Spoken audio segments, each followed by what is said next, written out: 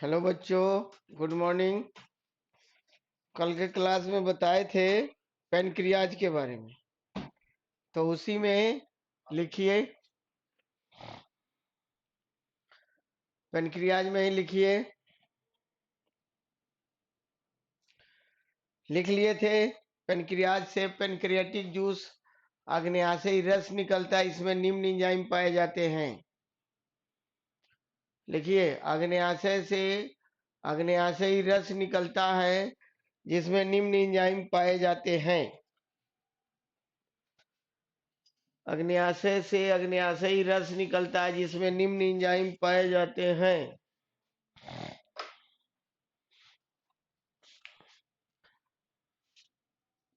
इसमें पॉइंट डाल के लिखेंगे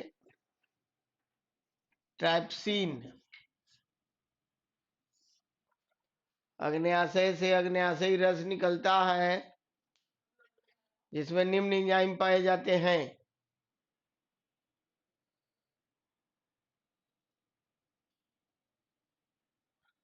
पॉइंट डाल के लिखेंगे ट्रिप्सिन।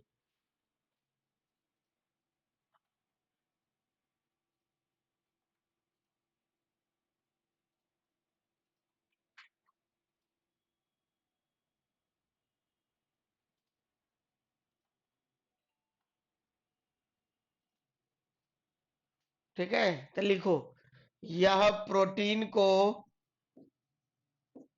पेप्टोन्स तथा पॉलीपेप्टाइड्स में परिवर्तित करता है। यह प्रोटीन को पेप्टोन्स तथा पॉलीपेप्टाइड्स में परिवर्तित करता है।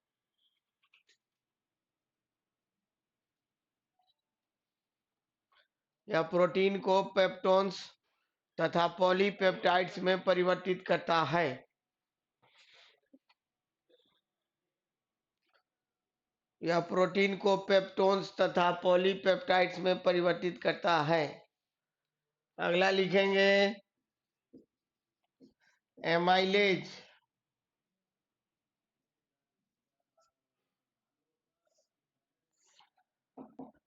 एमाइलेज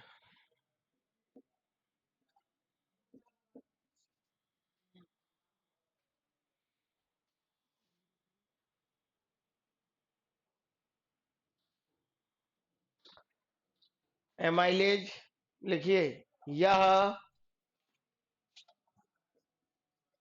स्टार्च मंड को माल्टोज शर्करा में परिवर्तित करता है। यह स्टार्च मंड को माल्टोज शर्करा में परिवर्तित करता है। यह स्टार्च मंड को माल्टोज शर्करा में परिवर्तित करता है।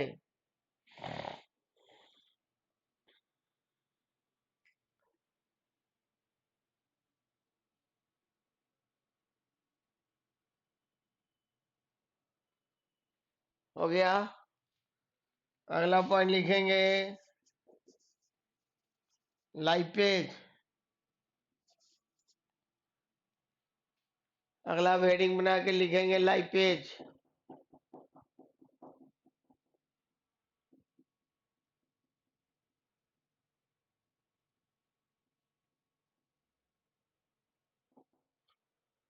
लाइपेज में लिखिएगा, यह फैट्स वसा को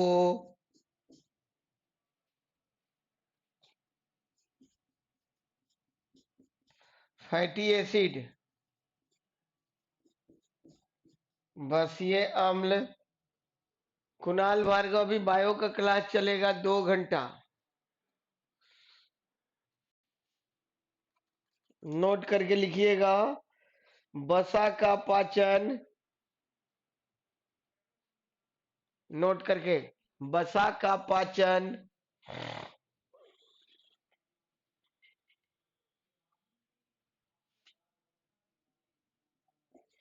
पैनक्रियाज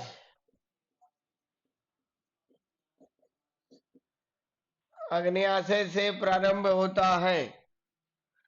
वसा का पाचन पैनक्रियाज अग्न्याशय से प्रारंभ होता है।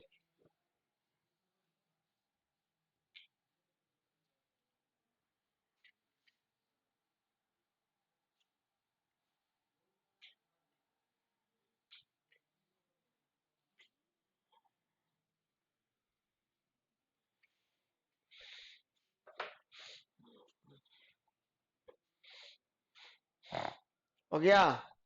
अब हेडिंग बनाओगे,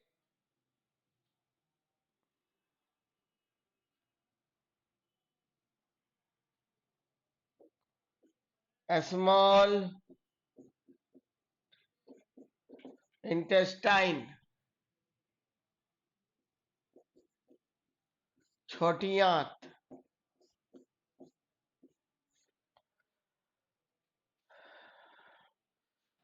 महेश कुमार, पहचान लिए तुमको?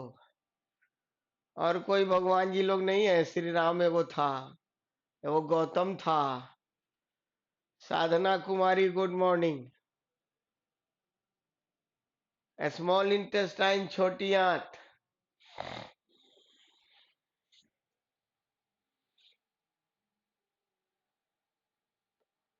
स्मॉल इंटेस्टाइन, छोटी आंत। अब देखो, छोटी आंत में भोजन का पूर्ण रूप से पाचन तथा अवशोषण होता है।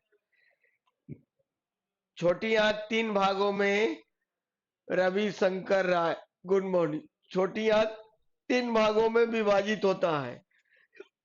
ये ड्यूडेनम, ड्यूडेनम, दूसरा है जेजनम, और तीसरा है इलियम। छोटी आंत, मोहम्मद रब्बानी, गुड मॉर्निंग। छोटी आंत के ऊपरी भाग को ड्यूडेनम, बीच वाले को जेजनम, नीचे वाले को इलियम बोलते हैं। यहां से 5 गो एंजाइम स्रावित होता है। पहले 2 लाइन लिखो, फिर आगे बढ़ते हैं। देखो, छोटी आंत में भोजन का, छोटी आंत में भोजन का पूर्ण रूप से पाचन तथा अवशोषण होता है। छोटी आंत में भोजन का पूर्ण रूप से पाचन तथा अवशोषण होता है।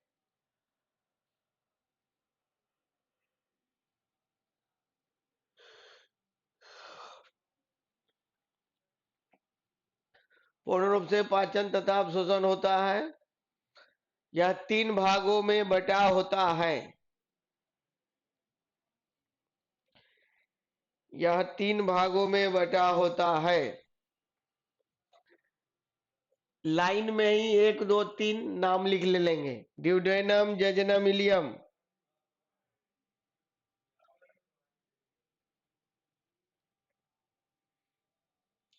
Duodenum, jejunum, ileum.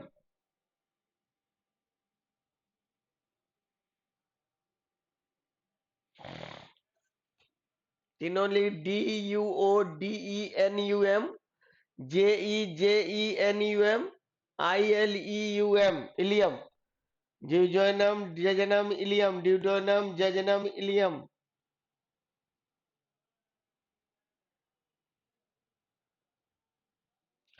Kunal Bhargav, अभी 2 घंटा बायो चलेगा, आज भी और कल भी। टीचर कुछ एब्सेंट हैं।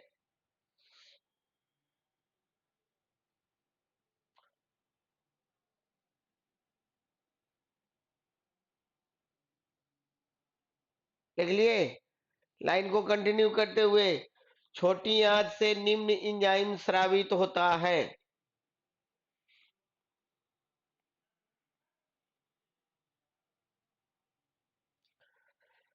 छोटी आंत से निम्न एंजाइम स्रावित होता है।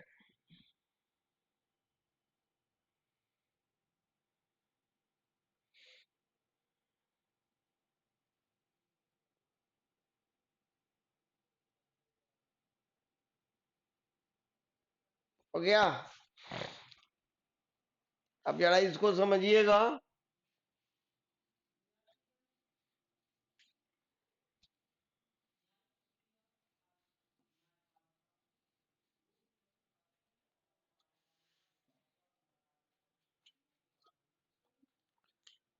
ये है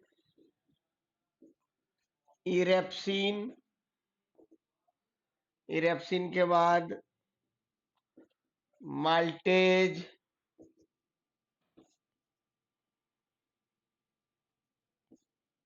सुक्रेज,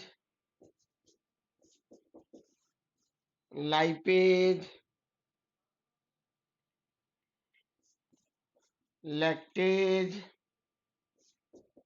लाइपेज। अब देखो इरेप्सिन का क्या काम है, तो यह जो है प्रोटीन को पेप्टोन्स तथा पॉलीपेप्टाइड्स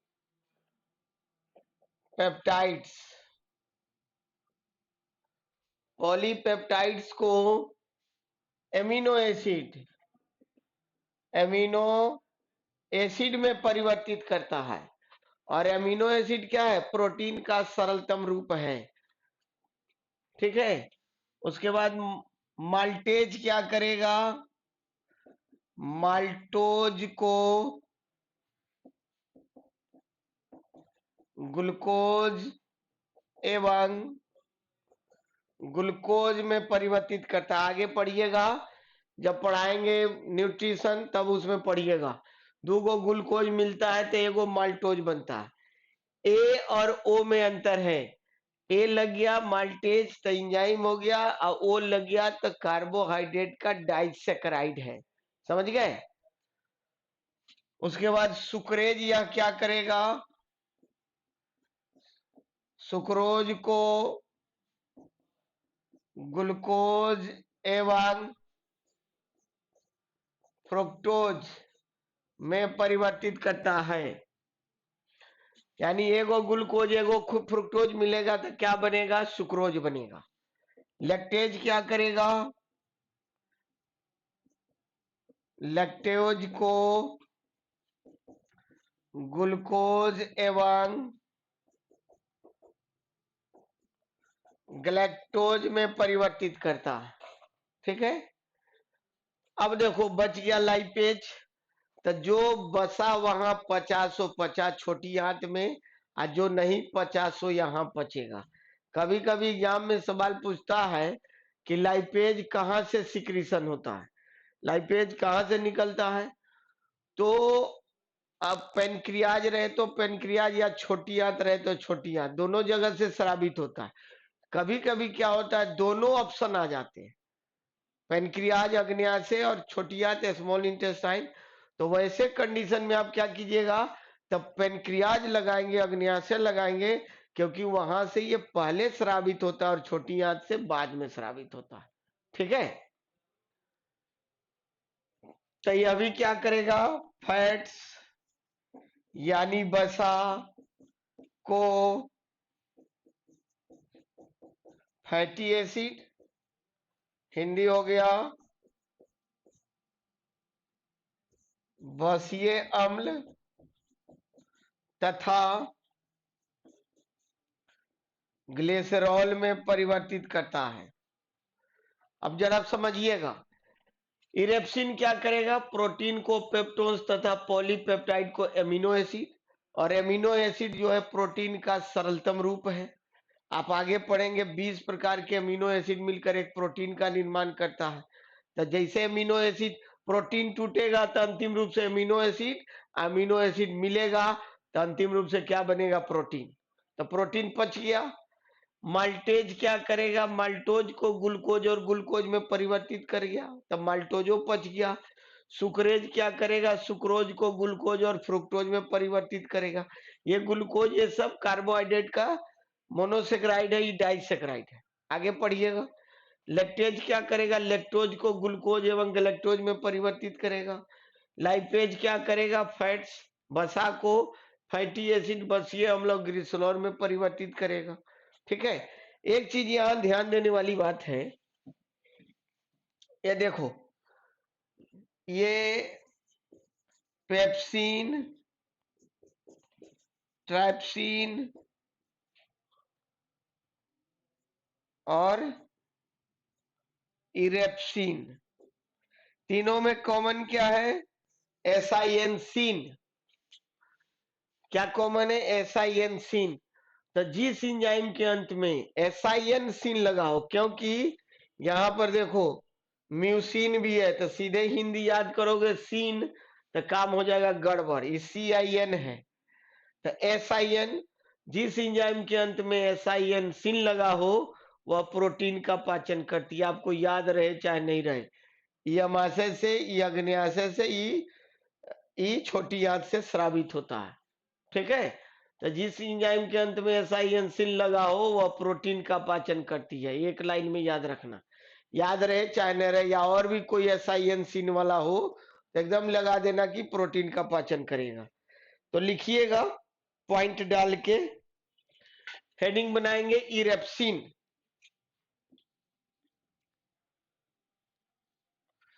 पॉइंट डाल के हेडिंग बनाइए इरेप्सिन।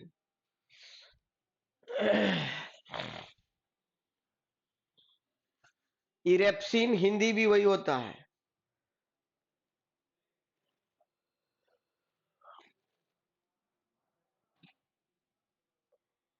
और लिखिए, यह प्रोटीन को पेप्टोन्स, यह प्रोटीन को पेप्टोन्स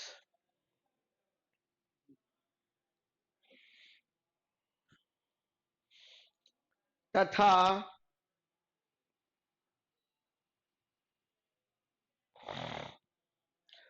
पॉलीपेप्टाइड्स को एमिनो एसिड में परिवर्तित करता है, तथा पॉलीपेप्टाइड्स को एमिनो एसिड में परिवर्तित करता है।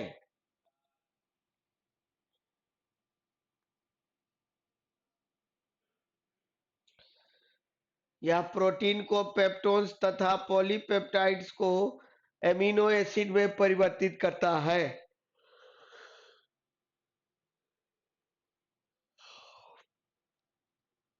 हो गया? उसी लाइन को कंटिन्यू करते हुए लिखिए, एमिनो एसिड प्रोटीन का सरलतम रूप है। एमिनो एसिड प्रोटीन का सरलतम रूप है।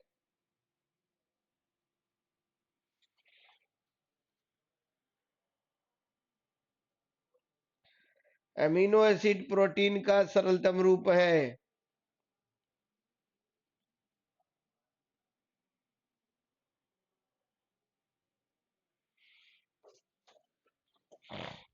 एमिनो एसिड प्रोटीन का सरलतम रूप है।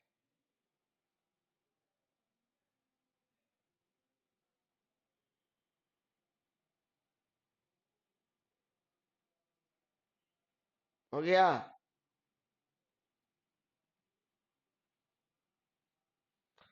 एमिनो एसिड प्रोटीन का सरलतम रूप है, लिख लिए। अब हेडिंग बनाएंगे पॉइंट डाल के, माल्टेज, MALTASE है, माल्टेज।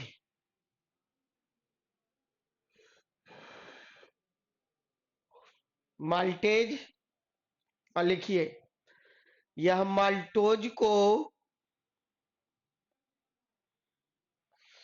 यह माल्टोज को ग्लूकोज एवं ग्लूकोज में परिवर्तित करता है। यह माल्टोज को ग्लूकोज एवं ग्लूकोज में परिवर्तित करता है।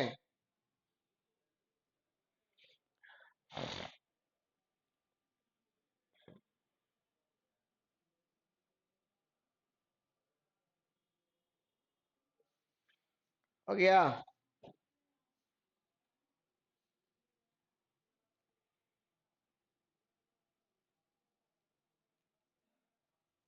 अगला हेडिंग बनाएंगे सुक्रेज।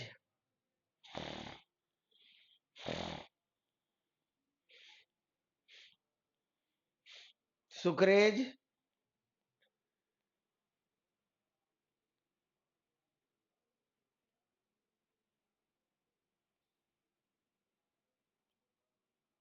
लिखिए, यह सुक्रोज को ग्लूकोज एवं फ्रुक्टोज में परिवर्तित करता है। यह सुक्रोज को ग्लूकोज एवं फ्रुक्टोज में परिवर्तित करता है।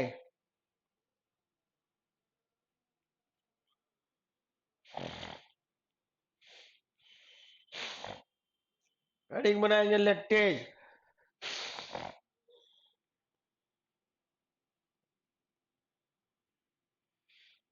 हेडिंग बनाइए लैक्टेज और लिखिए यह लैक्टोज को ग्लूकोज एवं गैलेक्टोज में परिवर्तित करता है। यह लैक्टोज को ग्लूकोज एवं गैलेक्टोज में परिवर्तित करता है।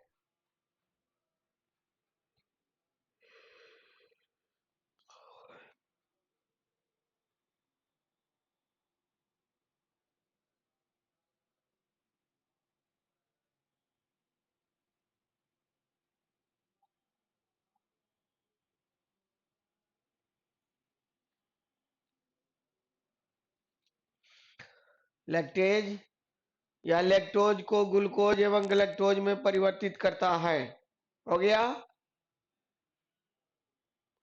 अब लिखेंगे लाइपेज।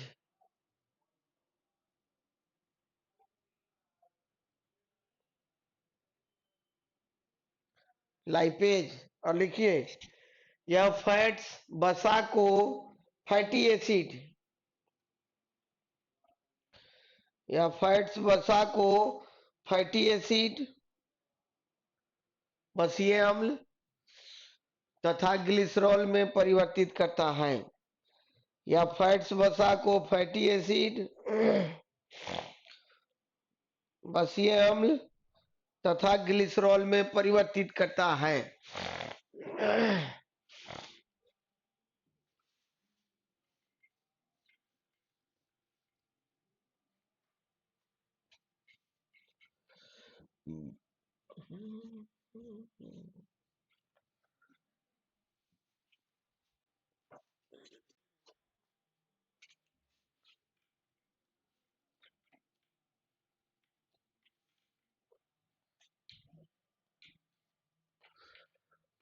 अब अगला हेडिंग बनाओ लार्ज इंटेस्टाइन, बढ़िया।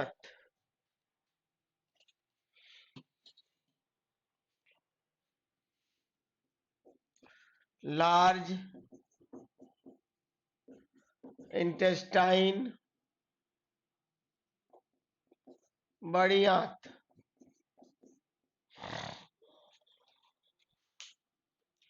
लार्ज इंटेस्टाइन, एक चीज नोट करके लिखो तो, लार्ज इंटेस्टाइन से ऊपर और लिखाना भूल गए, नोट करके लिखो तो। लार्ज इंटेस्टाइन हेडिंग बना, उससे ऊपर नोट करके लिखो, लिखो नोट करके। जिस एंजाइम के अंत में एसाइएंसिन,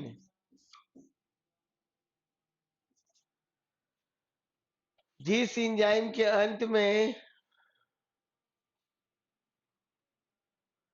मोहम्मद रबानी, अभी हम क्या पढ़ा रहे हैं? आज तुम पूछ रहा development of fruit without fertilisation is called parthenocarpic fruit है। देखो कृष्णा कुमारी बता दी पार्थेनोकार्पिक फ्रूट। तो पढ़ा रहे कुछ, अब पूछ रहा है कुछ।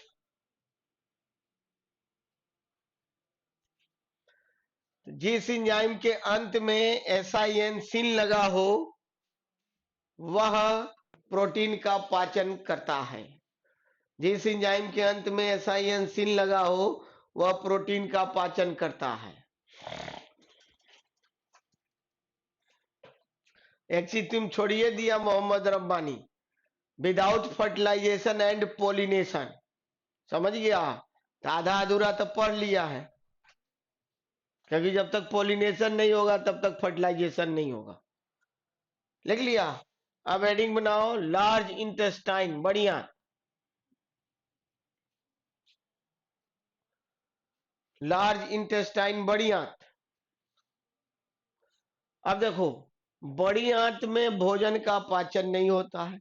बड़ी आंत के रेक्टम,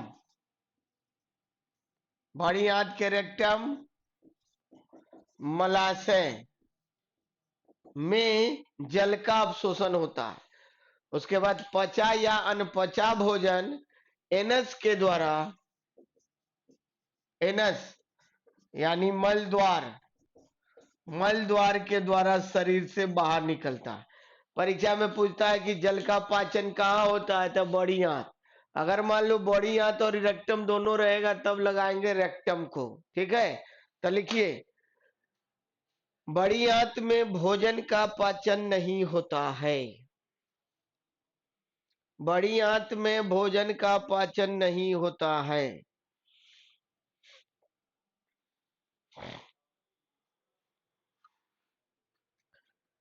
बड़ी आंत के रेक्टम मलाशय में, बड़ी आंत के रेक्टम मलाशय में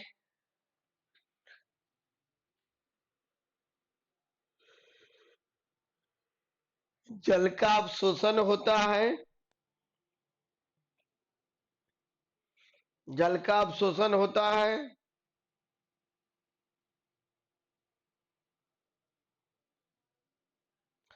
पचा या अनपचा भोजन,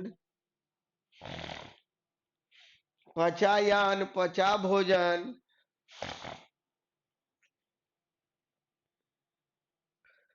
एनस, ANUS, एनस के द्वारा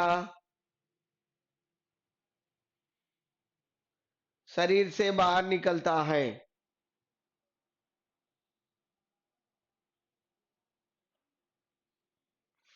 एनस के द्वारा शरीर से बाहर निकलता है।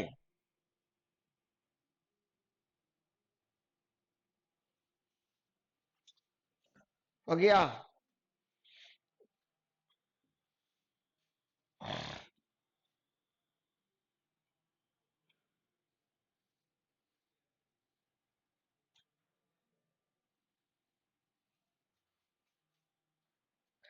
अब आइए लीवर। लीवर, यकृत।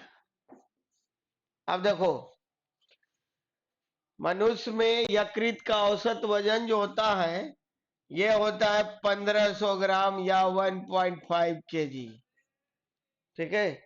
यकृत का औसत वजन 1500 ग्राम या 1.5 केजी होता है, ठीक है। यह जो है सबसे बड़ा 100 क्राइन ग्लैंड यानी बहिर स्रावी ग्रंथि है। आगे बताएंगे अंतःस्रावी और बहिर्स्रावी ग्रंथि क्या होता है, ठीक है। यकृत में बाइल जूस, बाइल जूस यानी पित्त रस का निर्माण होता है, जो जमा कहां होता है, गॉल ब्लैडर यानी पित्ताशय, पित्ताशय में जमा होता है।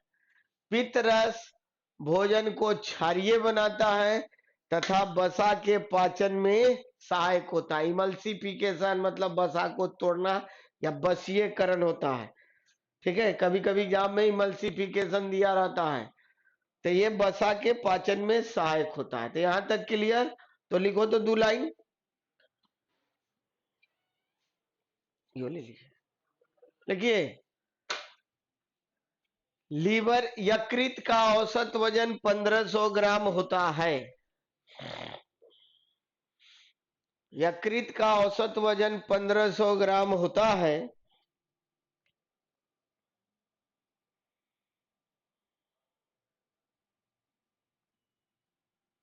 ब्रैकेट में 1.5 केजी भी लिख लेंगे।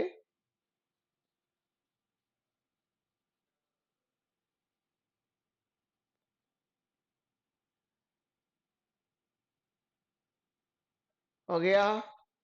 लाइन को कंटिन्यू करते हुए लिखिएगा, यह सबसे बड़ा बहिर्स्रावी ग्रंथि है।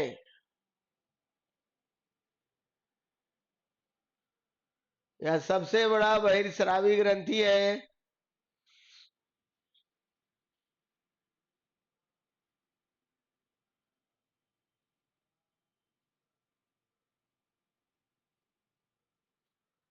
यकृत में बाइल जूस पित्त रस का निर्माण होता है,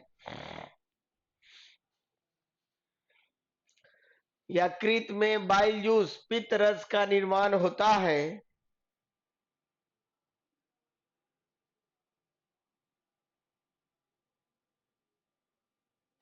जो गॉल ब्लैडर पित्ताशय में जमा होता है, जो गॉल ब्लैडर पित्ताशय में जमा होता है।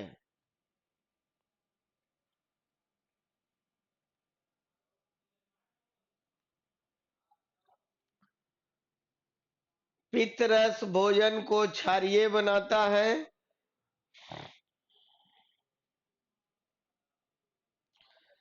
पित्त रस भोजन को क्षारीय बनाता है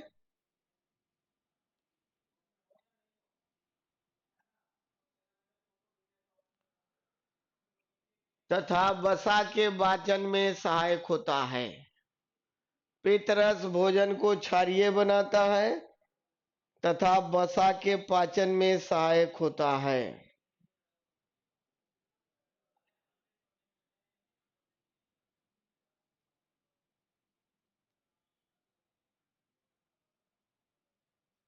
हो गया। अब देखो, लीवर जो है यह ग्लूकोज को ग्लाइकोजन के रूप में स्टोर रखता है। जैसे जो हम भोजन करते हैं, कार्बोहाइड्रेट पचेगा ग्लूकोज के रूप में, फिर वो ग्लूकोज कन्वर्ट हो जाएगा ग्लाइकोजन के रूप में, और जब हम वो लीवर में जमा हो जाएगा। जब हम फास्टिंग करते हैं तब पुनः यह ग्लाइकोजन ग्लूकोज के रूप में परिवर्तित होकर हमको एनर्जी प्रदान करता है। हो गया। यह विषैले पदार्थ को विषहीन बनाने का काम करता है। गलती से अगर थोड़ा बहुत कोई विषैला पदार्थ खा लिए तो उसको यह विषहीन बनाने का काम करता है। ठीक है। उसके बाद लीवर में यूरिया का निर्माण होता है। यूरिया का सूत्र लिख देते हैं, यूरिया NH2CO NH2। ठीक है, इसका निर्माण होता है। उसके बाद यकृत में प्रोथ्रोम्बिन तथा फाइब्रिनोजेन का निर्माण होता है, जो रक्त को थक्का बनने में सहायक होता है। लीवर में हिपैरिन इसका हिंदी होता है यकृतिन नामक पदार्थ का निर्माण होता है, जो शरीर में रक्त को जमने नहीं देता है। लीवर में कुछ विटामिन जमा होते हैं, संचित होते हैं, स्टोर होते हैं। कौन? तो जो वसा में घुलनशील विटामिन है A, D, E और K, ये लीवर में स्टोर होते हैं। लीवर में विटामिन K का निर्माण भी होता है। बाहर से भी हम लेते हैं और लीवर भी विशेष परिस्थिति में विटामिन K का निर्माण भी करता है। हमारे शरीर में दो ही विटामिन का निर्माण होता है, एक विटामिन K का, दूसरा विटामिन D का। डी का निर्माण त्वचा में होता है। ठीक है। उसके बाद यह प्रोटीन की अधिकतम मात्रा को कार्बोहाइड्रेट में परिवर्तित करता है। लीवर में कफर सेल्स पाए जाते हैं, कफर सेल्स पाए जाते हैं, जो जीवाणु को नष्ट करने का काम करते हैं। ठीक है। लीवर जो है शरीर के ताप को नियंत्रित करने का काम करता है। हमारे शरीर में 4 हैं जो शरीर के टेम्परेचर को मेंटेन करते हैं। एक लीवर, आगे पढ़िएगा तो मस्तिष्क में होता है हाइपोथैलेमस, त्वचा के नीचे वसा जमा होकर वह, और स्किन। तो लीवर, हाइपोथैलेमस, वसा और स्किन हमारे शरीर को टेम्परेचर को नियंत्रित करने का काम करते हैं। ठीक है। इम्ब्रियोनिक स्टेज, भ्रूणावस्था, इम्ब्रियोनिक स्टेज यानी भ्रूणावस्था, भ्रूणावस्था में आरबीसी का निर्माण लीवर में होता है और लीवर में ही नष्ट होता है। लेकिन जब 5-6 महीना के बाद जब बच्चे कंप्लीट डेवलप हो जाते हैं, बोन मैरो डेवलप हो जाता है माँ के गर्भ में ही, उस कंडीशन में आरबीसी का निर्माण बोन मैरो अस्थि मज्जा में होता, नष्ट कहाँ, स्प्लीन में होता। यहां तक किसी को दिक्कत है तो बोलिए, नहीं तो लिखाते हैं। यहां तक किसी को दिक्कत है? कुणाल भार्गव, संध्या कुमारी, महेश कुमार, रवि शंकर, सत्यम, मोहम्मद रबानी, कृष्णा कुमारी, और एगो था ऊपर में नाम चल गया, याद नहीं है, नहीं आ रहा है। यहां तक किसी को दिक्कत है तो बोलो, नहीं तो आगे बढ़ते हैं।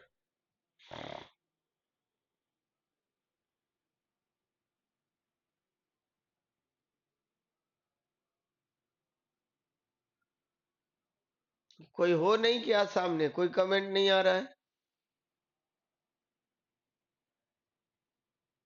लिखाइए सर, चलिए। तो लिखो, पॉइंट डाल के लिखो। Vikas Kumar no sir, Mahesh Kumar no sir. Mahesh Kumar को तो कोई प्रॉब्लम नहीं है, होगा वो हम समझते हैं। विकासों को नहीं है होगा, किसी को नहीं होगा। तो लिखो, तो लिखो पॉइंट डाल के। यह ग्लूकोज को ग्लाइकोजन के रूप में संचित रखता है। Sanjay Kumar no sir. यह ग्लूकोज को ग्लाइकोजन के रूप में संचित रखता है। संचित मतलब स्टोर।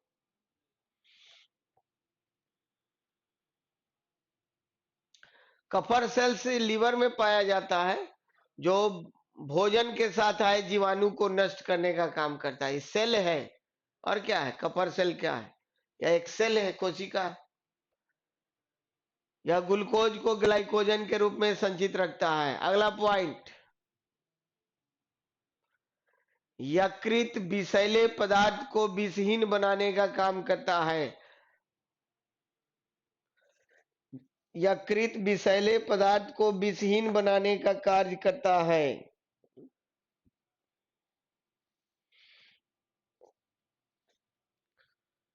यकृत विषैले पदार्थ को विषहीन बनाने का कार्य करता है।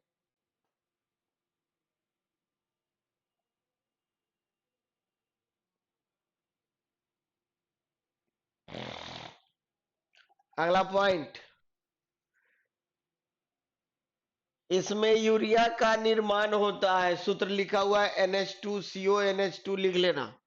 इसमें यूरिया का निर्माण होता है।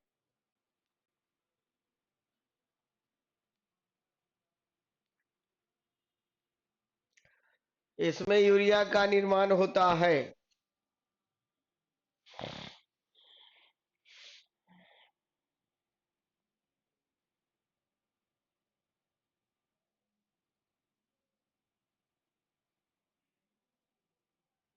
अगला पॉइंट,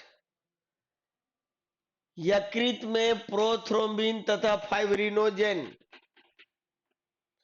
यकृत में प्रोथ्रोम्बिन तथा फाइब्रिनोजेन, ये ब्लड प्रोटीन है। यकृत में प्रोथ्रोम्बिन तथा फाइब्रिनोजेन का निर्माण होता है।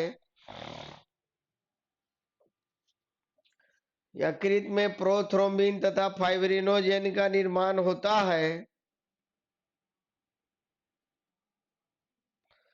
जो रक्त को थक्का बनने में सहायता प्रदान करता है। जो रक्त को थक्का बनने में सहायता प्रदान करता है।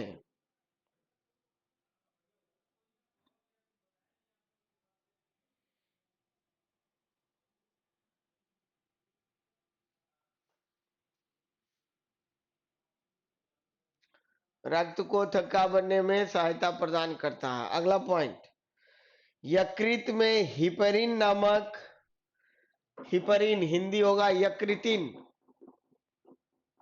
यकृत में हिपरिन नामक पदार्थ का निर्माण होता है। यकृत में हिपरिन नामक पदार्थ का निर्माण होता है,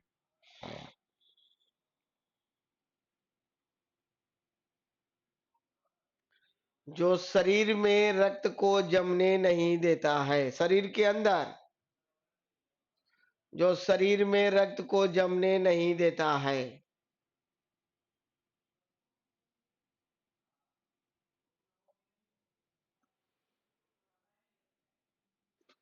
शरीर में रक्त को जमने नहीं देता। हो गया। अगला पॉइंट, यकृत में कुछ विटामिन संचित होते हैं। यकृत में कुछ विटामिन संचित होते हैं।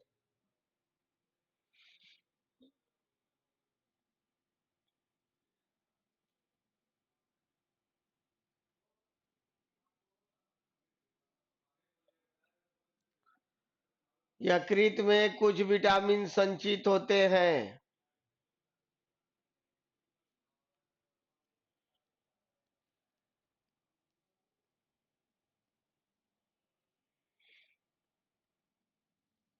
एग्जाम्पल करके लिख लेंगे, ए डी ई एवं के।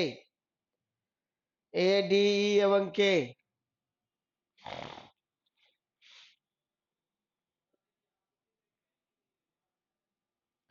ए डी ई एवं के।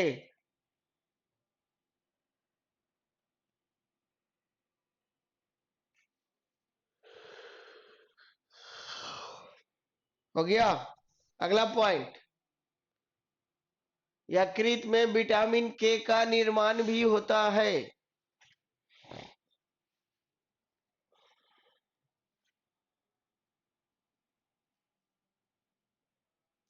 यकृत में विटामिन के का निर्माण भी होता है।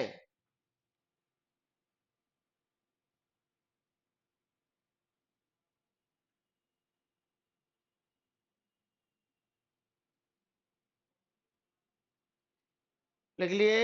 अगला पॉइंट, इसमें कफर सेल्स, के U double F E R एस्ट्रोपी S है, इसमें कफर सेल्स पाया जाता है।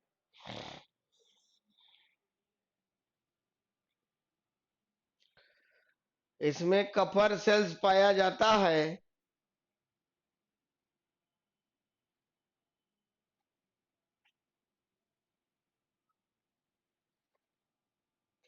जो जीवाणु को नष्ट करने का काम करता है। इसमें कफर सेल्स पाया जाता है जो जीवाणु को नष्ट करने का कार्य करता है।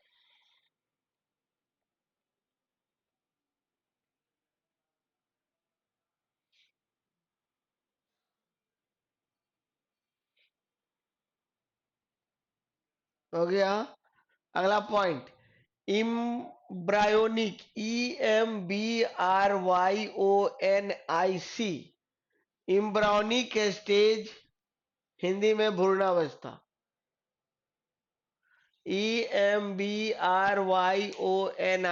इम्ब्रायोनिक स्टेज में, भ्रूणावस्था में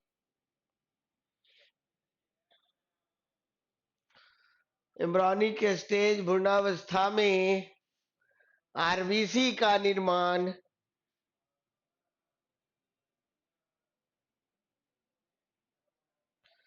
यकृत में होता है।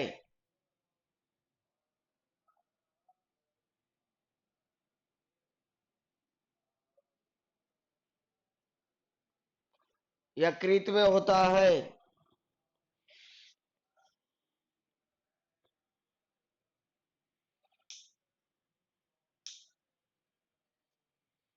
हो गया। अगला पॉइंट, यह प्रोटीन की अधिकतम मात्रा को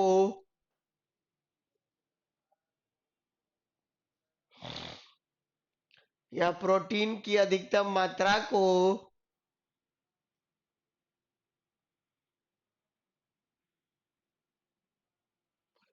कार्बोहाइड्रेट में परिवर्तित करता है।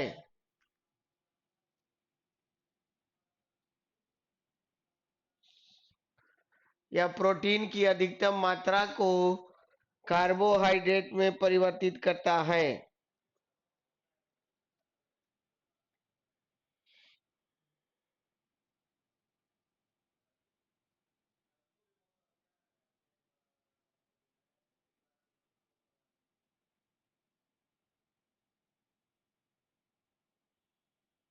हो गया।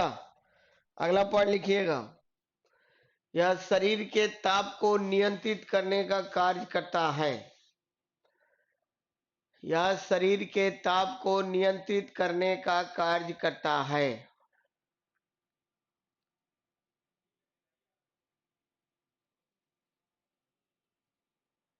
यह शरीर के ताप को नियंत्रित करने का कार्य करता है।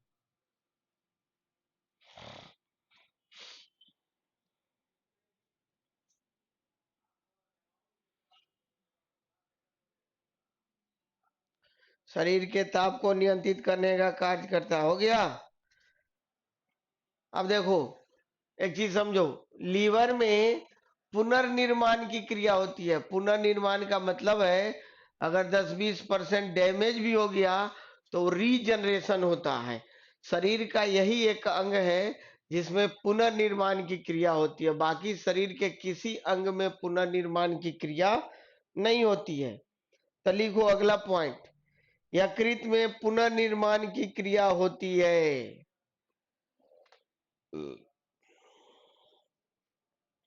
यकृत में पुनर्निर्माण की क्रिया होती है।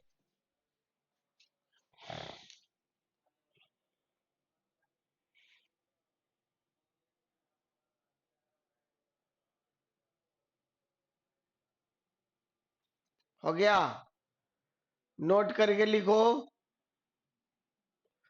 आहार नाल की लंबाई 9 मीटर, 8 से 10 मीटर ऐसे लिखो। आहार नाल की लंबाई 8 से 10 मीटर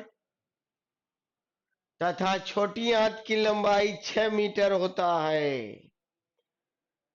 आहार नाल की लंबाई 8 से 10 मीटर तथा छोटी आंत की लंबाई 6 मीटर होता है।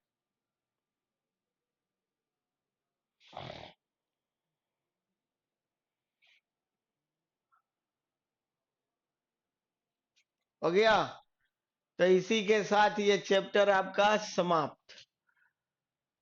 अब आइए अगला चैप्टर है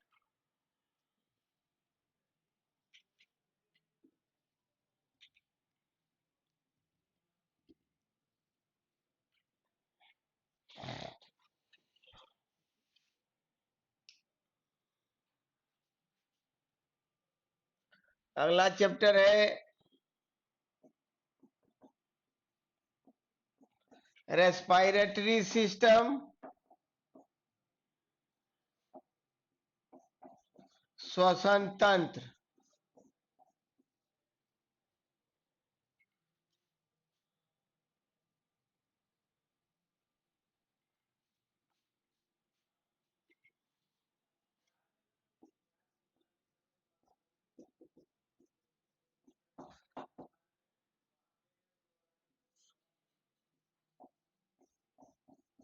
श्वसन,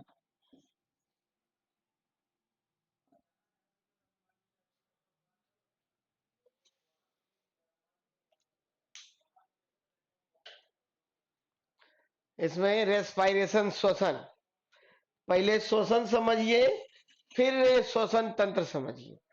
तो देखो, श्वसन जो है वह रासायनिक क्रिया है जिसमें ऑक्सीजन ग्रहण किया जाता है, जिसके फलस्वरूप ग्लूकोज टूटकर CO2 एवं जल में परिवर्तित हो जाता है तथा ऊर्जा की प्राप्ति होती है।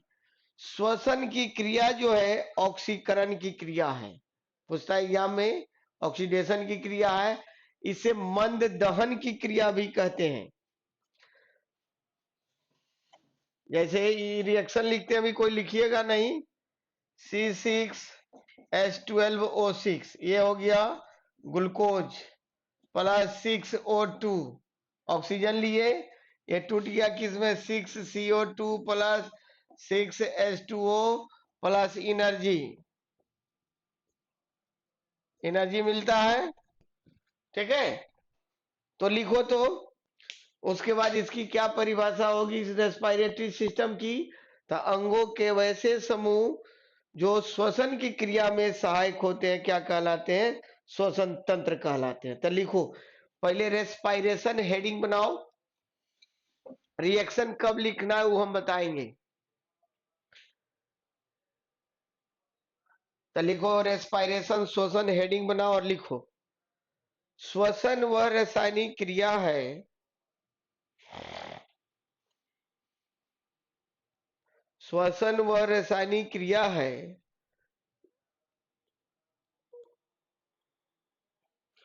जिसमें ऑक्सीजन ग्रहण किया जाता है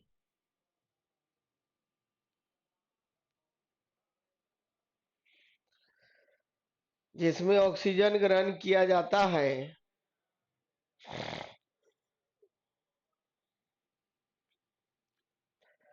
जिसके फलस्वरूप ग्लूकोज टूटकर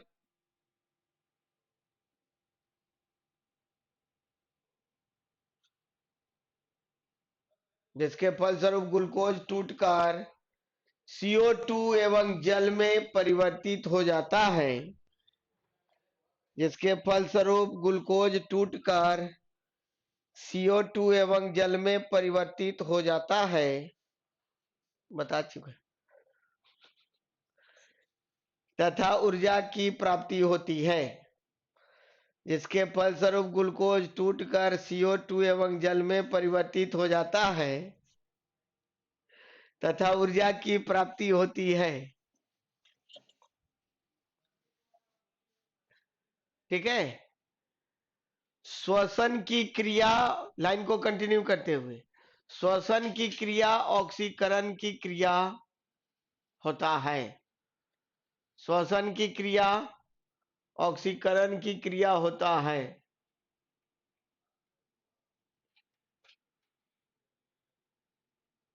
इसे मंद दहन की क्रिया भी कहते हैं, इंग्लिश होगा स्लो कंबशन। इसे मंद दहन की क्रिया भी कहते हैं।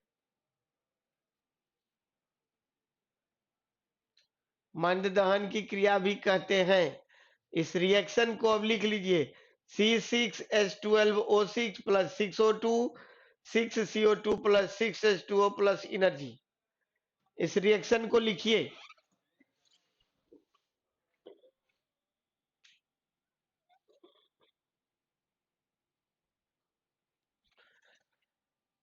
इस रिएक्शन को लिखिए।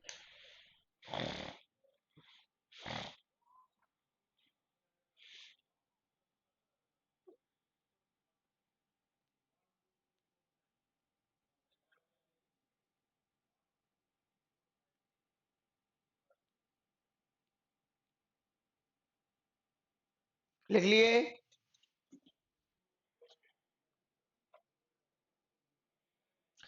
यहां तक किसी को दिक्कत है तो बोलिए, नहीं तो आगे बढ़ते हैं।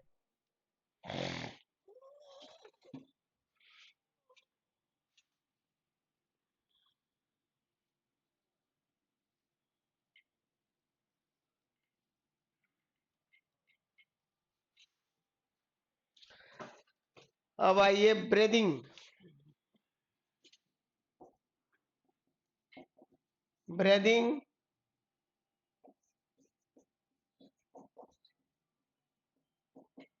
श्वासोच्छवास इसका हिंदी होता है, ब्रीदिंग। हेडिंग बनाइए ब्रीदिंग।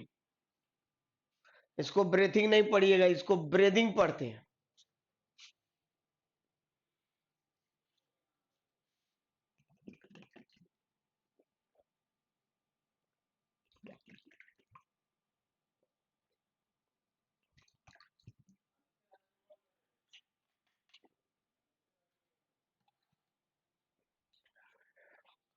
अब देखो, सांस लेना तथा सांस छोड़ना दोनों की क्रिया को क्या कहते हैं? ब्रीदिंग कहते हैं। यानी ऑक्सीजन लेना तथा CO2 को शरीर से बाहर निकालने की क्रिया को क्या कहते हैं? ब्रीदिंग कहते हैं। ठीक है, तो जरा लिखिएगा, ऑक्सीजन लेना तथा CO2 को शरीर से बाहर निकालने की क्रिया को ब्रीदिंग कहते हैं। ऑक्सीजन लेना तथा CO2 को शरीर से बाहर निकालने की क्रिया को ब्रीदिंग कहते हैं।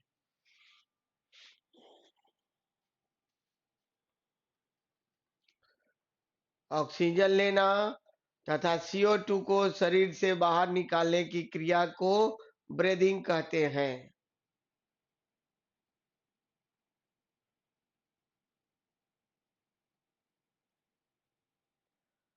हो गया। अब देखो, ये ब्रीदिंग जो है ये दो प्रकार का होता है।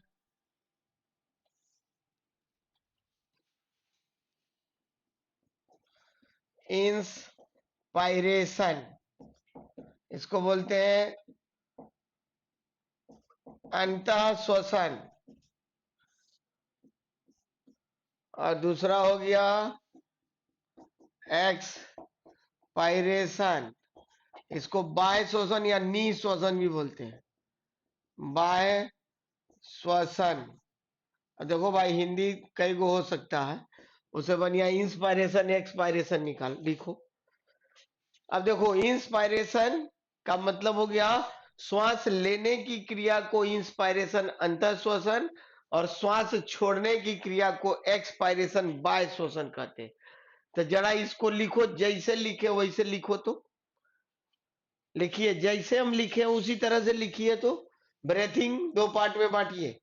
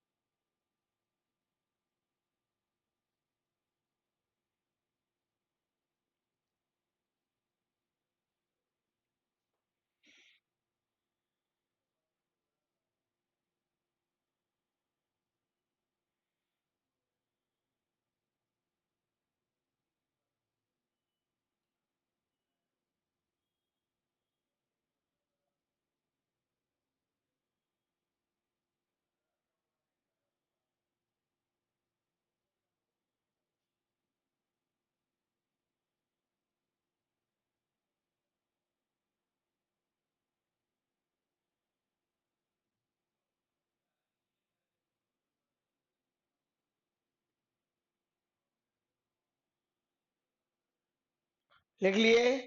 तो एक लाइन इसके नीचे लिखिए, श्वास लेने की क्रिया को इंस्पायरेशन कहते हैं। थोड़ा सा बीच में गैप छोड़ दीजिएगा, आधा उधर आधा इधर करना।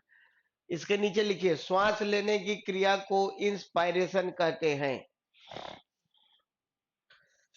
श्वास लेने की क्रिया को इंस्पायरेशन कहते हैं। रुपेश आनंद मैथ, आज मैथ का क्लास भी नहीं होगा। मैं 11 से 1 बजे तक हूं। हिस्ट्री वाले,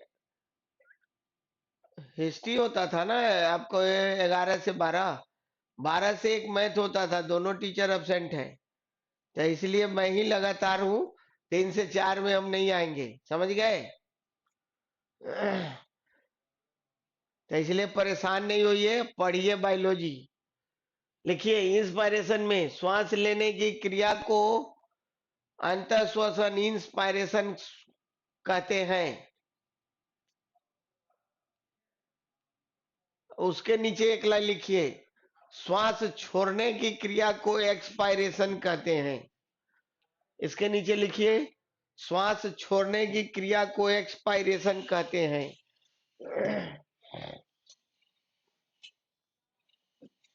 श्वास छोड़ने की क्रिया को एक्सपायरेशन कहते हैं।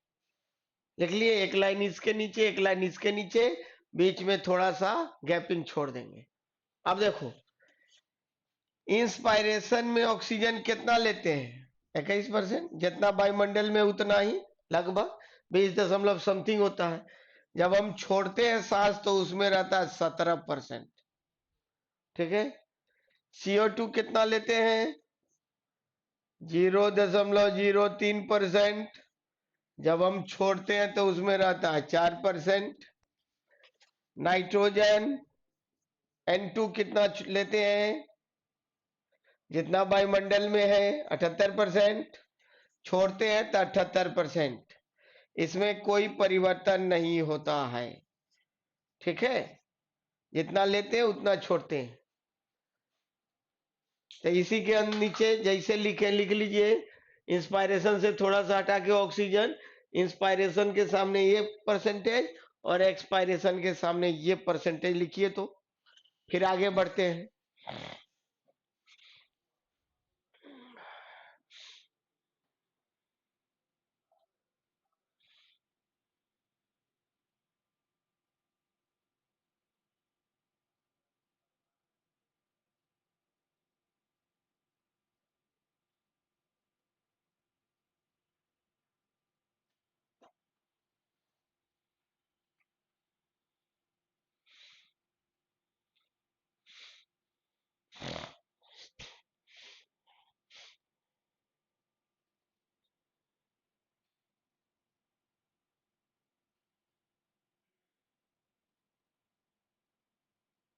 सभी आदमी लिख लिए? तब आइए नीचे में नोट करके लिखिए, नोट नंबर 1।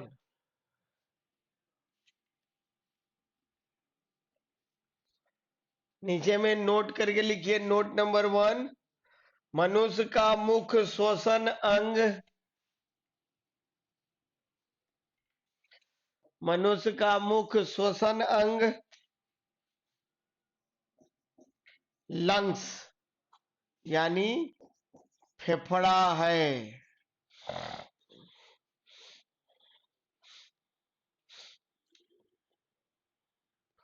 नोट नोट करके लिखिए, नोट नंबर 1, मनुष्य का मुख्य श्वसन अंग फेफड़ा है। नोट नंबर 2, मछली का मुख्य श्वसन अंग गिल्स गलफड़ा है।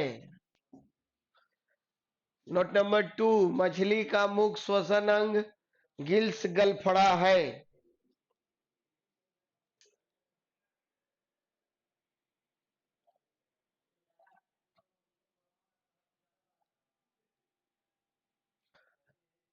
नोट नंबर 3, मेढक का मुख्य श्वसन अंग, मेढक का मुख्य श्वसन अंग लंग्स स्किन त्वचा और बक्कल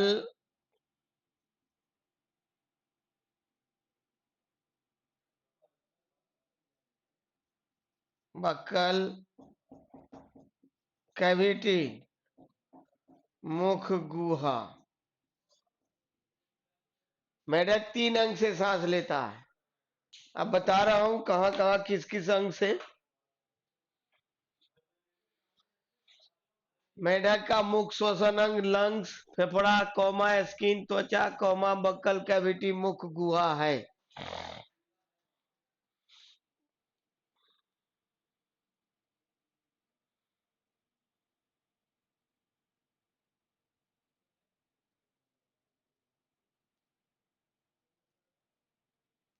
हो गया? अब देखो, मेढक जब जमीन पर कूदते हुए रहेगा तो फेफड़ा से, मिट्टी में धंसा रहेगा तो त्वचा से, और पानी में जब रहेगा तब बक्कल कैविटी से। मेढक 3 जगह में 3 अंग से सांस लेता है। ठीक है। नोट नंबर 4, कीट। नोट नंबर 4, कीट।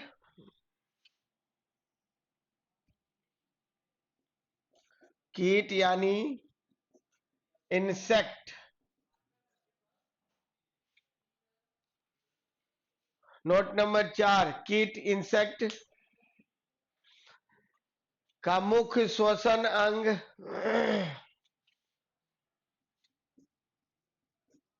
ट्रैकिया है।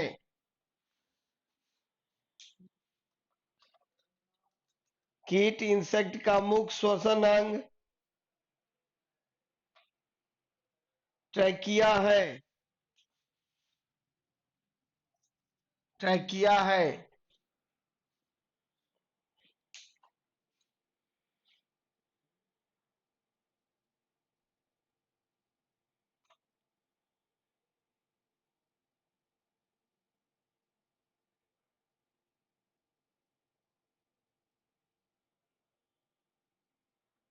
हो गया? अब जरा इस फिगर को बनाइएगा।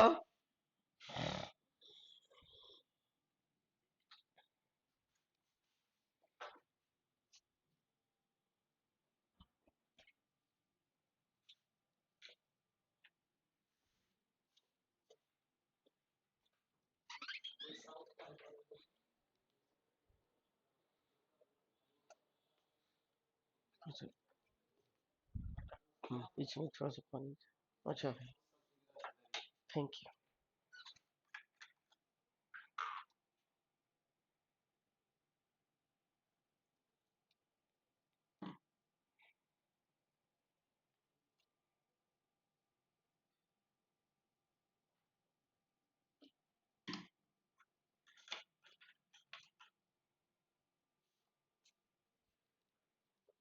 अब देखो,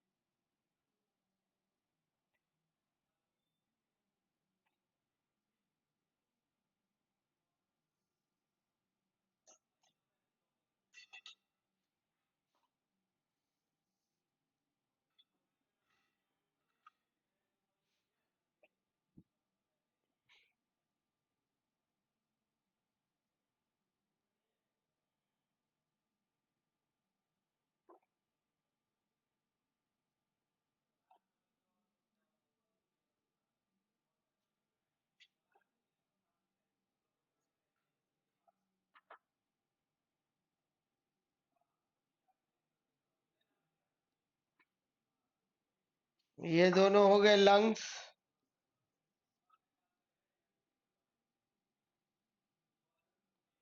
यह है लैरिंग्स, इसको बोलते हैं वॉइस बॉक्स और साउंड बॉक्स। यहीं से हमारी आवाज निकलती है। यह है ट्रैकिया, यह है ब्रोंकस, यह है ब्रोंकियोल और यह है एल्वियोलाई। बनाइएगा जरा इसको।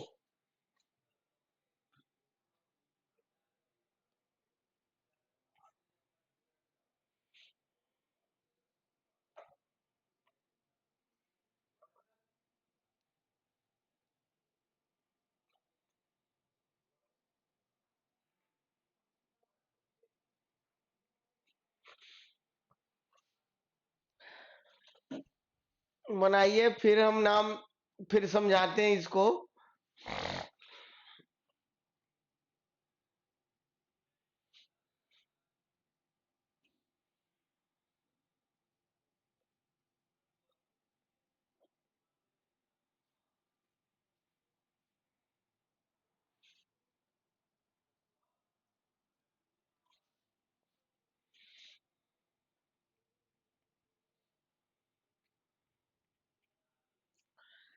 हो जाएगा तो जरा लिख दीजिएगा कि हो गया है, हम आगे बढ़ जाएंगे, क्योंकि अब हमको तो पता नहीं चलेगा किसने लिखा कौन नहीं लिखा।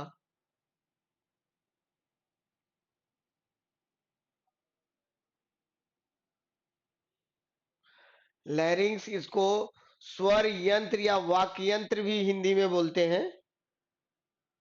कृष्णा कुमारी हो गया। अच्छा, आगे बढ़ते हैं। उसका हिंदी होता है स्वर यंत्र या वाक्य यंत्र भी, उसी से हमारी आवाज निकलती है। बहुत जगह लिखा रहता है Adam's of apple. Thank you Aarti Shrivastava, Rupesh Anand ji. Adam's of apple जो है, जो ठुड्डी होता है यहाँ पर निकला होता है कंठ में हड्डी का, उसको बोलते हैं, उससे हमारी आवाज नहीं निकलती है। अब जरा इसको समझिएगा। मनुष्य में फेफड़ा की संख्या कै गो है? 2 गो। इसका औसत वजन जो होता है ये 1300 ग्राम या 1.3 केजी। यह एक झिल्ली से घिरा हुआ होता है जिसे प्ल्यूरा कहते हैं। प्ल्यूरा, फुफ्फुसा, वरन। प्लूरा फुफ्फुसावरण कहते हैं। पूछता है एग्जाम में, तो फेफड़ा एक झिल्ली से गिरा होता है जिसे प्लूरा कहते हैं, हृदय एक झिल्ली से गिरा होता है जिसे पेरिकार्डियम कहते हैं, और किडनी एक झिल्ली से गिरा होता है जिसे पेरिटोनियम कहते हैं। तो सब अलग अलग सब जगह आएंगे, लिखा देंगे। मनुष्य के द्वारा लिया गया श्वास श्वास नली होते हुए ब्रोंकस में जाता है। ब्रोंकस कई भागों में बटा होता है जिसे ब्रोंक्यूल कहते हैं। ब्रोंक्यूल पर एल्वियोलाई पाया जाता है। एल्वियोलाई में पतली पतली रक्त की नलियां होती है जिसमें आरबीसी के साथ क्या होता है, हेमोग्लोबिन होता है। हेमोग्लोबिन ऑक्सीजन से प्रतिक्रिया कर क्या बनाएगा, ऑक्सी हेमोग्लोबिन के रूप में ऑक्सी हेमोग्लोबिन का निर्माण करता है, और यह ब्लड के साथ कहा चला जाता है, घूमते हुए सेल में कोशिका में चला जाता है। कोशिका में जाने के बाद हेमोग्लोबिन से ऑक्सीजन अलग हो जाता है और ग्लूकोज से प्रतिक्रिया कर जो रिएक्शन लिखे हैं पहले परिभाषा के नीचे, वही चीज कहाँ होता है, कोशिका में होता है। ठीक है, तो कोशिका में जाने के बाद हेमोग्लोबिन से ऑक्सीजन अलग हो जाता है तथा ग्लूकोज से प्रतिक्रिया कर CO2 जल में परिवर्तित हो जाता है तथा ऊर्जा की प्राप्ति होती है। अब वहां CO2 बन गया, तो अब CO2 अब हेमोग्लोबिन जो है CO2 से प्रतिक्रिया कर कार्बोक्सी हेमोग्लोबिन के रूप में ब्लड के साथ घूमते हुए कहा आता है, एल्वियोलाई पर। एल्वियोलाई पर जैसे आएगा तो हम जब सांस छोड़ेंगे तो हेमोग्लोबिन से CO2 अलग हो जाता है और यह शरीर से बाहर निकलता है। यह क्रिया चलते रहता है शरीर में। जरा फिर से समझिएगा, मनुष्य में फेफड़ा की संख्या 2 होती है। इसका औसत वजन 1300 ग्राम या 1.3 kg या एक झिल्ली से घिरा होता है जिसे प्लूरा फुफ्फुसावरण कहते हैं। मनुष्य के द्वारा लिया गया श्वास श्वास नली होते हुए ब्रोंकस में आता है। ब्रोंकस कई भागों में बटा होता है जिसे ब्रोंक्यूल कहते हैं। ब्रोंक्यूल पर एल्वियोलाई पाया जाता है। एल्वियोलाई पर पतली पतली रक्त की नलियां होती है जिसमें आरबीसी के साथ हेमोग्लोबिन होता है। हेमोग्लोबिन ऑक्सीजन से प्रतिक्रिया कर ऑक्सी हेमोग्लोबिन के रूप में शरीर के विभिन्न कोशिकाओं में पहुंचता है। कोशिका में पहुंचने के बाद हेमोग्लोबिन से ऑक्सीजन अलग हो जाता है तथा ऑक्सीजन CO2 से प्रतिक्रिया कर ग्लूकोज से प्रतिक्रिया कर CO2 जल का निर्माण करता है तथा ऊर्जा की प्राप्ति होती है। अब CO2 हेमोग्लोबिन से प्रतिक्रिया कर कार्बोक्सी हेमोग्लोबिन के रूप में एल्वियोलाई पर पहुंचता है या फेफड़ा में पहुंचता है तथा जब श्वास छोड़ी जाती है तब CO2 शरीर से बाहर निकलता है। यहां तक किसी को दिक्कत है तो बोलो, किसी को दिक्कत है तो बोलो। तो सत्यम क्लासेस रुपेश आनंद, कृष्णा कुमारी, आरती श्रीवास्तव, संध्या कुमारी, महेश कुमार, मोहम्मद रब्बानी, संजय कुमार, किन्हीं को दिक्कत है तो बोलिए, ना तो लिखिए। विकास कुमार, आपका तो नाम हम भूल गए। चलिए विकास जी। अभिलाषा सिंह, कोई दिक्कत नहीं है। संध्या कुमारी, चलिए। कुणाल भार्गव, चलिए। आप लोग का तो नाम हम भूल गए जी। कोई दिक्कत नहीं, अभी ले लिए हम आप लोग का नाम। तो लिखिए, लिखिए, मनुष्य में फेफड़ा की संख्या 2 होती है। मनुष्य में फेफड़ा की संख्या 2 होती है।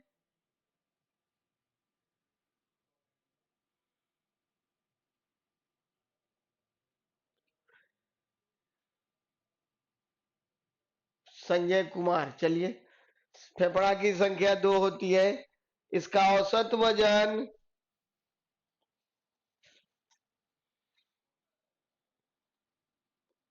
1300 ग्राम ब्रैकेट में 1.3 kg होता है। इसका औसत वजन 1300 ग्राम ब्रैकेट में 1.3 kg होता है।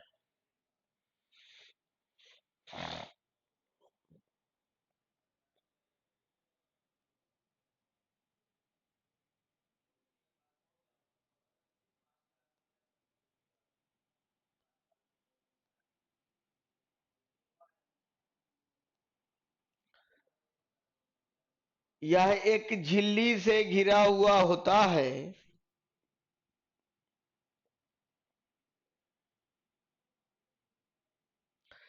जिसे प्लूरा PLEURA जिसे प्लूरा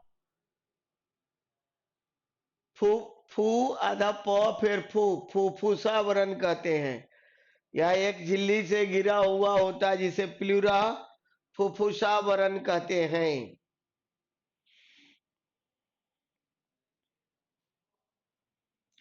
प्लूरा फुफ्फुसा वरण कहते हैं।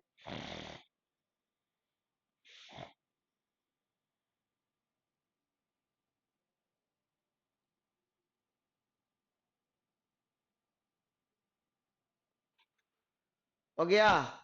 लाइन को कंटिन्यू करते हुए, मनुष्य के द्वारा लिया गया श्वास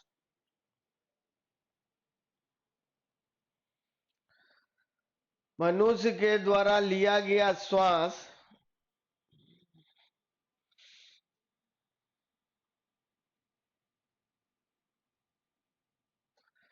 श्वास नली होते हुए मनुष्य के द्वारा लिया गया श्वास श्वास नली होते हुए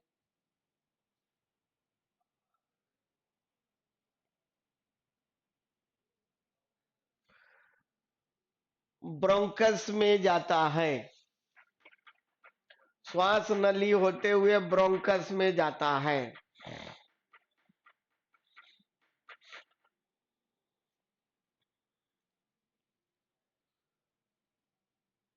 श्वास नली होते हुए ब्रोंकस में जाता है। लाइन को कंटिन्यू करते हुए, ब्रोंकस कई भागों में बटा होता है। ब्रोंकस कई भागों में बटा होता है।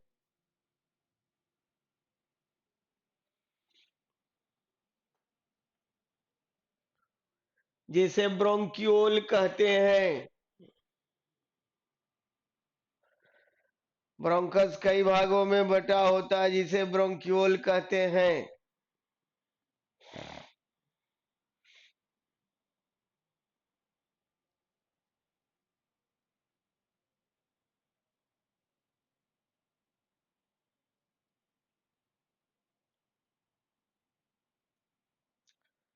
जिसे ब्रोंक्यूल कहते हैं। ब्रोंक्यूल पर एल्वियोलाई पाया जाता है। ब्रोंक्यूल पर एल्वियोलाई पाया जाता है।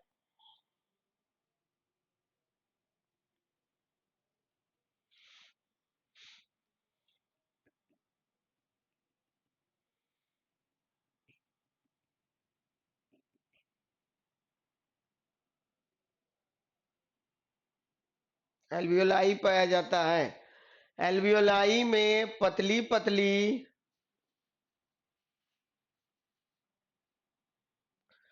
एल्वियोलाई में पतली पतली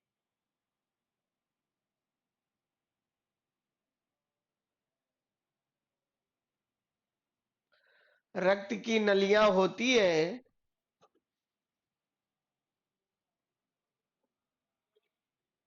एल्वियोलाई में पतली पतली रक्त की नलियां होती है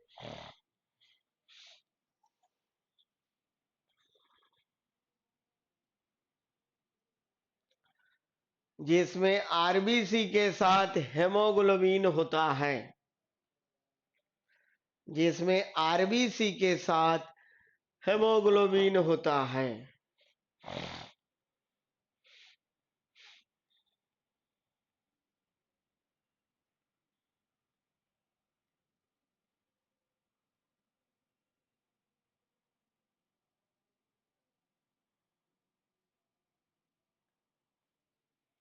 आरबीसी के साथ हेमोग्लोबिन होता है। लाइन को कंटिन्यू करते हुए, हेमोग्लोबिन ऑक्सीजन से प्रतिक्रिया कर हेमोग्लोबिन ऑक्सीजन से प्रतिक्रिया कर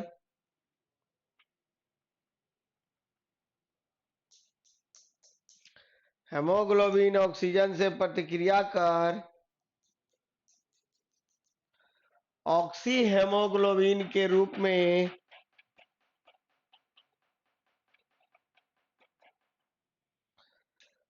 ऑक्सी हेमोग्लोबिन के रूप में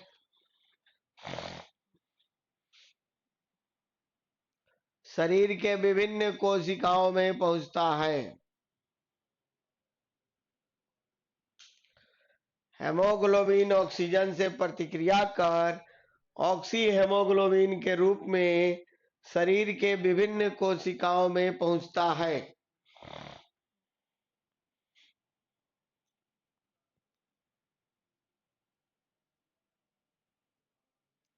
शरीर के विभिन्न कोशिकाओं में पहुंचता है।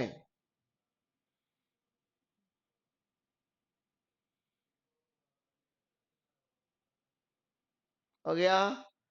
कोशिका में पहुंचने के बाद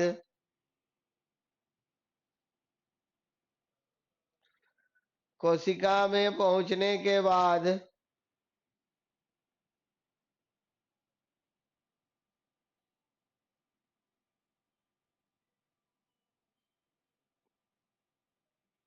हेमोग्लोबिन से ऑक्सीजन अलग हो जाता है।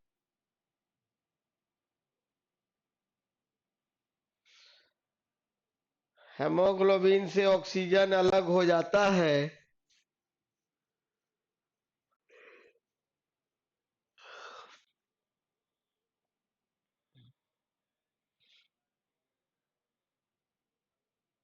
तथा ग्लूकोज से प्रतिक्रिया कर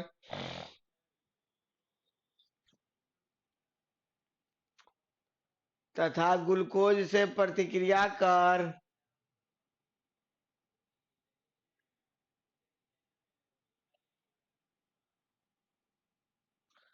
CO2 एवं जल का निर्माण करता है। ग्लूकोज से प्रतिक्रिया कर CO2 एवं जल का निर्माण करता है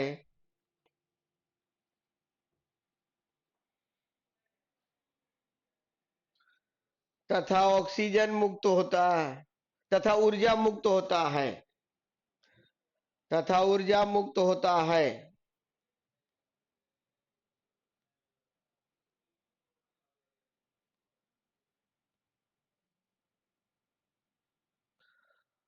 अब CO2 लिखिए, अब CO2 मतलब कार्बन डाइऑक्साइड। अब CO2 हेमोग्लोबिन से प्रतिक्रिया कर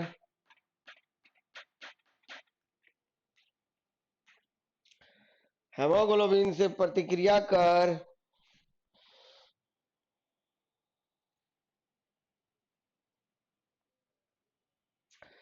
कार्बोक्सी हेमोग्लोबिन के रूप में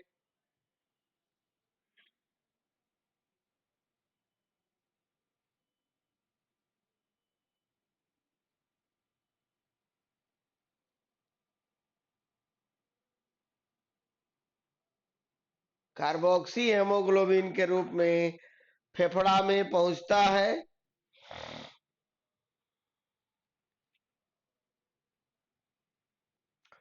कार्बोक्सी हेमोग्लोबिन के रूप में फेफड़ा में पहुंचता है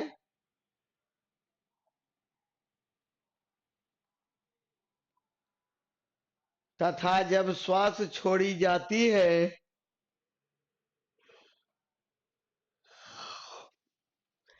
तब CO2 शरीर से बाहर निकलता है तथा जब श्वास छोड़ी जाती है तब CO2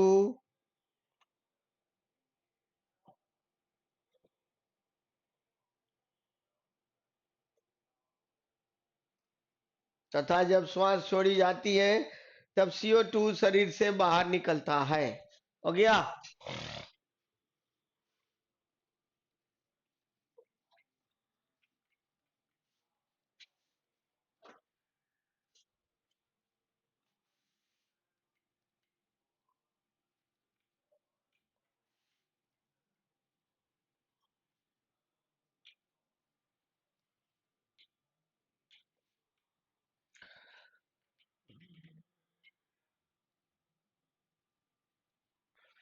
अब जरा इसको लिखिएगा जैसे हम लिख रहे हैं।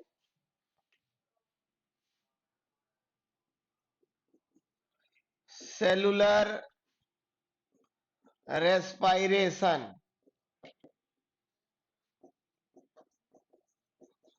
कोशिकीय श्वसन, यह जो है दो प्रकार का होता है।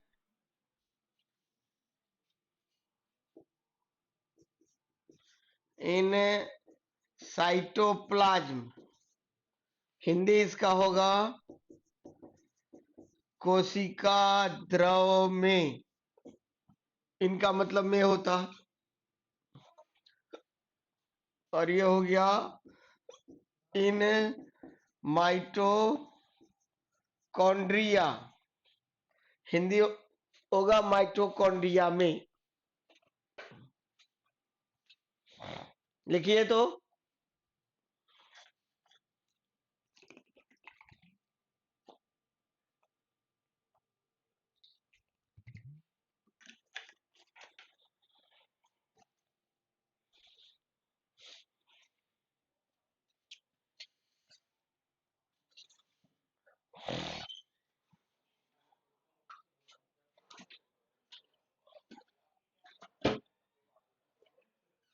इन साइटोप्लाज्म, कोशिका द्रव में, इन माइटोकॉन्ड्रिया, माइटोकॉन्ड्रिया में।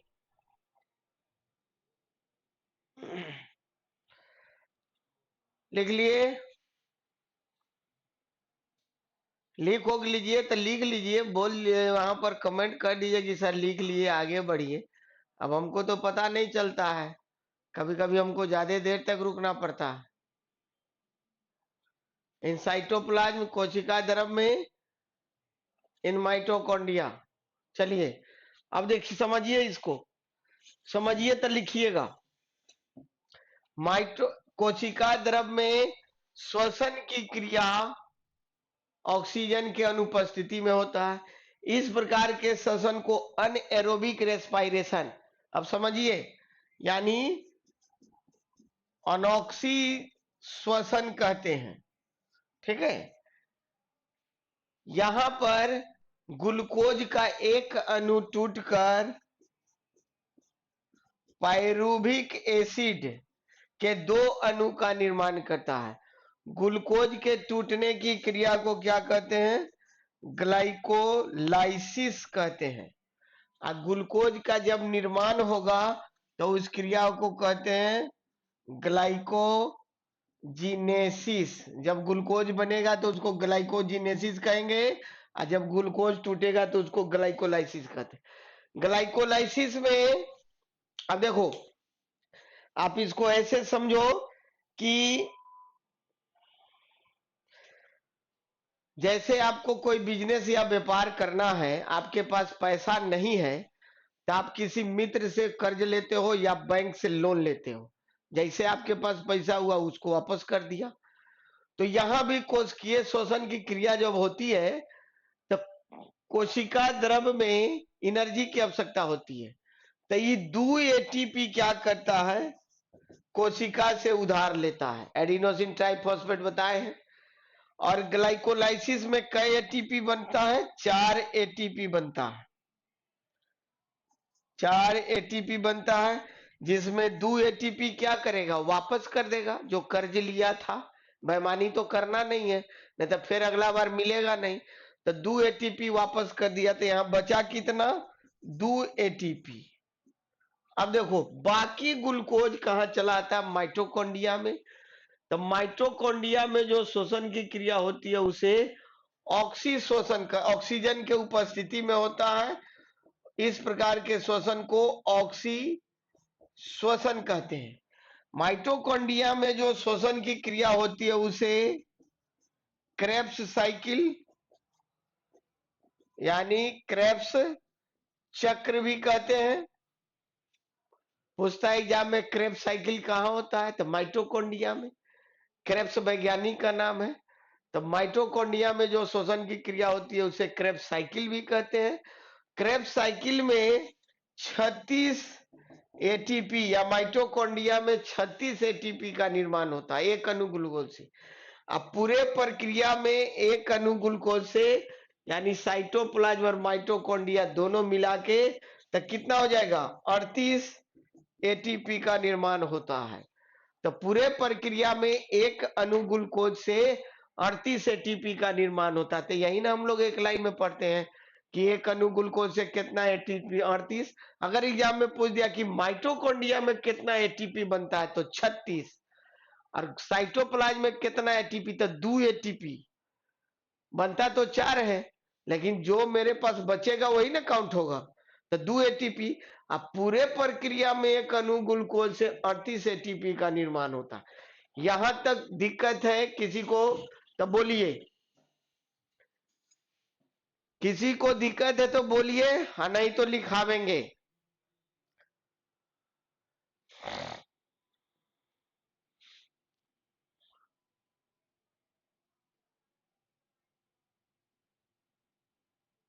तो दिक्कत नहीं है तो लिखो, हेडिंग बनाओ इन साइटोप्लाज्म।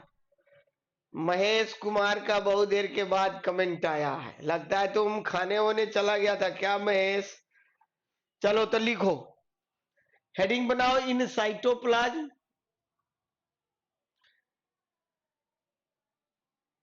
हाँ सीमा कुमारी कल भी पढ़ाए थे, कल का क्लास जहां पर अभी आप देख रहे हो यहीं पर मिल जाएगा। अगर नहीं मिलेगा तो ऑफिस में आप फोन कर लीजिएगा, नवीन सर के यूट्यूब चैनल पर ही कल वाला भी क्लास मिल जाएगा। अगर नहीं मिलता है तो ऑफिस में फोन करके अपना वो क्लास ले लीजिएगा, ठीक है? कल भी पढ़ाए थे।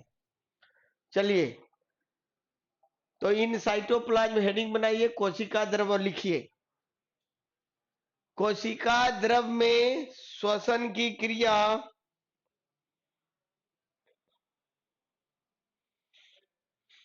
कोशिका द्रव में श्वसन की क्रिया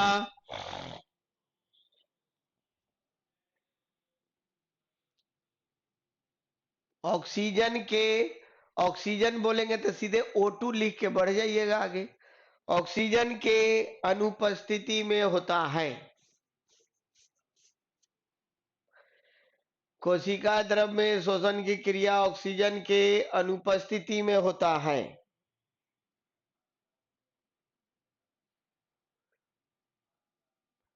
इस प्रकार के श्वसन को अनॉक्सी श्वसन कहते हैं।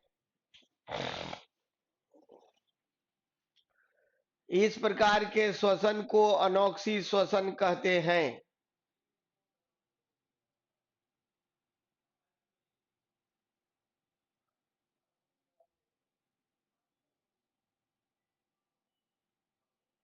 अनॉक्सी श्वसन कहते हैं। लाइन को कंटिन्यू करते हुए, इस प्रक्रिया में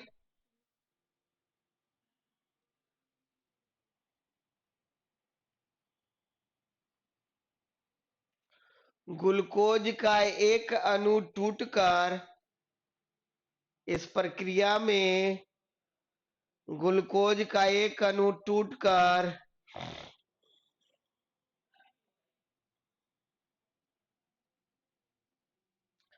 ग्लूकोज का एक अणु टूटकर पायरूविक एसिड के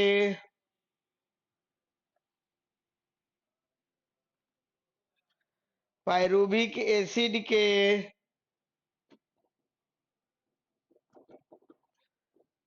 इस प्रक्रिया में ग्लूकोज का एक अणु टूटकर पायरूविक एसिड के दो अणु का निर्माण करता है।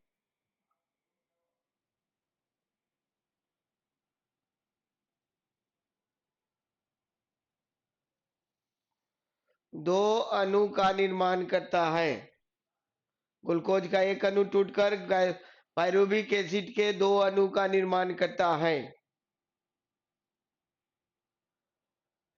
लाइन को कंटिन्यू करते हुए, ग्लूकोज के टूटने की क्रिया को ग्लाइकोलाइसिस कहते हैं। ग्लूकोज के टूटने की क्रिया को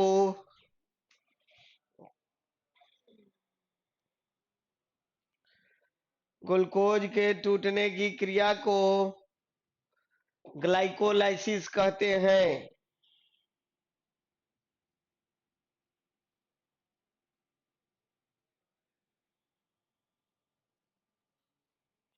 ग्लूकोज के टूटने की क्रिया को ग्लाइकोलाइसिस कहते हैं।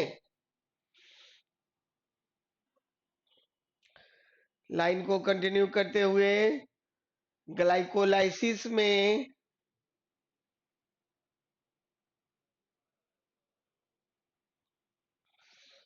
ग्लाइकोलाइसिस में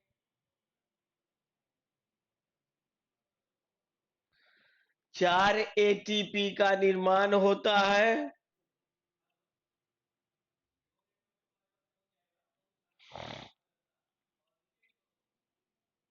चार एटीपी का निर्माण होता है,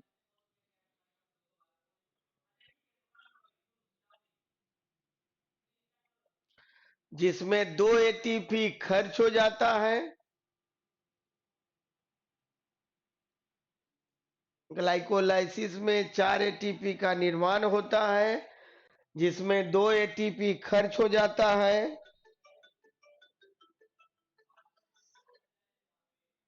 जिसमें 2 एटीपी खर्च हो जाता है तथा 2 एटीपी शेष बचता है।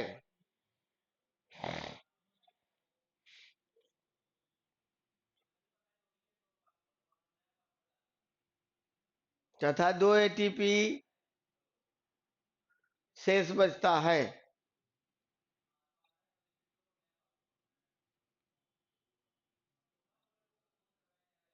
लिख लिए? नोट करके लिखिए।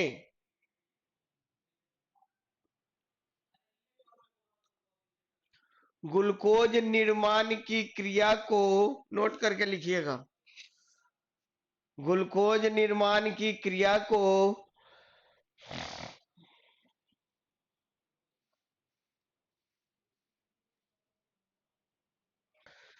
ग्लाइकोजिनेसिस कहते हैं। ग्लूकोज निर्माण की क्रिया को ग्लाइकोजिनेसिस कहते हैं।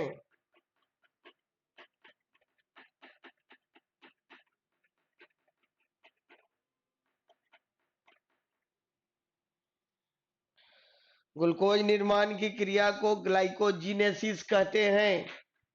GLYCOGENESIS, glycogenesis. लिख लिए? जो लिख लिए हेडिंग बनाएंगे, इन माइटोकॉन्ड्रिया। अब हेडिंग बनाइए, इन माइटोकॉन्ड्रिया। हिंदी होगा माइटोकॉन्ड्रिया में। इन माइटोकॉन्ड्रिया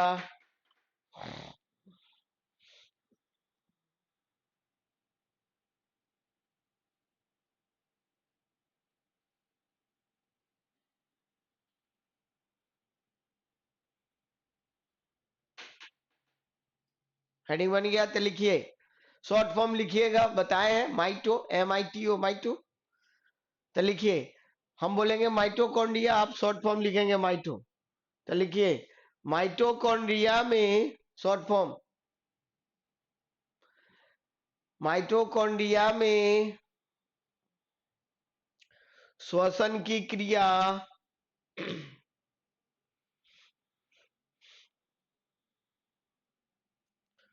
माइटोकॉन्ड्रिया में श्वसन की क्रिया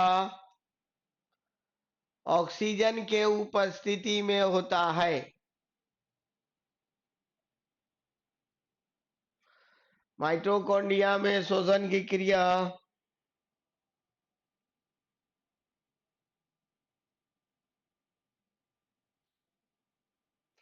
ऑक्सीजन के उपस्थिति में होता है।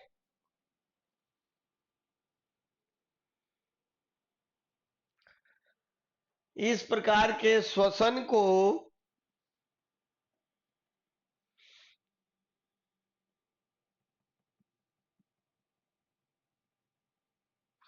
ऑक्सीश्वसन कहते हैं।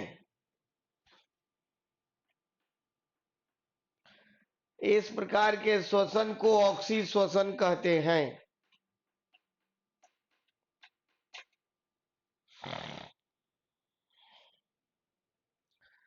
इस प्रकार के श्वसन को ऑक्सीश्वसन कहते हैं। लाइन को कंटिन्यू करते हुए, माइटोकॉन्ड्रिया में शॉर्ट फॉर्म माइटो, माइटोकॉन्ड्रिया में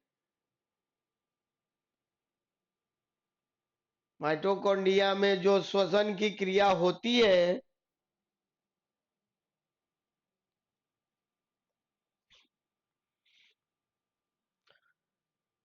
माइटोकॉन्ड्रिया में जो श्वसन की क्रिया होती है उसे क्रेब्स साइकिल, हिंदी में क्रेब्स चक्र, उसे क्रेब्स साइकिल कहते हैं। माइटोकॉन्ड्रिया में जो श्वसन की क्रिया होती है उसे क्रेब्स साइकिल कहते हैं।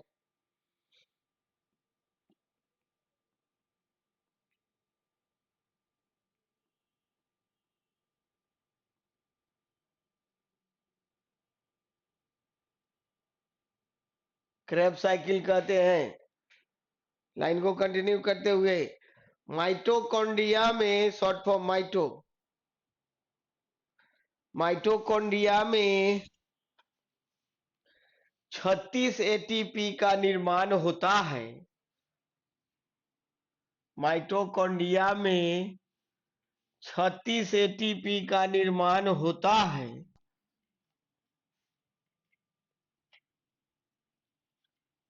36 एटीपी का 36 एटीपी का निर्माण होता है तथा पूरे प्रक्रिया में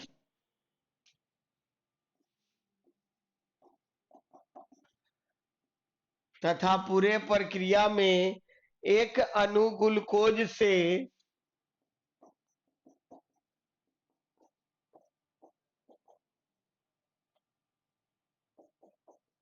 एक अणु ग्लूकोज से 38 एटीपी का निर्माण होता है।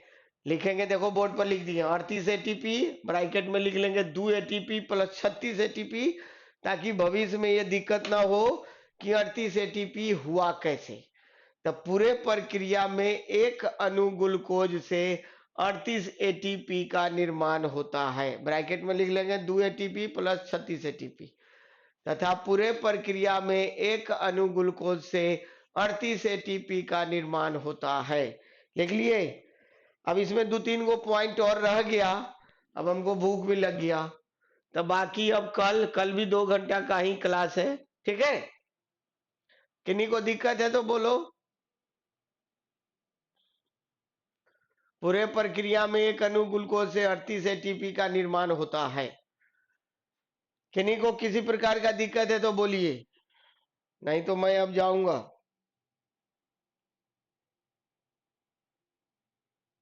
चलिए, कोई दिक्कत नहीं, ठीक है। तब बाकी अब कल, अब इसके बाद जो सब्जेक्ट है आप पढ़िए, ठीक है।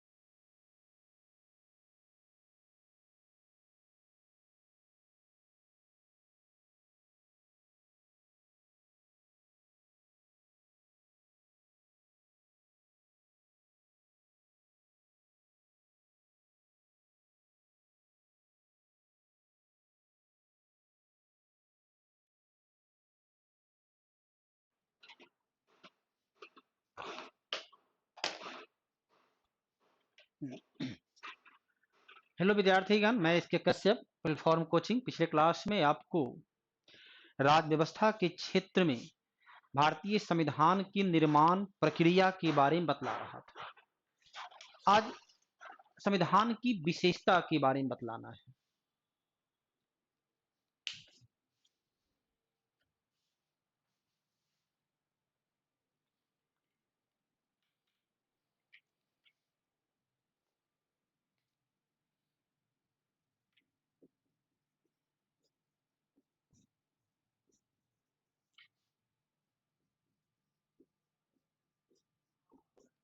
संविधान की विशेषता। संविधान की विशेषता में पहला विशेषता जो है यह है विश्व का सबसे बड़ा संविधान।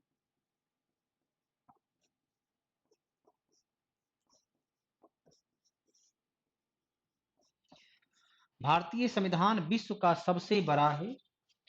विद्यार्थीगण, जिस वक्त संविधान बना उस वक्त इसमें 395 अनुच्छेद, 8 अनुसूची और 22 भाग था। आज आप कई किताब के पन्नों पर जब अध्ययन करते हैं तो आप पाते हैं लिखता है कि 465 अनुच्छेद, कहीं लिखा जाता है 444 से अधिक अनुच्छेद, 12 अनुसूची और 25 भाग। यकीनन तौर पर अनुसूची की संख्या 12 है, क्योंकि 9वीं अनुसूची को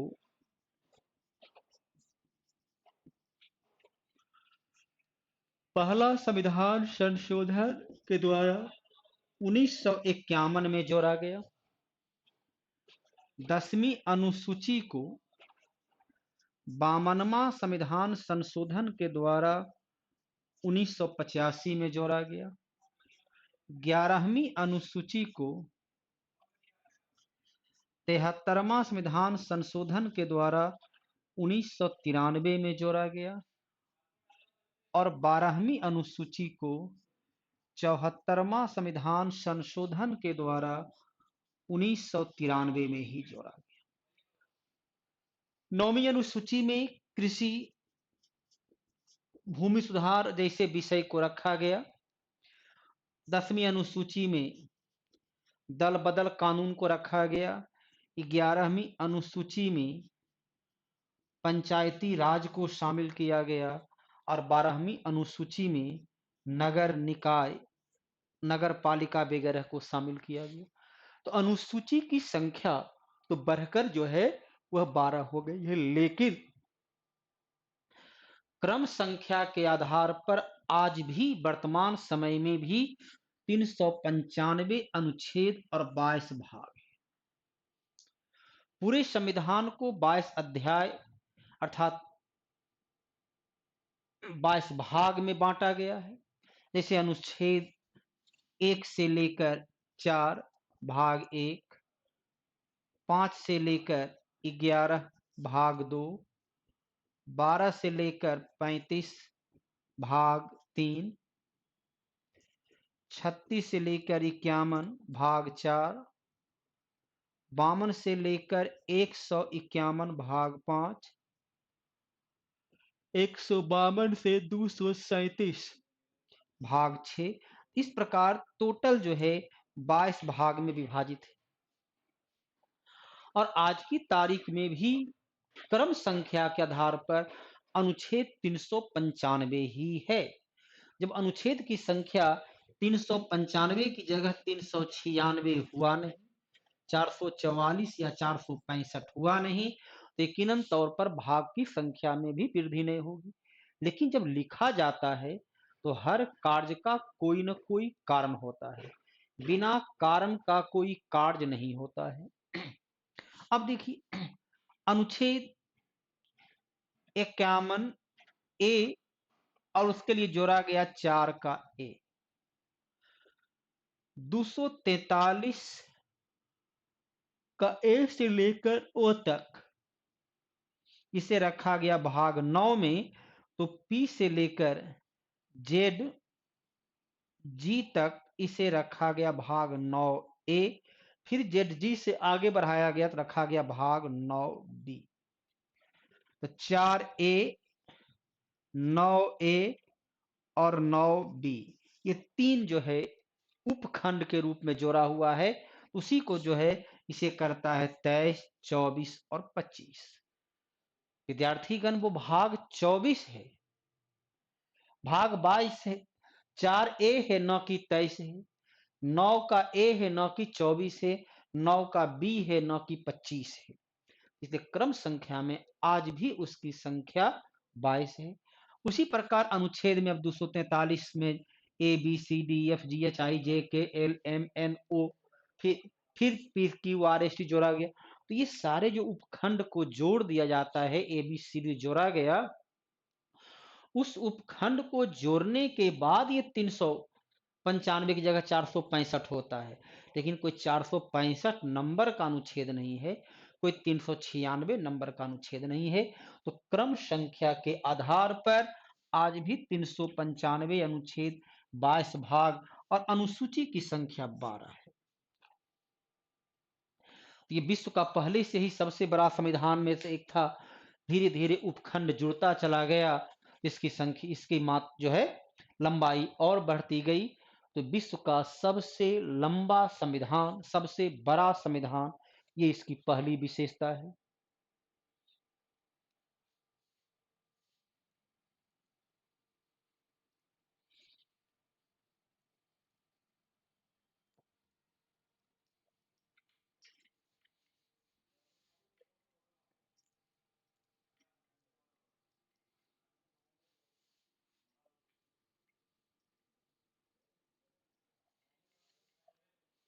संविधान की दूसरी विशेषता,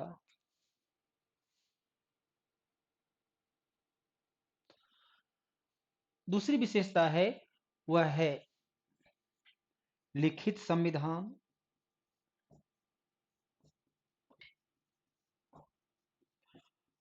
भारतीय संविधान एक लिखित संविधान का उदाहरण है। इसे संविधान सभा के द्वारा 2 वर्ष 11 महीना और 18 दिन में लिखा गया, या पढ़ चुके हैं। तो ये लिखित संविधान का उदाहरण है। विश्व का एकमात्र और लिखित संविधान यूनाइटेड किंगडम अर्थात ग्रेट ब्रिटेन, इंग्लैंड का है, जो क्रमिक विकास के द्वारा तैयार किया गया। और लिखित संविधान से तात्पर्य ये नहीं होता है वह लिखित नहीं है, वहां सब लोग जो है सो याद करते हैं मौखिक रूप से, वह क्रमिक विकास के प्रतिफल है। भारतीय संविधान या विश्व के अन्य देशों के संविधान को एक निश्चित समय में निश्चित लोगों के द्वारा तैयार किया गया, जबकि इंग्लैंड का संविधान निश्चित लोग और निश्चित समय नहीं बल्कि क्रमिक विकास। 1688 में इंग्लैंड में गौरवपूर्ण क्रांति हुई और गौरवपूर्ण क्रांति के पश्चात धीरे धीरे आवश्यकता अनुसार, जरूरत के हिसाब से सर राजा के अधिकार में कटौती की गई और जनता के द्वारा चुने गए प्रतिनिधि के पास सत्ता की बागडोर को सौंपता चला गया। तो आवश्यकता अनुसार जैसे जैसे जरूरत हुई, जैसे जैसे विकास हुआ, उसके हिसाब से वहां पर संविधान का निर्माण किया गया। तो वहां कोई एक संविधान सभा नहीं बल्कि संसद के द्वारा क्रमिक विकास के फलस्वरूप इसका निर्माण किया गया। तो विश्व का एकमात्र और लिखित संविधान इंग्लैंड का है, जबकि आधुनिक विश्व का प्रथम लिखित संविधान 1789 अमेरिका का जो है, जो विश्व का प्रथम संवैधानिक गणतंत्रीय राज्य बना। विद्यार्थीगण, ध्यान रखना है कि अमेरिका का संविधान विश्व का सबसे छोटा संविधान भी है। अमेरिका का जो संविधान है वह विश्व का सबसे छोटा संविधान भी है। ये हो गया आपका तीसरी विशेषता जो है, वह है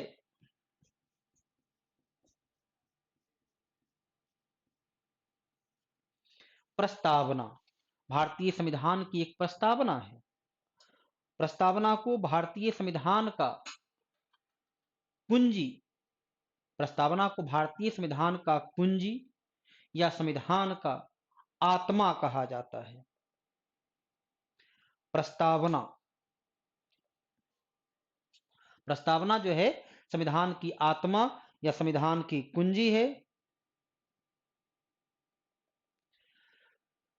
प्रस्तावना को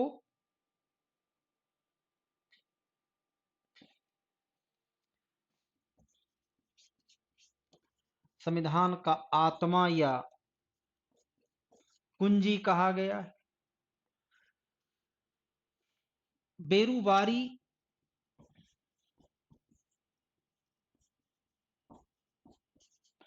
विवाद में सर्वोच्च न्यायालय सुप्रीम कोर्ट ने निर्णय दिया कि प्रस्तावना संविधान का अंग नहीं है।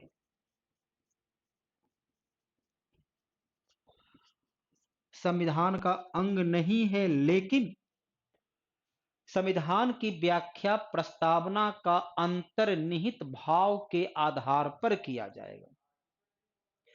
प्रस्तावना संविधान का अंग नहीं है, लेकिन संविधान की व्याख्या प्रस्तावना के अंतर्निहित भाव के आधार पर ही किया जाएगा। बाद में केशवानंद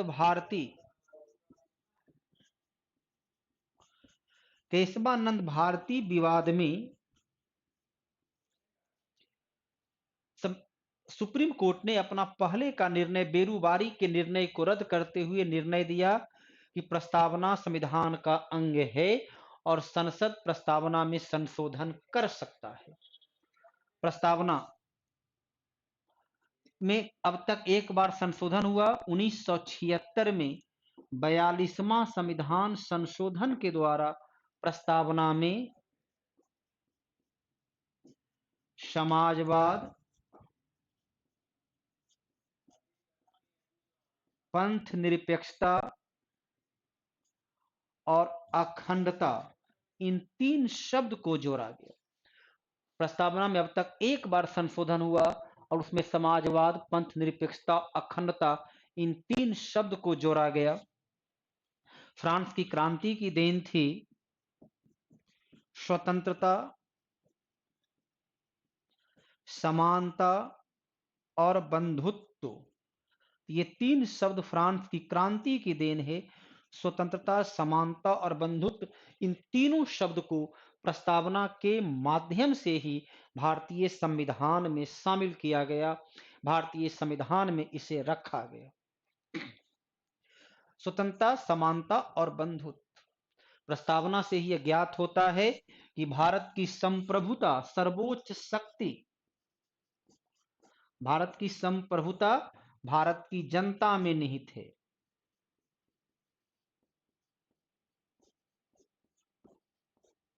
ये ज्ञात हमें प्रस्तावना से होता है। प्रस्तावना से ज्ञात होता है कि भारत एक लोकतांत्रिक गणराज्य है। लिखता है, हम भारत के लोग भारत को एक संपूर्ण प्रभुत्व संपन्न अर्थात संप्रभुता संपूर्ण प्रभुत्व संपन्न समाजवादी पंथ निरपेक्ष लोकतंत्रात्मक गणराज्य बनाने हेतु। तो ये जानकारियां कि भारत की संप्रभुता भारत की जनता में अंतर्निहित है, भारत एक लोकतंत्रात्मक गणराज्य है, लोकतांत्रिक गणतंत्र है, इसकी जानकारी हमें प्रस्तावना के माध्यम से ही प्राप्त होता है। इसे आप नोट कर लें।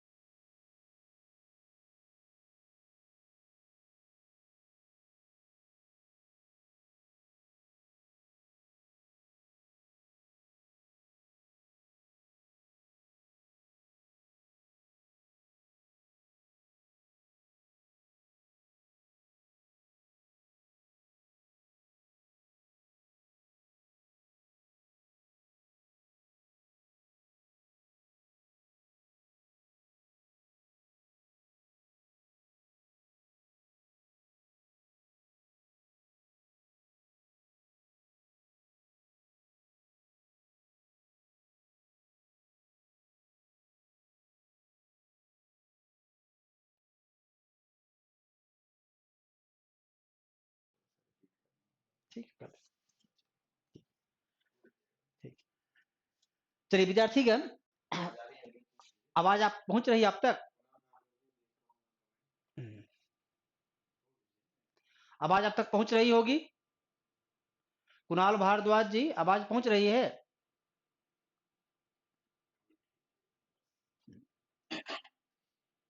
ठीक, धन्यवाद। तो प्रस्तावना के बारे में आपको बतला रहे थे कि प्रस्तावना को भारतीय संविधान का आत्मा या संविधान का कुंजी कहा जाता है। ठीक, धन्यवाद। बेरुबारी विवाद में, बेरुबारी नामक एक व्यक्ति है जिसने सुप्रीम कोर्ट में केस किया था, तो बेरुबारी विवाद में सर्वोच्च न्यायालय ने निर्णय दिया कि प्रस्तावना संविधान का अंग नहीं है, लेकिन संविधान की व्याख्या आदि कि संविधान के किसी वाक्य, किसी शब्द, किसी टर्म पर विद्वानों में मतभेद हो तो संविधान की व्याख्या प्रस्तावना के अंतर्निहित भाव के आधार पर किया जाएगा, जो एक प्रकार का बताता है कि संविधान कुंजी है कि संविधान में किसी भाग में यदि बंद हो जाता है, आगे का रास्ता नहीं निकलता है कि आगे क्या इसका अर्थ होना चाहिए, तो प्रस्तावना के भावार्थ के आधार पर ही उसका निष्कर्ष को निकाला जाएगा। ये बतलाता है कि प्रस्तावना संविधान का कुंजी है। लेकिन केशवानंद भारती विवाद में सर्वोच्च न्यायालय ने अपना पहले का निर्णय को रद्द करते हुए यह नया निर्णय दिया कि प्रस्तावना संविधान का अंग है।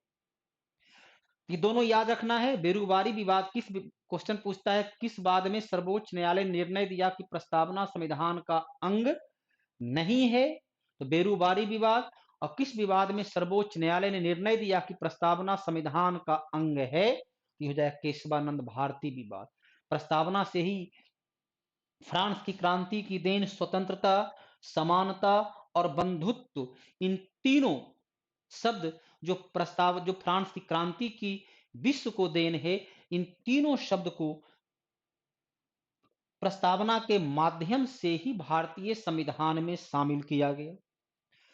प्रस्तावना में अब तक सिर्फ और सिर्फ एक बार संशोधन किया गया, वो 1976 में 42वां संविधान संशोधन के द्वारा समाजवाद, पंथ निरपेक्षता और अखंडता, इन तीन शब्द को जोड़ा गया। ध्यान रखिएगा कि पंथ निरपेक्षता की जगह कभी कभी धर्म निरपेक्षता को भी पढ़ा जाता है, लिखा जाता है। दोनों में थोड़ा सा अंतर है। इसे पंथ निरपेक्ष और धर्म निरपेक्ष दोनों पर्यायवाची शब्द के रूप में प्रयोग में लाया जाता है। देश के समाचार पत्र, चाहे इलेक्ट्रॉनिक या प्रिंट मीडिया हो, या संसदीय अभिव्यक्ति में संसद नेताजी अक्सर हम पंथ निरपेक्षता नहीं बल्कि धर्म निरपेक्षता को ही प्रयोग में लाते हैं। लेकिन यदि दोनों शब्द हो, पंथ निरपेक्ष और धर्म निरपेक्ष, दोनों परीक्षा में विकल्प में शब्द दिया गया हो, तो उत्तर पंथ निरपेक्षता होगा, धर्म निरपेक्षता नहीं होगा। धर्म निरपेक्षता उत्तर तब होगा जब पंथ निरपेक्षता विकल्प में नहीं दिया गया हो। इस बात को ध्यान रखिएगा। तो समाजवाद, पंथ निरपेक्षता और अखंडता, इन तीन शब्द को 42वां संविधान संशोधन के द्वारा 1976 में जोड़ा गया।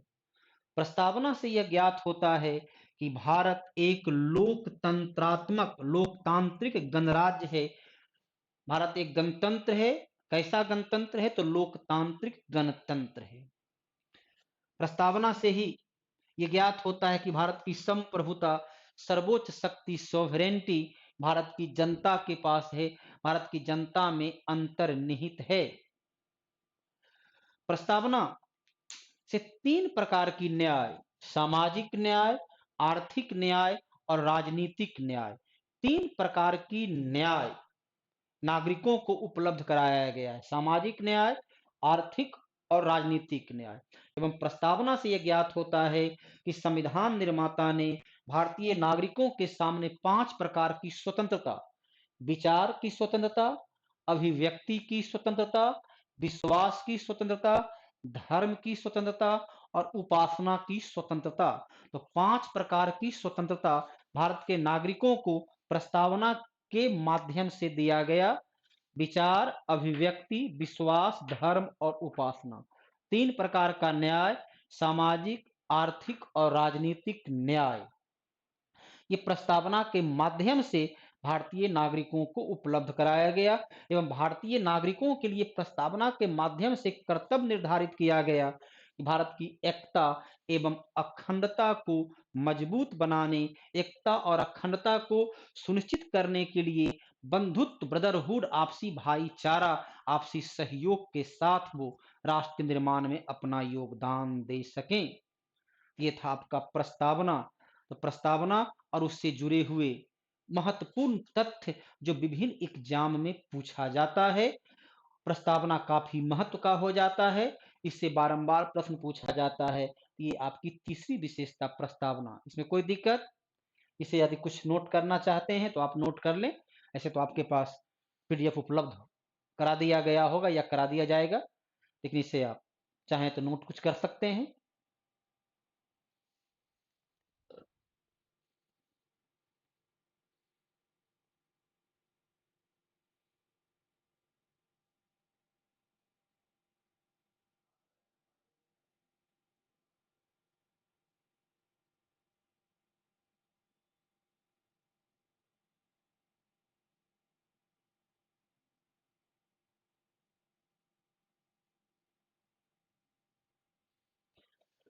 इसमें किन्हीं विद्यार्थी को जो उपलब्ध हैं, सामने हैं, देख रहे हैं, उन्हें कोई परेशानी तो नहीं है?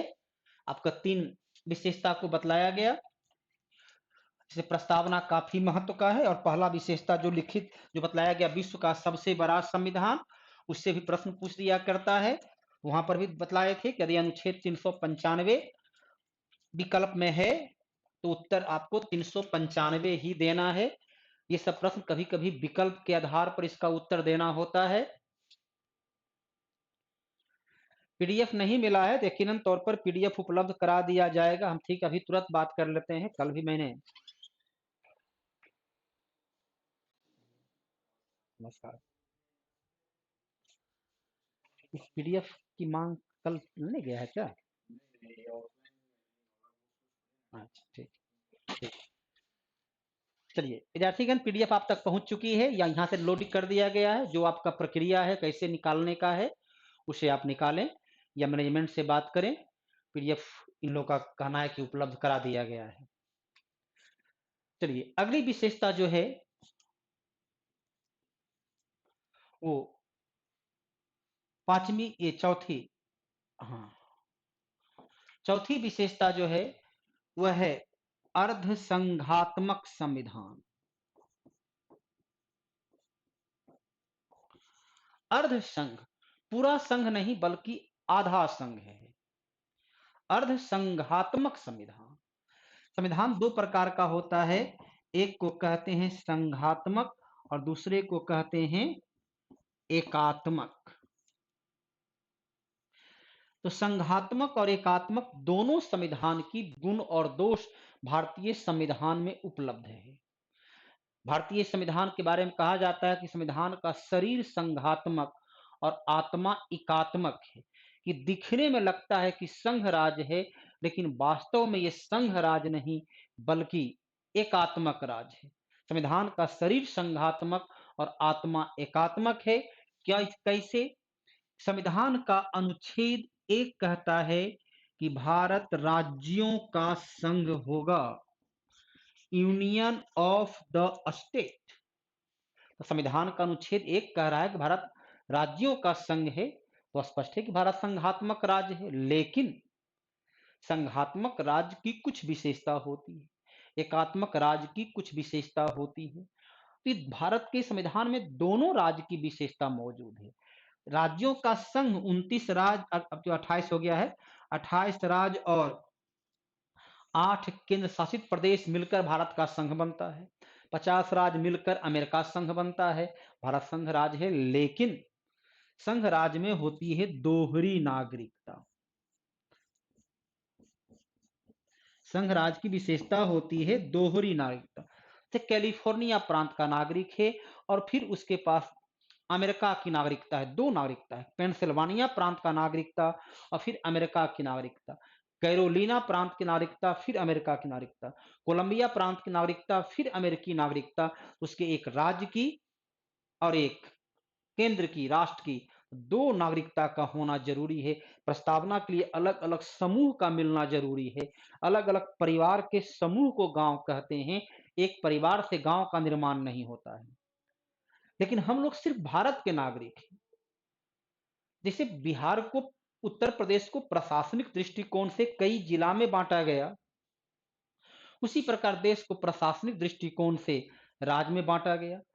कोई यदि हम बिहार के नागरिक, कोई बंगाल, कोई महाराष्ट्र, कोई गुजरात का नागरिक होता और बंगाल बिहार मिलकर बनता भारत, तो हम लोग सिर्फ भारत की नागरिक हैं। जो एकात्मक राज्य की विशेषता होती है, तो भारत राज्यों का संघ है, ये संघात्मक। तो एक एकल नागरिकता, भारत में एकल नागरिकता है, जो कि एकात्मक राज्य की विशेषता है। भारत एक संघ राज्य है क्योंकि केंद्र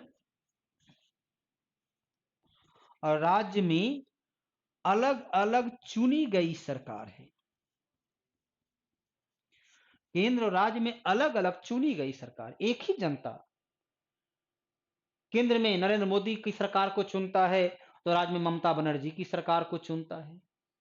तो केंद्र और राज्य में अलग अलग चुनी गई सरकार का होना भारत को संघ राज्य बनाता है। लेकिन अनुच्छेद 356 के आधार पर केंद्र को यह अधिकार है कि राज्य की चुनी गई सरकार को वह भंग कर सकता है। और जब राज्य सरकार को भंग कर देता है, तो केंद्रीय कानून ही राज्य में भी लागू होता है। तो जो यह बतलाता है कि एकात्मक अर्थात केंद्र और राज्य में एक ही शासन, एक ही कानून व्यवस्था, एक ही व्यक्ति दोनों जगह शासन को कंट्रोल में लाएंगे, तो एकात्मक राज्य की विशेषता है। यह अनुच्छेद 355 के आधार पर केंद्र सरकार को अधिकार है कि वह राज्य को आदेश देगा, वह केंद्र के आदेश को पालन करे। तो केंद्र के द्वारा राज्य को आदेश देकर केंद्र के द्वारा राज्य की सरकार को कंट्रोल में लाना, नियंत्रित करना एकात्मक राज्य की विशेषता है। तो भारत में केंद्र और राज्य की अलग अलग चुनी गई सरकार, जहां भारत को संघात्मक राज्य बनाता है, तो केंद्र के द्वारा राज्य को आदेश देना या केंद्र के द्वारा राज्य की चुनी गई सरकार को भंग कर देना एकात्मक राज्य की विशेषता है। भारत एक संघ राज्य है क्योंकि केंद्र एवं राज्य में संविधान की 7वीं अनुसूची के आधार पर केंद्र और राज्य के बीच शक्ति का विभाजन है। इसमें एक कहते हैं संघ सूची 97 विषय, राज्य सूची 66 विषय, संवर्ती सूची 47 विषय। तो केंद्र और राज्य के बीच शक्ति का विभाजित होना, शक्ति को संघ सूची, राज्य सूची, संवर्ती सूची में विभाजित होना, यह संघात्मक राज्य की विशेषता है। लेकिन अनुच्छेद 249 कहता है कि केंद्र राज्यसभा की सिफारिश पर राज्य सूची के विषय पर एक वर्ष के लिए कानून का निर्माण कर सकता है। अनुच्छेद 250 कहता है कि राष्ट्रीय आपातकाल में केंद्र सरकार केंद्र संघ राज्य सूची के विषय पर कानून का निर्माण कर सकता है, जो भारतीय संविधान को एकात्मक बनाता है। तो केंद्र राज्य के बीच संविधान की 7वीं अनुसूची में शक्ति का विभाजित होना भारत को संघ राज्य बनाता है। तो वहीं दूसरी ओर केंद्र के द्वारा राज्य के सुराज सूची के विषय पर कानून निर्माण करना अनुच्छेद 249 और 250 के आधार पर संविधान को एकात्मक राज्य बनाता है। इसलिए कहते हैं भारतीय संविधान अर्ध संघात्मक, न तो पूरा संघ है और न ही पूरा एकात्मक राज्य है, दोनों का मिश्रण है। अगली विशेषता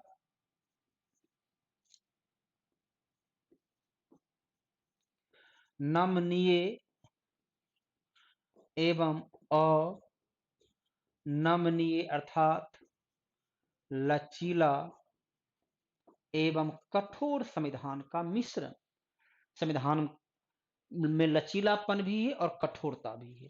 जहां तक लचीलापन और कठोरता की बात हुई, तो संविधान में यदि परिवर्तन करना, बदलाव करना, संशोधन करना आसान है तो लचीला है, परिवर्तन करना, बदलाव करना अधिक कठिन है तो कठोरता का लक्षण है। तो संविधान में लचीलापन और कठोरता अर्थात नमनीय और अनमनीय दोनों प्रकार की विशेषता मौजूद है। कैसे है? क्योंकि संविधान का अनुच्छेद 368 जिसमें संविधान संशोधन की प्रक्रिया का वर्णन है,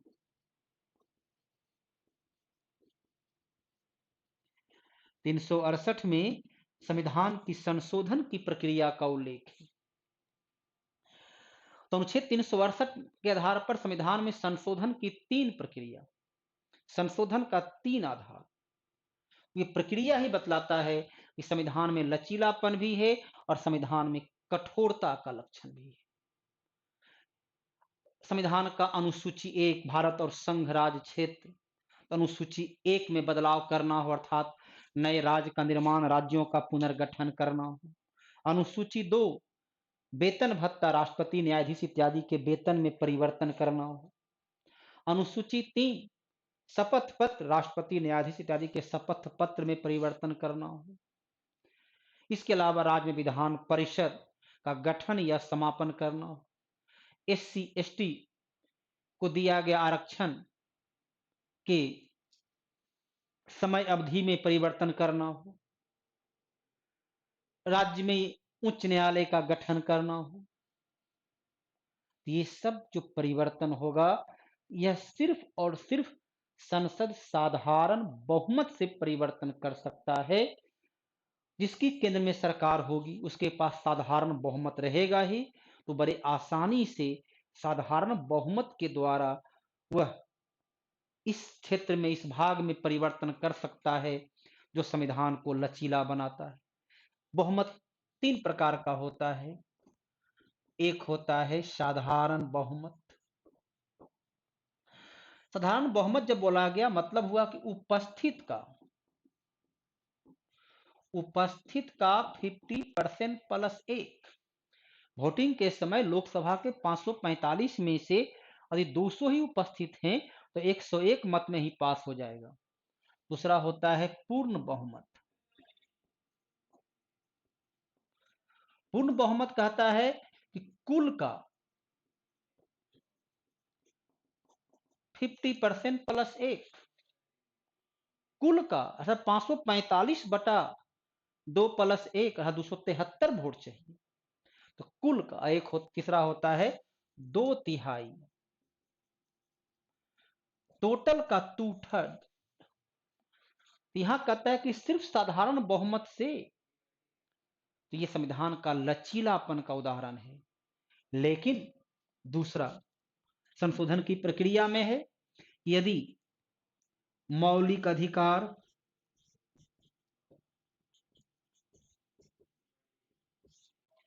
राज्य का नीति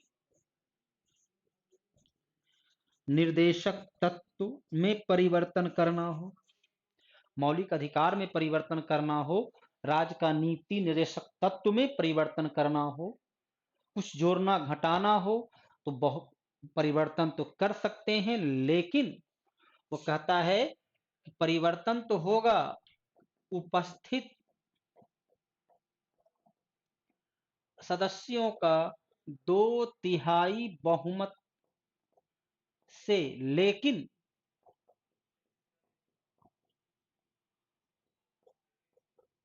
कुल सदस्यों का बहुमत से, अर्थात दोनों पूरा होना चाहिए। अब देखो विद्यार्थी का मान लिया जाए कि वोटिंग के समय 300 उपस्थित है, तो 300 का 2/3 200 हो जाता है, तो उपस्थित का 2/3 लेकिन वह टोटल का 50% से अधिक होना चाहिए, अर्थात कम से कम 273 तो चाहिए ही चाहिए और उपस्थित का 2/3 चाहिए। दोनों शर्त पूरा हो, 300 यदि है तो उसमें 273 वोट आएगा तब तो पास होगा।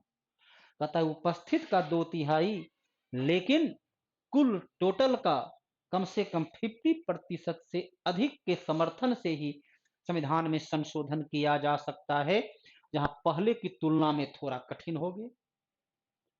परिवर्तन 2/3 बहुमत लाना आज के दौर में काफी मुश्किल हो जाती है। बहुमत तो आता नहीं है। 30 वर्ष के बाद 1984 में बहुमत के बाद 2014 में किसी एक पार्टी को बहुमत मिली, 2/3 बहुमत तो और मुश्किल हो जाती है। तीसरा है कि यदि संविधान की चौथी अनुसूची, इसमें राज्यसभा में अलग अलग सीट का विभाजन है, किस पार्टी को कितना सीट आएगा, तो चौथी अनुसूची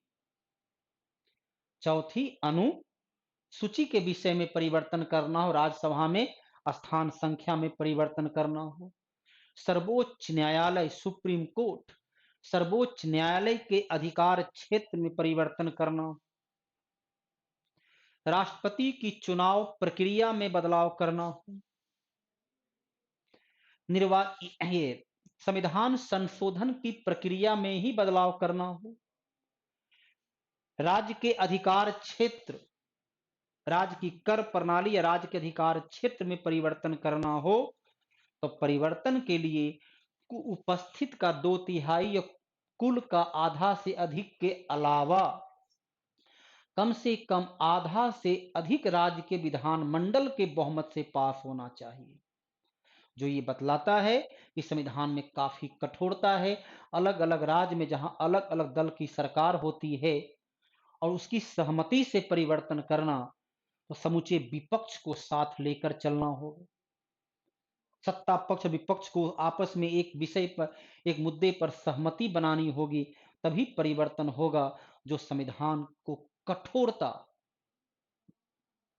प्रदान करता है, संविधान के कठोर अर्थात अनमनीय संविधान का उदाहरण के रूप में प्रस्तुत करता है। तो ये था आपके संविधान की विशेषता का 5वां पॉइंट। अगला जो विशेषता है वह है, चलिए, पंथ निरपेक्षता।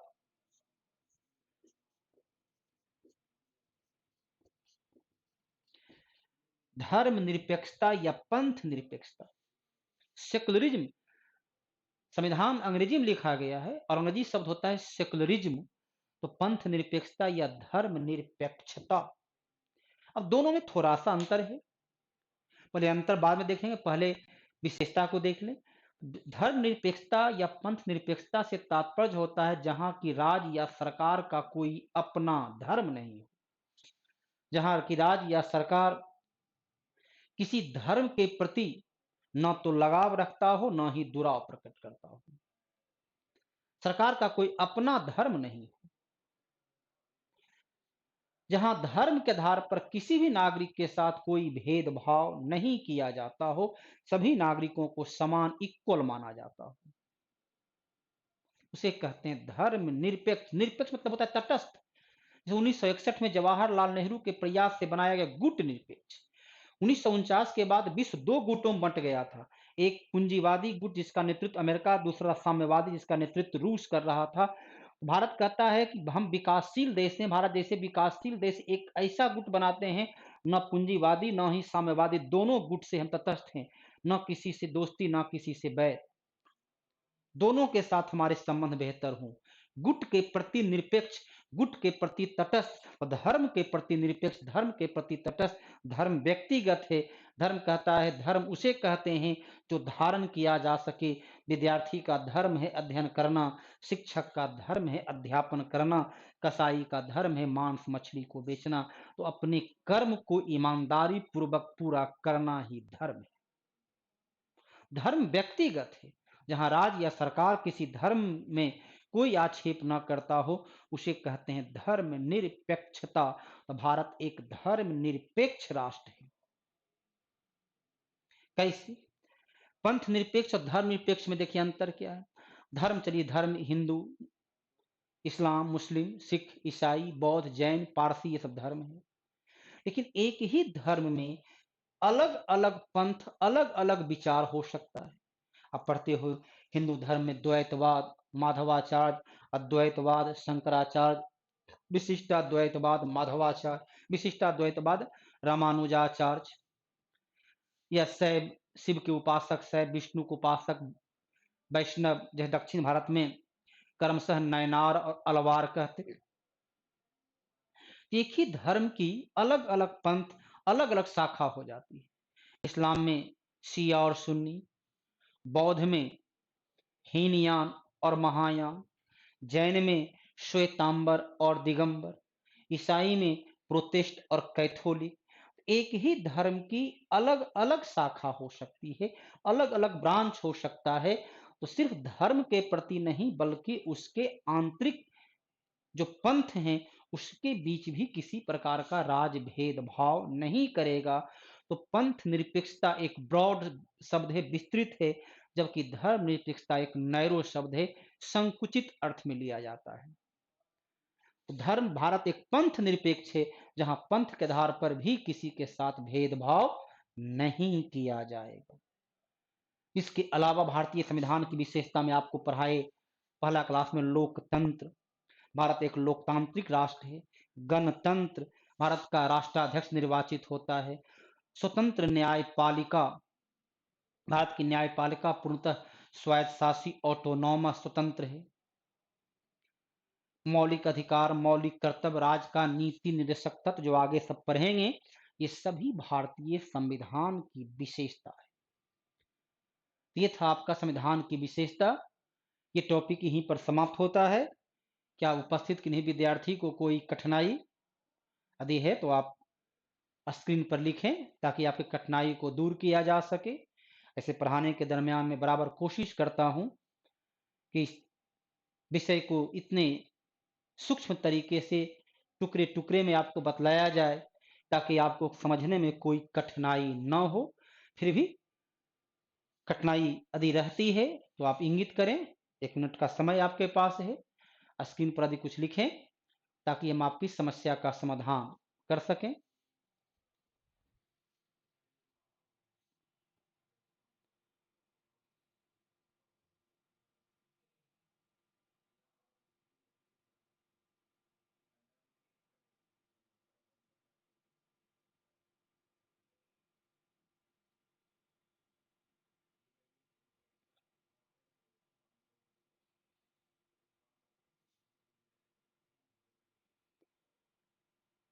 अपना विचार को प्रकट करें।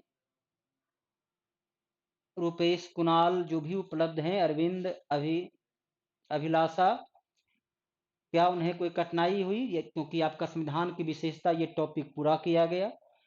सबसे पहले आपको पहला दिन पढ़ाए थे लोकतंत्र, गणतंत्र, सार्वभौमिक मताधिकार। दूसरा दिन आपको संविधान निर्माण की प्रक्रिया। आज अभी आपको संविधान की विशेषता के बारे में बतलाया गया। तो क्या कोई कठिनाई आप तक है? आप तक कोई कठिनाई रह गई? कोई आपको उसमें समस्या है?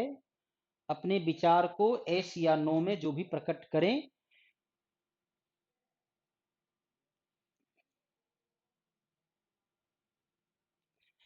नहीं, न्यूजीलैंड का संविधान जो है पूरी तरह अलिखित नहीं होगा, क्योंकि उसका कुछ भाग सबसे पहले 1893 में न्यूजीलैंड में मताधिकार का अधिकार दिया गया। बोलिए अलिखित रूप में रहा, किसी संस्था ने नहीं, बल्कि लेकिन बाद में वहां के संविधान को लिपिबद्ध किया गया, कुछ निश्चित लोगों ने लिपिबद्ध किया। तो विश्व का एकमात्र अलिखित संविधान इंग्लैंड का होगा, न्यूजीलैंड उसमें शामिल नहीं होगा। ठीक है, पॉइंट को लिख दिया जाएगा। आगे से इस बात को ध्यान रखेंगे कि पॉइंट लिख देंगे। चलिए, धन्यवाद। आगे जो अध्ययन करना है संविधान की विशेषता के बाद, भारत और उसका संघ राज क्षेत्र जो संविधान का भाग 1 अनुच्छेद 1 से 4 में आता है।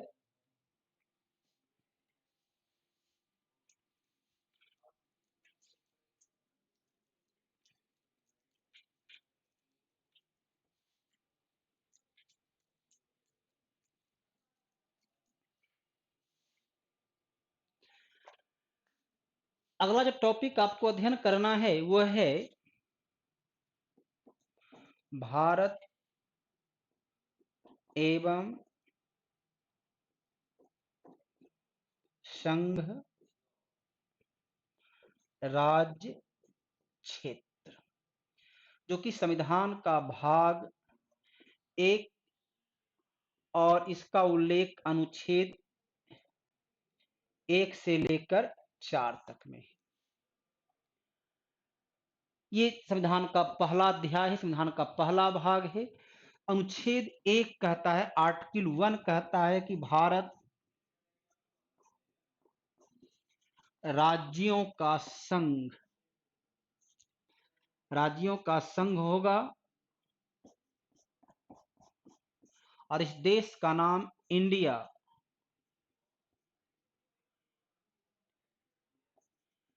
अर्थात भारत होगा। संविधान लिखता है India that is Bharat, Bharat राज्यों का संघ होगा, यूनियन ऑफ द स्टेट। अनुच्छेद 2 लिखता है यदि किसी विदेशी क्षेत्र, विदेशी भूभाग को भारतीय संघ में शामिल करना हो, या भारत का संघ किसी विदेशी क्षेत्र को देना हो, सौंपना हो, अर्थात भारत की अंतरराष्ट्रीय सीमा में परिवर्तन करना हो, भारत की अंतरराष्ट्रीय सीमा में परिवर्तन करना हो, तब वह परिवर्तन अनुच्छेद 2 के आधार पर किया जाएगा। अनुच्छेद 3 कहता है कि नए राज्य का निर्माण करना हो, नए राज्य का निर्माण करना हो, राज्यों का पुनर्गठन करना हो, नए राज्य का निर्माण करना हो, राज्यों का पुनर्गठन करना हो, राज्य की नाम या सीमा में परिवर्तन करना हो, तो ये परिवर्तन अनुच्छेद 3 के आधार पर होगा। जम्मू कश्मीर राज्य का पुनर्गठन किया गया और उसे राज्य की जगह केंद्र शासित प्रदेश बनाते हुए 2 भागों में बांट दिया जाना, आंध्र प्रदेश का पुनर्गठन करते हुए तेलंगाना राज्य का गठन किया जाना, दादर नागर हवेली दमन द्वीप दोनों को मिलाकर के एक केंद्र शासित प्रदेश के रूप में बदल देना, तो नए राज्य का निर्माण, राज्यों का पुनर्गठन, राज्य की नाम या सीमा में परिवर्तन करना, ये अनुच्छेद 3 के आधार पर है। तो अनुच्छेद 2 और 3 के आधार पर जो भी परिवर्तन होना है, विदेशी राज्य को भारतीय संघ में शामिल करना हो, भारत का संघ विदेशी क्षेत्र को देना हो, अर्थात अंतरराष्ट्रीय सीमा में परिवर्तन करना हो, अनुच्छेद 3 नए राज्य का निर्माण, राज्यों का पुनर्गठन करना हो, तो अनुच्छेद 4 कहता है कि ये तमाम परिवर्तन संसद के द्वारा किया जाएगा और इससे संबंधित विधेयक जो चर्चा के लिए सदन में रखा जाएगा वह राष्ट्रपति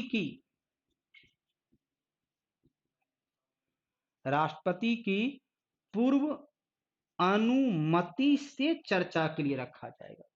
अर्थात सरकार निर्णय पहले लेगा, क्योंकि सरकार का प्रधान राष्ट्रपति होता है, तो निर्णय पहले होगा, चर्चा बाद में की जाएगी। तो राष्ट्रपति की पूर्व अनुमति से अनुच्छेद 2 या 3 में या भाग 1 में परिवर्तन से संबंधित विधेयक को चर्चा के लिए संसद में रखा जाएगा और संसद सिर्फ और सिर्फ केवल और केवल साधारण बहुमत से नए राज्य का निर्माण, राज्यों का पुनर्गठन, राज्य की नाम या सीमा में परिवर्तन करेगा।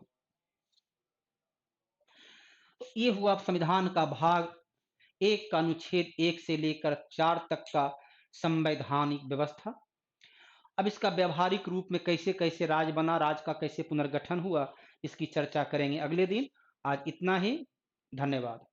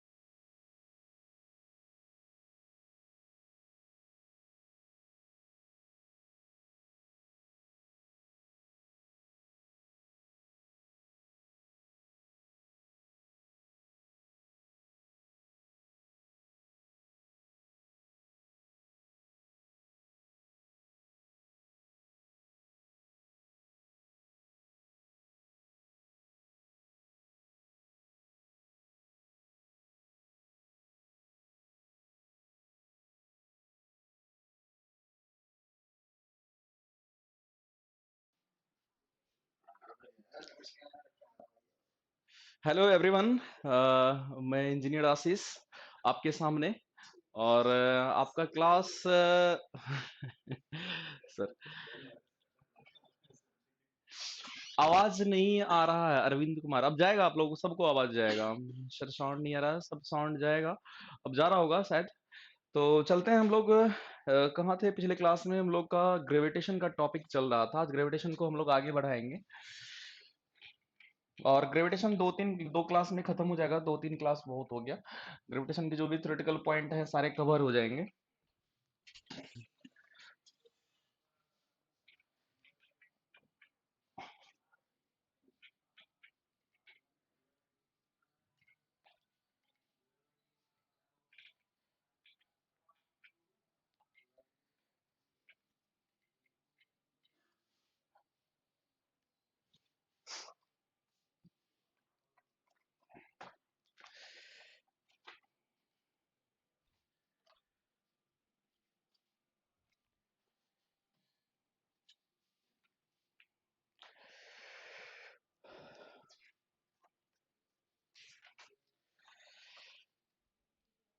तो आज हम लोग देखने वाले थे, पिछले क्लास में हम लोग ने देखा था स्मॉल जी और कैपिटल जी से रिलेटेड हम लोग टर्म को देखे थे।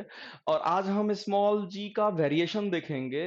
अर्थ के पोल पे यानी ध्रुव पे क्या होगा, या अर्थ के अंदर अगर हम लोग जाते हैं, गहराई में जाते हैं तो क्या होगा, अर्थ के अगर ऊपाई ऊपर जाते हैं, पोल से अगर ऊपर जाते हैं तो उस समय क्या होता है, जी का वेरिएशन कैसे होगा। और हम लोग यहाँ पे एक चीज और देखने वाले हैं कि जो अर्थ रोटेट करते हुए अगर घूमते हुए पोल पे जा रही है, पोल तक पहुंच रही है, तो उस कंडीशन में जो होगा जी का वेरिएशन कैसा होगा, हम लोग यहाँ पे अभी देखने वाले हैं जस्ट उसी चीज को। तो हम लोग बात करते हैं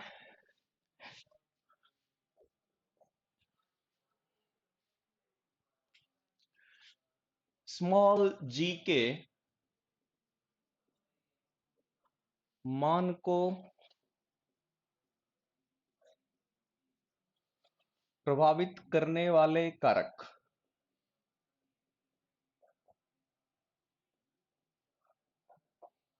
स्मॉल जी के मान को प्रभावित करने वाले कारक। सत्यम शौर्य सर कुछ कुछ टॉपिक को लिखवा भी दीजिए। देखिए, आपको एक्चुअली टॉपिक लिखवाएंगे तो ज़्यादा टाइम लगेगा, तो आपको हम पीडीएफ सेंड करवा देते हैं। अभी मैंने पीडीएफ के लिए स्कैनिंग के लिए बोला था, तो वो पीडीएफ आपको मिल जाएगा, इसका टेंशन मत लीजिए। तो आपके सामने वो चीज़ रहेगी तो आप पढ़ भी सकते हैं। रुपेश आनंद, प्रणाम सर। ओके, गुड आफ्टरनून आप लोगों को भी। गुड आफ्टरनून आशीष सर, सत्यम शौर्या। ओके, सब लोग अच्छे हैं? पढ़ाई कीजिए, मन से लगे रहिए। जो भी टॉपिक आपका चलता है बस उस वहां कंसंट्रेट कीजिए। हम लोग देखेंगे स्मॉल जी के वेरिएशन को। जैसा कि हम आपको पिछले क्लास में भी बताए थे, ये मान लेते हैं अर्थ है, तो अर्थ का कहीं ना कहीं यहाँ पे सेंटर है, तो इस लाइन को हम बोलते हैं इक्वेटर। ये इक्वेटर है, जिसको आप हिंदी में बोलते हैं भूमध्य रेखा या विषुवत रेखा। भूमध्य रेखा या इसको क्या बोलते हैं, विषुवत रेखा बोला जाता है इस तरह से। और एक लाइन ये वाला जो होता है, नहीं तो इस पॉइंट के बारे में अगर हम डिस्कस करें तो इस पॉइंट को हमने पिछले क्लास में भी बोला था, इस पॉइंट को क्या बोलते हैं, ध्रुव बोलते हैं, जिसको इंग्लिश में बोला जाता है पोल। और इसी तरह से ये अर्थ का सेंटर है। तो अब हम लोग देखेंगे जी का जो मान का, जी का जो वेरिएशन होगा, चूंकि जी वेरिएबल था पिछले क्लास में हमने देखा था, इनका वेरिएशन हम लोगों को देखना है। तो हम यहाँ पे यही चीज देखने वाले हैं। अभिलाषा सिंह, गुड आफ्टरनून आपको भी। चलिए यहाँ कंसंट्रेट करते हैं और देखते हैं यहाँ पे स्मॉल जी के मान को प्रभावित करने वाले कारक। यानी कहने का मतलब है कि अर्थ सरफेस यानी कि पोल से अगर ऊपर जाएंगे तो जी के ऊपर क्या इफेक्ट पड़ेगा, पोल से अगर नीचे जाएंगे तो जी का इफेक्ट क्या पड़ेगा, सेंटर, अर्थ के सेंटर पे जी का इफेक्ट क्या होगा, अर्थ के नीचे, सेंटर से नीचे जाएंगे तो और भी गहराई में जाएंगे तो देखेंगे उस समय जो होगा जी का क्या इफेक्ट पड़ेगा। या फिर अर्थ अगर मान लेते हैं कि इस पोजिशन इक्वेटर पे कोई वस्तु है तो वहां पे जी का क्या इफेक्ट होगा, या फिर रोटेट करते हुए यहाँ तक पोल तक पहुंचेगी तो उस समय क्या इफेक्ट होगा। हम लोग इन सारे बातों को यहाँ पे देखने वाले हैं।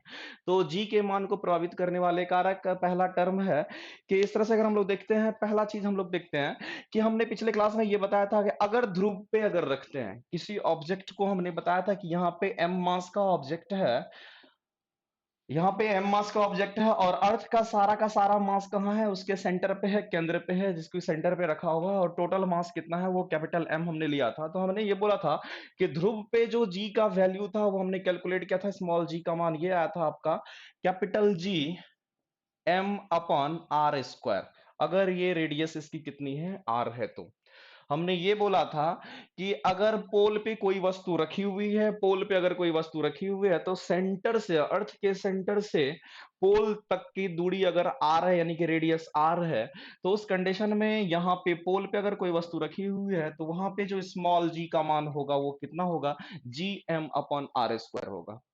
ये वैल्यू हमने बताया था। आज हम लोग देखेंगे इससे आगे। तो हम यहाँ पे कोशिश करते हैं कि पहला काम करते हैं, अगर हम इसकी ऊंचाई को और बढ़ा देते हैं, तो इसकी ऊंचाई को अगर हम बढ़ा देंगे यहाँ पे, मान लेते हैं कि अब ये यहाँ पे नहीं है, अब ये कहाँ पे आ गया है, इस पोजीशन पे आ गया है, अब वस्तु कहीं ना कहीं यहाँ पे है। तो इस कंडीशन में जी का मान क्या होगा, तो इस कंडीशन में मान लेते हैं कि यहां से यहां तक जो हाइट है ये एच हाइट है, और यहां जो जी का वैल्यू होता है ये आपको ध्यान में रखना है कि capital G M upon R plus H का क्या हो जाएगा, होल स्क्वायर। देखिए यहाँ पे सिंपली याद रखने की जरूरत ही नहीं है, अब आपको समझ में आ जाएगा। ये यहां से यहां तक का दूरी कितना है, आर है, लेकिन यहां से लेकर के यहां तक, अब वस्तु यहां पे नहीं है, इस वस्तु को उठा करके हमने यहां दे दिया, वस्तु यहां पे है, और ये अर्थ के सेंटर पे जो मास है, इन दोनों के बीच में अब यहां पे फोर्स ऑफ अट्रैक्शन होगा, फिर जाकर के यहाँ पे जो जी होगा वो G M upon R plus H का होल स्क्वायर हो जाता है, यानी कि ये आर है और ये एच ऐड हो गया है। तो पहले आर स्क्वायर होता था, अब उसमें एच ऐड हो गया, तो दोनों का स्क्वायर कर देंगे। तो यहाँ से आप एक चीज देख पा रहे होंगे, यहाँ पे सीमा कुमारी सर पिक नहीं आ रही है, मे बी नेटवर्क इशू होगा, जाना तो चाहिए पिक।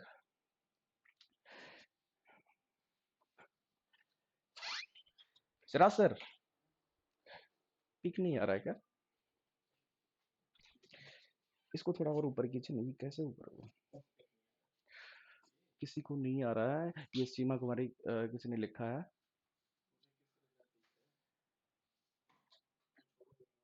ये वाला, ये वाला बैठ करके कौन पढ़ाते हैं।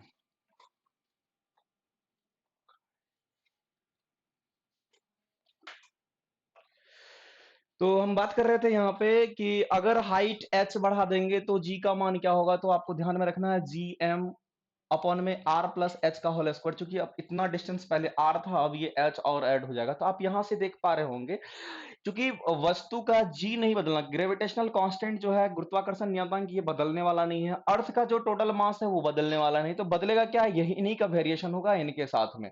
तो अब पहले आर था, अब उसमें कुछ ऐड कर रहे हैं, इसका मतलब ये क्वांटिटी बड़ा हो रहा है, ये बड़ा हो रहा है, तो इसका वैल्यू क्या होगा, कम होता चला जाएगा। इसका मतलब है कि हम कह सकते हैं यहां से, अगर पोल से अगर ऊपर जाते हैं, अर्थ सर पे पोल से अगर ऊपर जाते हैं, पिक आ रही है सर क्लियरली, ओके सत्यम शौर्या, ठीक है।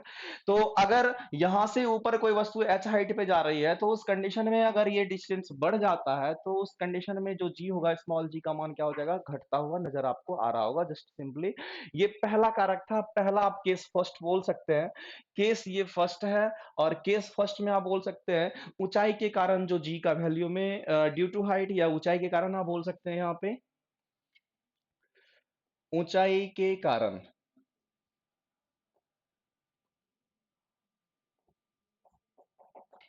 ऊंचाई के कारण हाइट को हमने बढ़ा दिया, तो उस कंडीशन में हम यहाँ पे देख पा रहे हैं कि क्या सीन बन करके आता है। तो वहां पे एच हाइट पे हमने देखा कि जो जी का मान होगा, जैसे जैसे पोल से और ऊपर जाएंगे तो वैसे वैसे जी का मान क्या होगा, घटता चला जाएगा, क्योंकि ये क्वांटिटी बढ़ती चली, ये बदलने वाला नहीं है, सिर्फ ये बढ़ेगा तो ये घटेगा। लेकिन यहाँ पे एक कंडीशन आ जाता है, इस कंडीशन को ध्यान में रखना है। यहाँ पे स्पेशल एक कंडीशन आता है, जिसको मैं ये लिख देता हूँ यहाँ पे,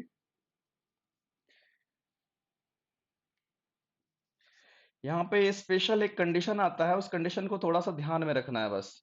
क्योंकि इतना बहुत बड़ा डेरिवेशन अगर करवाऊंगा तो थोड़ा टाइम ज्यादा लगेगा, तो डेरिवेशन ध्यान में रखने की जरूरत नहीं, बस सिंपली इस फॉर्मूला, यही फॉर्मूला आपको हमने दिखाया था कि पोल पे इतना होता है, अगर एच हाइट में जाएगा तो आर प्लस एच का होल स्क्वायर हो जाएगा। लेकिन स्पेशल कंडीशन में एक टर्म यहाँ पे है, जिस कंडीशन को आपको ध्यान में रखना है, अगर जो हाइट है वो लेस देन आर, या आप बोल सकते हैं इक्वल टू, जो हाइट होगी वो आपका 50 किलोमीटर मान लेते हैं, 50 किलोमीटर के आसपास हो, या एच लेस देन आर होगा, तो इस कंडीशन में जो स्मॉल जी का जो मान होगा वो किस तरह से वेरिएशन करता है, वो किस तरह से वेरी करता है, उसके बारे में हम बात कर रहे हैं। तो जी 1 - 2h/r।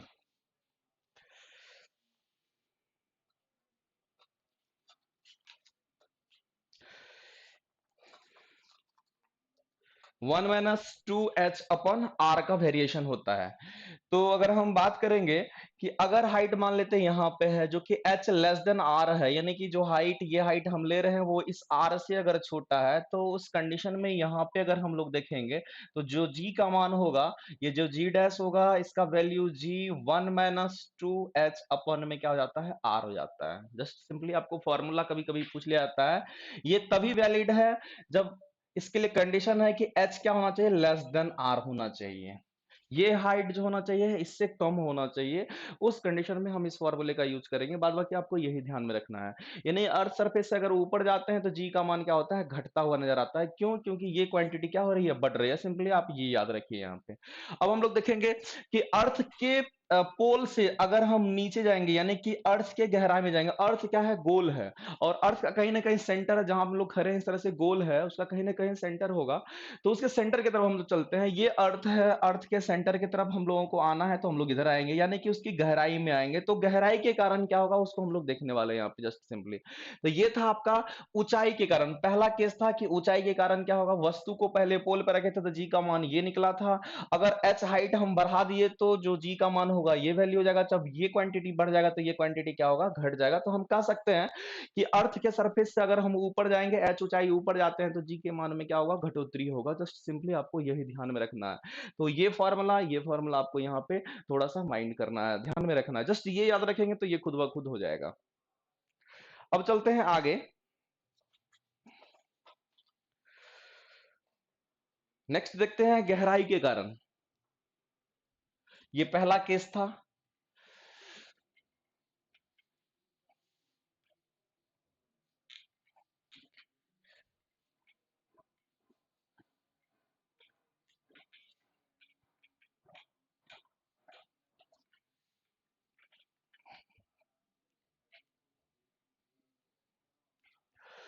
सेकंड केस के बारे में हम अगर बात करें,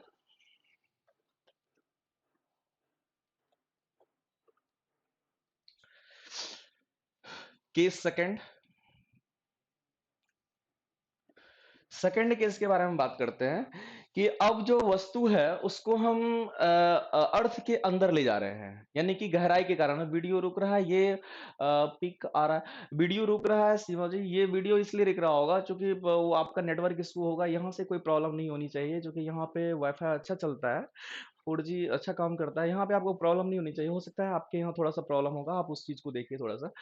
तो केस सेकंड की अगर हम बात करें तो हम देखेंगे कि अब अर्थ सरफेस के अंदर जा रहे हैं, तो जी का मान में क्या वेरिएशन होगा उसको हम लोग देखने वाले हैं। तो ये अर्थ का सेंटर है, इसमें ये वाला जो लाइन है इसको हमने क्या बोला, इक्वेटर, जिसको भूमध्य रेखा या विषुवत रेखा बोलते हैं। इस कंडीशन में ये वाला जो पॉइंट है इसको हम पोल बोलते हैं। जहां पे पहले हमने वस्तु रखा था, पोल पे रखा था, तो हमने देखा था कि उस कंडीशन में पोल पे अगर हम वस्तु को रखते थे तो जो जी स्मॉल जी का मान होता था वो जी एम अपॉन क्या होता था, आर स्क्वायर होता था। अब वस्तु को हम क्या कर रहे हैं, अंदर लेके आ रहे हैं। ये आर डिस्टेंस है, यहां से लेकर के यहां तक जो डिस्टेंस है इसके पेरीफेरी तक, ये रेडियस, इसकी त्रिज्या कितनी है, आर है इसके सेंटर से। अब हम वस्तु को, यहां पे नहीं वस्तु है, ये पहले वस्तु यहां रखे थे, फिर यहां पे वस्तु को रखे, अब इस वस्तु को हम गहराई में ला रहे हैं। ये अर्थ है, अर्थ के अंदर ले जा रहे हैं। तो वस्तु को अगर अर्थ के अंदर मान लेते हैं, किसी भी पोजिशन पे ले गए, जरूरी नहीं है किसी पोजिशन पे, यहां भी हो सकता है, यहां भी हो सकता है। तो उसके लिए ध्यान में रखिएगा, जो जी का मान हम लिख देते हैं, बस इसको आपको ध्यान में रखना है। ये जी का जो मान होगा, जी डबल डैश उसको बोल देते हैं, तो ये आपका होता है G इंटू 1 - D/R होता है। ये 2-3 फॉर्मूला है जिसको आपको ध्यान में, हम रिमेम्बराइज करवा देंगे आपको। ऐसा नहीं कि याद नहीं रहेगा, आपको हमेशा के लिए याद हो जाएगा। जब डेप्थ में आएंगे, जब गहराई में आएंगे तो डी वाला टर्म आ जाता है, जब ऊंचाई में जाते हैं तो एच वाला टर्म ही आता है। तो हम लोग यहाँ पर बात करेंगे G डबल डैश जो होगा G इंटू 1 - D/R होगा।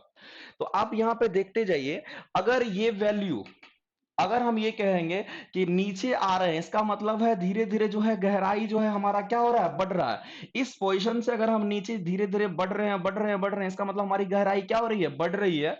अंदर की तरफ जा रहे हैं, सेंटर की तरफ जा रहे हैं, तो गहराई बढ़ रही है। तो धीरे धीरे जैसे जैसे डी बढ़ता चला जाएगा, इसका मतलब है ये आर वही चीज है, ये तो आर वही रहेगा। लेकिन ये अगर मान के चलते हैं बढ़ता चला जाता है, तो निगेटिव टर्म बढ़ता चला जाएगा। ये निगेटिव अगर बढ़ता चला जाएगा तो इसका मतलब है ज्यादा क्वांटिटी इसमें से घट रहा होगा। तो ज्यादा क्वांटिटी घट रहा होगा तो इसका कंडीशन है, इसका मतलब है जो जी डबल डैश होगा उसका भी वैल्यू क्या हो जाएगा, घटता चला जाएगा। एक बार फिर से ध्यान दीजिए, यहाँ पे हम ये बोल रहे हैं कि ये अर्थ सरफेस है, इस अर्थ सरफेस से हम लोग क्या कर रहे हैं, सेंटर की तरफ जा रहे हैं, सेंटर की तरफ इस डायरेक्शन में हम नीचे की ओर जा रहे हैं गहराई के कारण। ये सेकंड केस आपका है ही यहाँ पे कि गहराई के कारण, गहराई के कारण ड्यू टू डेप्थ। तो हम लोग देखेंगे यहाँ पे कोई वस्तु अगर नीचे जा रही है, नीचे जा रही है, सेंटर की तरफ बढ़ रही है, तो उस कंडीशन में जो जी डबल डैश होगा वो फॉर्मूला होता है G into one minus D upon R. यहाँ पे डी क्या है, इसकी डेप्थ है यानी कि गहराई। जो डी है इससे घबराना नहीं है, डी है गहराई जिसको आप बोलते हैं डेप्थ। जी जो है यहाँ पे डेप्थ है यानी कि गहराई है।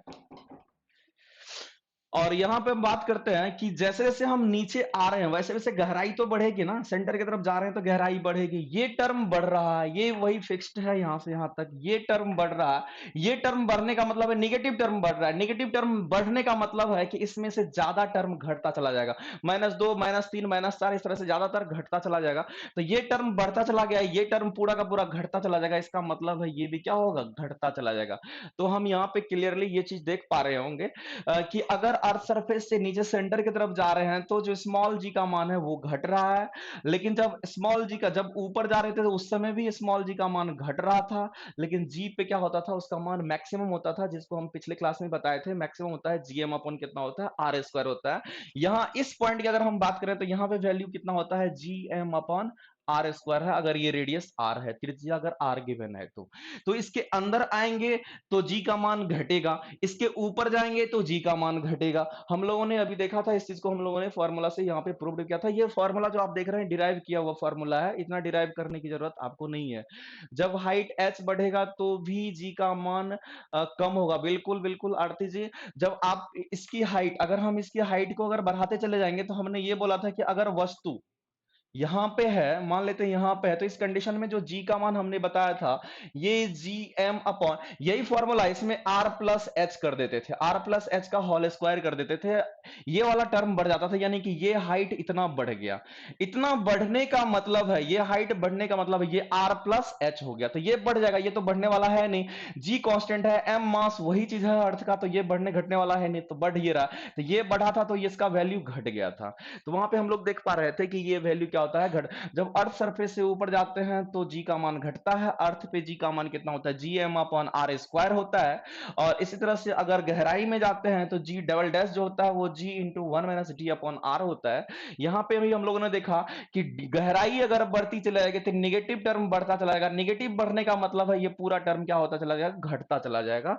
तो उस कंडीशन में हम देख पा रहे हैं यहाँ पे कि जैसे जैसे नीचे जाएंगे वैसे वैसे गहराई में क्या होता जाएगा, जी घटता चला जाएगा। एक चीज और आप यहाँ पे कह सकते हैं कि सर यहाँ पे एक कंडीशन और हो सकता है कि अगर ये डी जो है, अगर ये गहराई जो है अगर आर के बराबर हो जाएगा, यानी आर के बराबर तो तभी होगा जब ये वस्तु कहां पे पहुंच जाएगा, यहां पे पहुंच जाएगा। इसका मतलब है ये जितना डी जा रहा है उतना अगर आर हो जाता है तो आप कह सकते हैं यहां पे अगर sir D equal to R हो जाता है तो हम सेंटर पे पहुंच जाएंगे। गहराई कहां चली गई, सेंटर पे चली जाएगी। तो उस कंडीशन में बताइए जी का मान कितना होगा, तो वही जी डबल डैश अगर हम लोग यहां पे देखेंगे तो वैल्यू कितना हो जाएगा, G into one minus D upon R, ये फॉर्मूला होता है, आप यहां पे पुट करेंगे। वन माइनस डी और आर दोनों बराबर है, ये दोनों बराबर, इसका मतलब है इसका मान क्या होगा, वन होगा। तो ये वैल्यू वन हो जाएगा, तो वन माइनस वन क्या मिल गया, जीरो। इसका मतलब है इसका मान कितना मिल जाएगा, जीरो मिल जाएगा। तो आप यहां से कह सकते हैं कि जैसे जैसे कोई वस्तु अर्थ के सेंटर की तरफ जाती है वैसे वैसे जी का मान घटता चला जाता है, लेकिन सेंटर पे जाते जाते उसका वैल्यू क्या हो जाता है, जीरो हो जाता है। बस इसी पॉइंट को आपको ध्यान में रखना है कि जी का मान कहां पे जाकर के जीरो हो जाता है। जी का मान सेंटर पे जीरो जाता है क्योंकि उसकी गहराई जो है उसकी त्रिज्या के बराबर हो जाती है। तो यहां से हम क्लियरली इस चीज को देख पा रहे हैं। ये सेंटर का कंडीशन है, यहाँ पे सेंटर के लिए है, ये केंद्र का कंडीशन है। जब वस्तु कहां पे पहुंच जाती है, केंद्र पे चले जाती है, तो जी का मान क्या हो जाता है, 0 हो जाता है। क्यों? क्योंकि वस्तु यहां पे है, वस्तु गहराई में जा रही है, इसका मतलब ये गहराई इसकी बढ़ती जा रही है, बढ़ती जा रही है, बढ़ती जा रही है। जब यहां पे पहुंच गया तो ये r इक्वल टू डी हो जाएगा। तो उस कंडीशन में r इक्वल टू डी हो जाएगा, तो यहां पे हम d equal to R put करें या d equal to R put कर, कुछ भी पुट करेंगे तो ये वैल्यू हमारा क्या हो जाएगा, टोटल 0 हो जाएगा। ये वैल्यू 0, इसका मतलब ये मान क्या हो जाएगा, 0 हो जाएगा, जिसको हमने यहाँ पे पुट करके निकाला है। तो हम यहां से क्या देख पाए, यहां से हम लोग छोटा छोटा चीज को देख पाए कि अर्थ के सरफेस से अगर ऊपर जाते हैं तो जी का मान घटता है, अर्थ के सरफेस से नीचे आते हैं तो जी का मान घटता है, अर्थ के सेंटर पे चले गए तो जी का मान 0 हो गया। ये तीन बातें आपको यहाँ पे समझ में आ गई होगी कि अर्थ के केंद्र पे, पृथ्वी के केंद्र पे जी का मान 0 हो गया। पृथ्वी का जो ध्रुव है वहां पे जी का मान G M upon R square, हम पिछले क्लास में बोले थे, याद रखना है आपको। अगर हाइट एच हाइट बढ़ा देंगे तो G M upon R plus H का होल स्क्वायर हो जाता है। तो उसमें एच अगर टर्म बढ़ गया, ये टर्म अगर बढ़ गया तो ये वैल्यू घट जाएगा। यानी पोल से ऊपर जाने पे जी का मान घटेगा, पोल से नीचे गहराई में भी जाएंगे तो जी का मान घटेगा, सेंटर पे केंद्र पे जाते जाते, अर्थ के केंद्र पे जाते जाते जी का मान क्या हो जाएगा, 0 हो जाएगा। ये तीन टर्म आपको ध्यान में रखना है, that is the very very important point. ये 3 पॉइंट के बाद 3 केस, यानी कि थर्ड केस जो भी है, सेंटर पे अगर केंद्र पे जाएंगे तो वो दूसरा केस होगा, तीसरा केस होगा, और चौथे केस की अगर हम बात करेंगे तो वो केस कैसा होगा, मे भी हो सकता है कि वस्तु रोटेट करते हुए, वस्तु रोटेट करते हुए यहां पे पहुंच रही है, इस तरह से यहां पे पहुंच रही है, या फिर पोल से इक्वेटर पे आ रही है, तो उस कंडीशन में जी का मान पे क्या इफेक्ट पड़ेगा, इसको हम लोग देखने वाले हैं। पहले इस चीज को देख लीजिए, अगर किन्हीं को कोई प्रॉब्लम है तो आप पूछ लीजिए एक बार।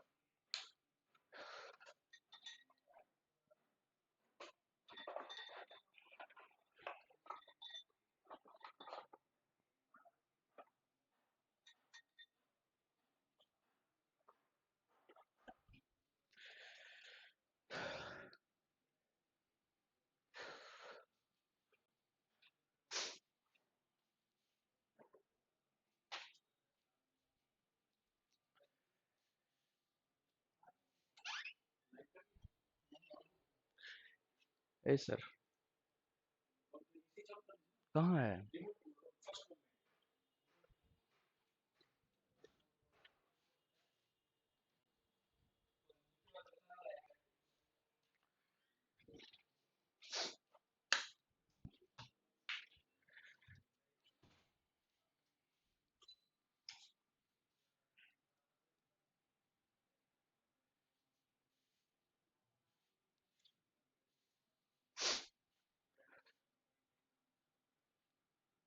क्वेश्चन कैसे पूछेगा संध्या जी, तो मैं बता रहा हूं, आप ध्यान रखिएगा। आपसे पूछ लेगा कि जो अर्थ है, क्लियर है sir? Okay Rupesh Anand ji, question आपसे कैसे पूछेगा, आपसे ये पूछ लेगा कि अर्थ के पोल पे अगर कोई वस्तु रखते हैं तो जी का मान क्या होगा, तो आप कहेंगे मैक्सिमम होगा, सबसे ज्यादा होगा।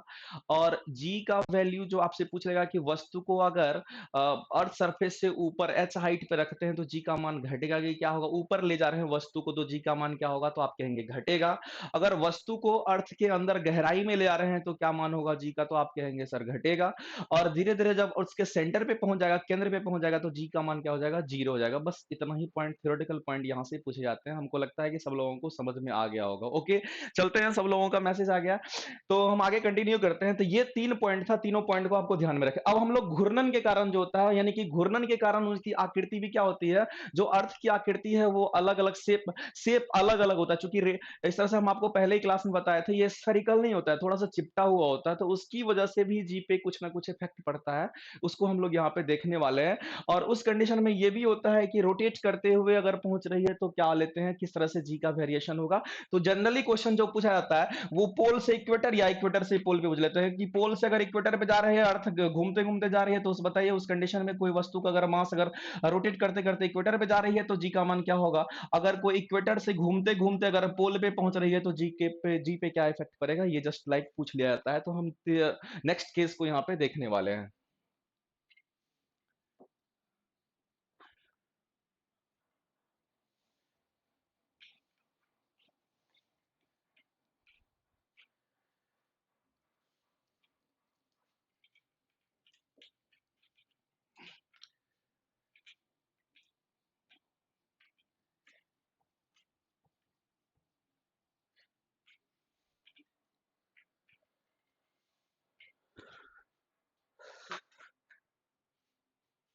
थर्ड है, तीसरा केस होगा। दूसरा केस हम लोग देखे थे। थर्ड केस के बारे में बात करते हैं। तीसरा केस आकार के कारण बोल सकते हैं इसको।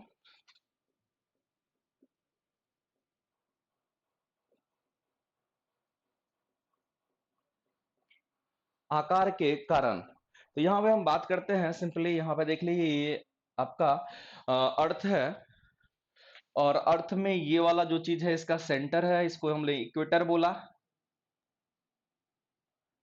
ये इक्वेटर है, दिख रहा होगा, ये इक्वेटर है। और ये वाला जो पॉइंट है इसको हमने पोल बोला। यहाँ पे कोई वस्तु रखी हुई है तो ये पोल है, यहाँ पे कोई वस्तु रखी हुई है इसका मतलब ये कहाँ पे है, तो इक्वेटर पे है, ये सेंटर है। और अर्थ का टोटल मास कितना कैपिटल है हम मानते हैं। तो हम एक काम करते हैं, यहां से देखते हैं कि अर्थ के आकार के अनुसार जो जी का वेरिएशन होगा वो कैसा होगा, या कोई वस्तु घूमते हुए अगर पोल पे जा रही है तो क्या होगा, इक्वेटर से घूमते घूमते अगर वो पोल पे जा रही है तो उसका क्या इफेक्ट पड़ेगा। तो हम मान लेते हैं इस कंडीशन में कि ये रेडियस कितनी है, इसकी त्रिज्या आर गिवन है, कोई वस्तु है जिसकी मास कितनी है, एम है। अब हम मान लेते हैं कि किसी एंगल पे रोटेट करते करते ये किसी एंगल से यहां तक पहुंचेगी, किसी ना किसी एंगल से जा रही है, तो ये मान लेते हैं अल्फा एंगल से ऊपर जा रही है। यहां पे वस्तु मान लेते हैं कि वस्तु यहां पे है। जरूरी नहीं है कि वस्तु यही होगा, वस्तु यहां भी हो सकता है, वस्तु यहां भी हो सकता है, वस्तु यहां भी, कहीं भी वस्तु हो सकता है। अगर ये रोटेट करते करते अगर जा रही है इक्वेटर से पोल की तरफ पहुंच रही है, जिसको हमने यहाँ पे क्या बोला, पोल है, ये ध्रुव है, इक्वेटर से पोल पे जा रही है, यानी कहने का मतलब विषुवत रेखा से कहां जा रही है, ध्रुव पे जा रही है। तो वस्तु रोटेट करते हुए जा रही है, तो उस कंडीशन में रोटेट करते हुए वस्तु जब जाएगी तो जो जी का मान होगा, इसको हम मान लेते हैं इसको जी डैश, और इसकी वैल्यू होती है G R, G minus R omega square cos square alpha होता है। शायद आपको यहां पे दिख रहा होगा, G minus R omega square cos square alpha होता है। दिख रहा होगा सब लोगों को, G minus R omega square cos square alpha होता है। तो ये वैल्यू जरूरी नहीं कि इस पॉइंट का ही है, ये वैल्यू यहाँ का भी, यहाँ का भी, यहाँ का भी, यहाँ का कहीं का भी हो सकता है ये वैल्यू, इसी रीजन में लेकिन हो सकता है। आप इक्वेटर से अगर पोल पे जा रहे हैं तो जी का मान में ये इफेक्ट पड़ेगा, जी डैश जो होगा वो G minus R omega square cos square alpha होता है। अब यहाँ पे कहेंगे सर ये ओमेगा क्या है, तो ओमेगा जो होता है एंगुलर वेलोसिटी है, जिसको कोणीय वेग बोलते हैं, कोई ना कोई कोण बना करके वो ऊपर जाता है। एकदम सर ये जी के एंग, तो सर रोटेट होने पर, हाँ हम देखते हैं यहाँ पे कि क्या होता है। इस चीज को हम लोग यही चीज देखने वाले हैं कि अगर विषुवत रेखा से पोल पे जा रहे हैं, विषुवत रेखा से अगर हम ध्रुव पे जा रहे हैं, तो उस कंडीशन में अर्थ रोटेट करते हुए ऊपर जा रही है, तो उस कंडीशन में ओमेगा का टर्म आ जाता है, क्योंकि ये रोटेट करते हुए ऊपर जा रही है और किसी न किसी एंगल पे जा रही है। तो यहाँ जो ओमेगा है, जिसको ओमेगा को हम लोग बोलते हैं कोणीय वेग बोलते हैं, इंग्लिश में इसको एंगुलर वेलोसिटी बोला जाता है, कोणीय वेग, इसी वेग से वो रोटेट करते हुए ऊपर तक जाती है। तो आप कह सकते हैं कि जैसे जैसे हम ऊपर जाएंगे वैसे वैसे ये अल्फा जो होगा वो बढ़ता चला जाएगा, और जब ये ऑब्जेक्ट जो है जब पोल पे पहुंच जाएगा तो उस कंडीशन में जो अल्फा होगा वो 90 डिग्री हो जाएगा। और अल्फा अगर 90 डिग्री हो गया तो ये टर्म 90 डिग्री, cos 90 का मान 0, तो ये पूरा टर्म 0। इसका मतलब है जो जी डैश है वो जी के बराबर ही रहेगा। तो हम यहां से कह सकते हैं कि कोई वस्तु अगर इक्वेटर से पोल की तरफ जा रही है, रोटेट करते हुए पोल की तरफ जा रही है, तो उस कंडीशन में अगर वो पोल पे रोटेट करते हुए पहुंच जाती है, फिर भी जी का मान वही रहेगा, यानी कि जो जी पहले था, G M upon R square. समझने का कोशिश कीजिएगा, ये आपका इक्वेशन इसके बीच में कहीं भी लाई करेगा। जी डैश जो है G minus R omega square cos square alpha होता है। तो जब आप वस्तु को इक्वेटर से पोल की तरफ ले जाएंगे तो ये अल्फा का मान भी बढ़ता चला जाएगा, इस तरह से ये अल्फा का मान बढ़ेगा बढ़ेगा बढ़ेगा, यहां तक आ जाएगा। जब ये वैल्यू यहां तक वस्तु अगर यहां पे पहुंच गया, इसका मतलब है ये एंगल कितना हो जाएगा, 90 डिग्री हो जाएगा। तो अल्फा 90 डिग्री, इसका मतलब ये टर्म 0, ये टर्म 0, इसका मतलब है जी डैश जो होगा वो जी के बराबर हो जाएगा। और आप जानते हैं कि यहाँ पे जो जी का वैल्यू होता है वो कितना होता है, G M upon R square होता है। तो हम ये कह सकते हैं कि इक्वेटर से अगर पोल तरफ, यानी आप कह सकते हैं विषुवत रेखा से अगर ध्रुव की तरफ कोई वस्तु रोटेट करते हुए जा रही है, तो पोल पे जो जी का मान होगा वो क्या होगा, तो आप सिंपली बोल सकते हैं कि वही रहेगा जो पहले होता है वहां पे कोण। तो कोई फर्क नहीं पड़ेगा, जो वैल्यू होता है वही वैल्यू होगा, G M upon R square होगा, जो कि मैक्सिमम वैल्यू देता है। लेकिन अगर हम ये कहेंगे कि ये अल्फा अब 0 डिग्री बनाता होगा, तो 0 डिग्री बनाएगा इसका मतलब ये वस्तु कहां पे होगा, इक्वेटर पे होगा। लेकिन अभी भी क्या हो रही है, रोटेट कर रही है, तो उस कंडीशन में क्या मिलेगा, तो ये इसका मान अल्फा का मान अगर 0 डिग्री हो गया तो ये अल्फा 0 डिग्री, तो अल्फा का मान 0 डिग्री अगर है, समझने की कोशिश कीजिएगा, अल्फा अगर 0 डिग्री है तो कॉस अल्फा, कॉस 0 का मान कितना होता है, 1 होता है, तो ये वैल्यू 1 हो जाएगा। ये आर ओमेगा स्क्वायर इतना टर्म घट रहा है इसमें से, इसका मतलब है जो जी डैश होगा वो क्या मिलेगा, यहाँ पे मिनिमम मिलेगा। समझने की कोशिश कीजिएगा, पोल पे जी का मान मैक्सिमम, यानी कि ध्रुव पे जी का मान मैक्सिमम होता है, विषुवत रेखा पे जी का मान मिनिमम होगा। क्यों? क्योंकि ये वस्तु जो है यहाँ पे है, इसका मान अल्फा का वैल्यू कितना हो जाएगा, 0। हम तीनों कंडीशन को यहाँ पे लेकर के चलते हैं, तीनों कंडीशन से आपको समझ में आ जाएगा। पहले आप सिर्फ इस फॉर्मूले को ध्यान में रखिएगा। तो फॉर्मूला क्या यहां से निकल करके आया, जी डैश जो है ये G minus R omega square cos square alpha है। कंडीशन देखिए क्या क्या हो सकता है, हम इसमें कंडीशन ले लेते हैं। अगर वस्तु ध्रुव पे होगा, अगर रोटेट करते करते कहां पे है, ध्रुव पर चला जाता है, यानी कि पोल पे चला जाता है, तो आप कह सकते हैं यहां पे ध्रुव पर होगा तो अल्फा का मान कितना डिग्री हो जाएगा, 90 डिग्री हो जाएगा। और अल्फा अगर 90 हो जाएगा तो इस फॉर्मूले में हम यूज करेंगे, तो जी डैश जो होगा वो G minus R omega square cos square 90 degree हो जाएगा। और कॉस 90 का मान आप जानते हैं कि 0 होता है, तो जी माइनस ये 0 हो जाएगा, टोटल टर्म 0 कर देगा, तो ये वैल्यू 0 हो गया। तो जो जी डैश है वो जी के बराबर मिल जाएगा। तो कहने का मतलब ये है कि अगर विषुवत रेखा से पोल की तरफ कोई वस्तु रोटेट करते हुए भी जाती है, अगर पोल पे पहुंच जाती है, उस समय भी उसकी वैल्यू क्या होगी, मैक्सिमम वैल्यू ही होगी, यानी इसकी में कोई इफेक्ट पड़ने वाला नहीं है, क्योंकि पोल पे जितना होता है उतना ही रहेगा, जीएम अपॉन कितना होगा, आर स्क्वायर ही होगा। ये तो ध्रुव की कंडीशन की कहानी थी, ध्रुव ध्रुव पे जब जाएगा तो ऐसा होगा। लेकिन ये विषुवत रेखा पे भी तो हो सकता है, या किसी एंगल पे भी तो हो सकता है। अगर हम विषुवत रेखा के बारे में बात करेंगे तो वस्तु अगर विषुवत रेखा पे होगा, इसका मतलब ये अल्फा का मान कितना, 0 डिग्री, चूंकि इसी लाइन में लाई कर जाएगा। तो हम अगर कहेंगे दूसरे कंडीशन में, अगर विषुवत रेखा पर है, अगर विषुवत रेखा पे है यानी इक्वेटर पे है, तो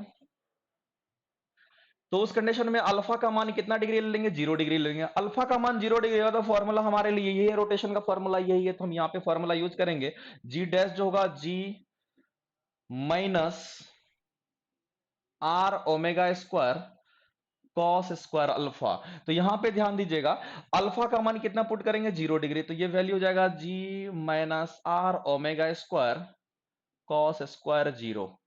कॉस 0 का मान कितना होता है, 1 होता है, तो ये वैल्यू अगर 1 हो गया तो ये वैल्यू अभी भी बचा रहेगा, यानी कि जी माइनस आर ओमेगा स्क्वायर। तो ये जी डैश आपको ये मिलेगा। तो देखिए यहाँ पे जी डैश का मान कितना मिला, जी के बराबर मिला। यहाँ पे जी डैश का मान कितना मिला, जी माइनस समथिंग घट रहा है, इसका मतलब ये वैल्यू जो मिलेगा वो क्या मिलेगा, आपको मिनिमम मिलेगा।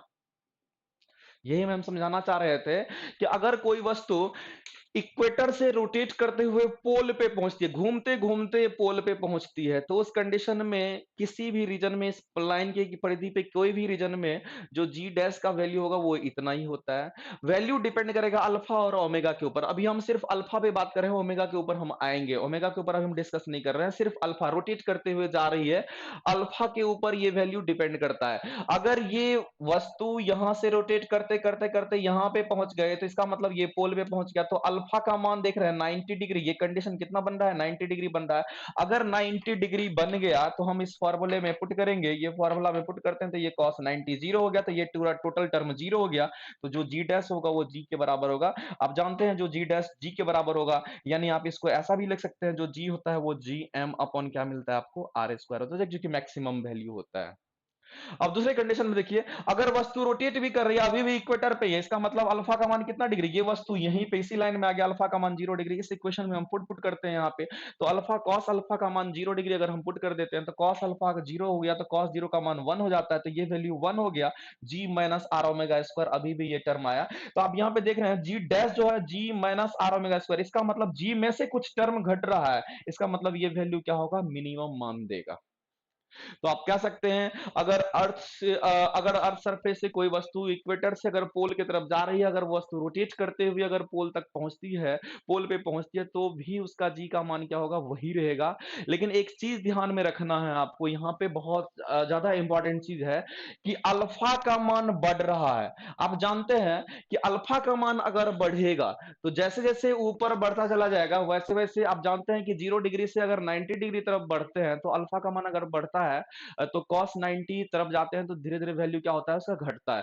cos 0, cos 45, cos 90 की तरफ अगर जिधर जैसे जैसे बढ़ते चला जाते हैं, एंगल बढ़ता चला जाता है, वैसे वैसे उसका मान घटता चला जाता है। तो आप यहां से कह सकते हैं कि ये मान धीरे धीरे घटता चला जाता है, इसका मान है, इसका मतलब है कि ये वैल्यू बढ़ता चला जाएगा। तो हम कह सकते हैं यहां से कि जब हम इधर से इक्वेटर से पोल की तरफ जाएंगे तो जी का मान क्या होगा, बढ़ेगा और यहां पे मैक्सिमम हो जाएगा।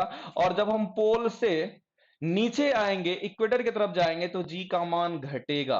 इसका डायरेक्शन का मतलब होता है ये बढ़ना, इसका डायरेक्शन का मतलब होता है जी का मान घटना। देखिए बहुत लोगों को थोड़ा सा कंफ्यूजन हो गया होगा, लेकिन थोड़ा सा ध्यान दीजिए, समझ में आ जाएगा। हम आपको एक यहां पे बताने वाले हैं कि जो थीटा मान लेते हैं 0 डिग्री से cos 0, cos 45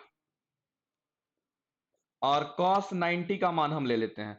तो अगर हम ये वैल्यू देखते हैं तो cos 0 का मान कितना होता है, तो आप कहेंगे 1, cos 45 1/√, cos 90 तो 0। तो धीरे धीरे इसकी मान जो है, इसकी वैल्यू जो है वो क्या हो रही है, घट रही है। ये वैल्यू घट रही है, डिक्रीज कर रही है। तो जैसे जैसे ये वैल्यू डिक्रीज कर रहा है, इसका मतलब ये वैल्यू डिक्रीज कर रहा है, ये वैल्यू डिक्रीज कर रहा है, इसका मतलब नेगेटिव टर्म डिक्रीज कर रहा है। ये डिक्रीज करने का मतलब होता है कि ये चीज बढ़ता चला जाएगा। जैसे कि आप ये कह सकते हैं कि कहीं पे लिखा हुआ है 10 इक्वल टू 8 माइनस 5 लिखा हुआ है, तो आप कहेंगे इसका मान जो होगा सर ये ऐसा हो सकता है, यानी तो आप ऐसे बोल सकते हैं, यहाँ पे 13 ले लेते हैं तो 8 माइनस 5 हो रहा है, तो आप 13 के बराबर है, सॉरी 3 के बराबर है। 8 माइनस 5 जो है वो 3 के बराबर है। जैसे जैसे ये वैल्यू बढ़ेगा वैसे वैसे इसका मान क्या होगा, घटता चला जाएगा। जैसे जैसे ये वैल्यू घटेगा, ये वैल्यू अगर मान लेते हैं 8 माइनस 2 हो गया, तो ये वैल्यू तो बढ़ता चला जाएगा ना, तो ये वैल्यू कितना हो जाएगा, यहाँ पे 6 हो जाएगा। तो वही कंडीशन है कि ये चीज घट रहा है, जैसे जैसे हम ऊपर जा रहे हैं तो ये घट रहा है, ये घट रहा है, इसका मतलब ये मान क्या हो रहा है, बढ़ रहा है। तो ये वही चीज है कि उसका वैल्यू क्या हो रहा है, यहाँ पे बढ़ता चला जा रहा है। तो अल्फा जैसे जैसे बढ़ेगा वैसे वैसे उसका मान क्या होगा, घटेगा, और वैसे वैसे उसका मान घटने पे ये वैल्यू घटेगा, नेगेटिव टर्म घटेगा, तो ये वैल्यू बढ़ता चला जाएगा। तो आप कह सकते हैं यहां से देखिए दो तीन चीज सामने आया है कि अगर कोई वस्तु विषुवत रेखा से रोटेट करते करते पोल पे पहुंचती है, अगर पोल पे पहुंच जाती है तो उसकी मान कितनी होती है, मैक्सिमम होती है। हमने यहाँ पे इक्वेट किया है और मैक्सिमम मान को दिखाया भी है इस इक्वेशन से। दूसरा हमने ये बोला अगर कोई वस्तु पोल से ध्रुव से रोटेट करते करते अगर इक्वेटर पे पहुंचती है तो उसका मान कितना हो जाता है, तो मिनिमम हो जाता है। इसको भी हमने प्रूव किया। अब ये भी कंडीशन हो सकता है कि इस रीजन में क्या होगा, तो इस रीजन में देखने के लिए अगर वस्तु घूमते घूमते ऊपर जा रही है, इसका मतलब अल्फा का मान बढ़ रहा है, अल्फा का मान बढ़ रहा है, इसका मतलब है कि cos अल्फा का मान जो हैगा 90 डिग्री वो घटता चला जाएगा, यानी कि ये धीरे धीरे वो वैल्यू घटता चला जाएगा। ये वैल्यू घटता चला जा रहा है, यानी निगेटिव टर्म ये घटता चला जा रहा है, ये घटता चला जाएगा, इसका मतलब ये वैल्यू बढ़ता। इसलिए हम कह सकते हैं कि विषुवत रेखा से अगर कोई वस्तु रोटेट करते करते पोल तक जाती है तो उस कंडीशन में जी का मान क्या होता है, यहाँ पे बढ़ता चला जाता है। अगर कोई विषुवत, आप ये बोल सकते हैं ध्रुव से अगर विषुवत रेखा की तरफ आती है तो अल्फा का मान घटता है, तो उसकी वैल्यू बढ़ती है, cos अल्फा का मान बढ़ता है, तो उस कंडीशन में जी का मान क्या होता है, घटता चला जाता है। अगर किन्हीं को कोई दिक्कत है तो आप पूछ लीजिए, चूंकि यहां से क्वेश्चन पूछ लिया जाता है, रोटेशन से क्वेश्चन पूछ लिया जाता है। सत्यम शौर्या, जो लोग भी हैं लाइव सब लोग फटाफट मैसेज कर दीजिए। रुपेश जी बताइए, अगर दिक्कत है तो पूछ लीजिए।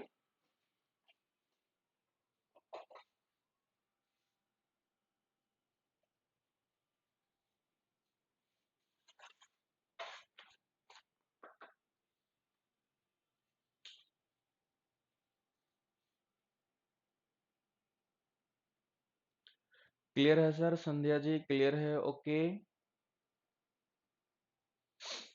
इतने पॉइंट आपको ध्यान में रखें, हम लास्ट में 5 मिनट में हम सब रिमेमराइज एक बार करवा देंगे, जो भी चीजें होंगी वो क्लियर हो जाएगी। आपको कंफ्यूजन नहीं रखना है, कंफ्यूजन तभी होता है। रुपेश आनंद ओके ठीक है, सब लोग सही चल रहा है। चलिए चलते हैं आगे। अब एक पॉइंट और यहाँ पे ध्यान रखने की बात है, उस पॉइंट को हम लोग देखते हैं। अब हम लोग ओमेगा के बारे में बात करते हैं। सत्यम ओके ओके सत्यम जी। अब हम लोग एक बात करते हैं, एक और बात करते हैं। ये ऑब्जेक्ट रोटेट करते घूमते घूमते यहाँ पोल पर पहुंच रही है, तो अल्फा का मान तो बढ़ ही रहा है, ये वैल्यू तो बढ़ रहा है, अल्फा बढ़ रहा है। तो अल्फा बढ़ने का मतलब है इसका मान घटना, क्योंकि cos 0 का मान 1 होता है, cos 90 का मान 0, तो 1 से 0 जा रहे हैं, इसका मतलब ये वैल्यू घट रहा है। तो ये वैल्यू घट रहा है, ओमेगा को हम क्या कर रहे हैं, बढ़ा रहे हैं। ओमेगा आप कितना भी बढ़ा दीजिए, लेकिन अगर आप पोल पे पहुंच जाएंगे, ओमेगा कितना भी बढ़ जाए, कितना गुना से भी बढ़ जाएगा, वस्तु कितना भी रोटेट करते हुए, फास्ट रोटेशन करते हुए अगर जा रही है, पोल तक पहुंच रही है, तो उस कंडीशन में ये कितना भी बढ़ लेगा, लेकिन अगर अल्फा 90 डिग्री हो जाएगा तो ये टर्म जो होगा वो हमेशा जीरो ही रहेगा। तो उस कंडीशन में आप कह सकते हैं कि वस्तु कितने स्पीड से रोटेट करते हुए पोल पे पहुंचती है। अगर पोल पे अगर हम देखेंगे वस्तु रोटेट करते हुए पहुंच रही है, फिर भी जो जी होगा वो मैक्सिमम होगा। तो आज के बाद ये ध्यान में रखना है कि जो पोल पे वस्तु अगर रोटेट करते हुए या पोल पे कोई वस्तु रखी हुई है, तो हमेशा जो स्मॉल जी का मान होगा वो सबसे ज्यादा होगा। और अगर विषुवत रेखा पर अगर हम बात करें तो मिनिमम होगा, सबसे कम होगा। एक टर्म यहां पे और ध्यान रखना है, ये तो हमने ये बताया अगर रोटेट करते कितना भी रोटेट कर ले, अगर ऊपर जा रही है तो उसमें कंडीशन में क्या होगा, हम ये भी यहां पे बता रहे हैं आपको। एक और चीज को बता रहे हैं सर, अर्थ 17 गुना, हाँ अगर यह 17 गुना तेजी से घूमना शुरू कर देगा, अगर 17 गुना तेजी से घूमते ये अगर यहां पे आ जाता है इक्वेटर पे, तब लागू होता है।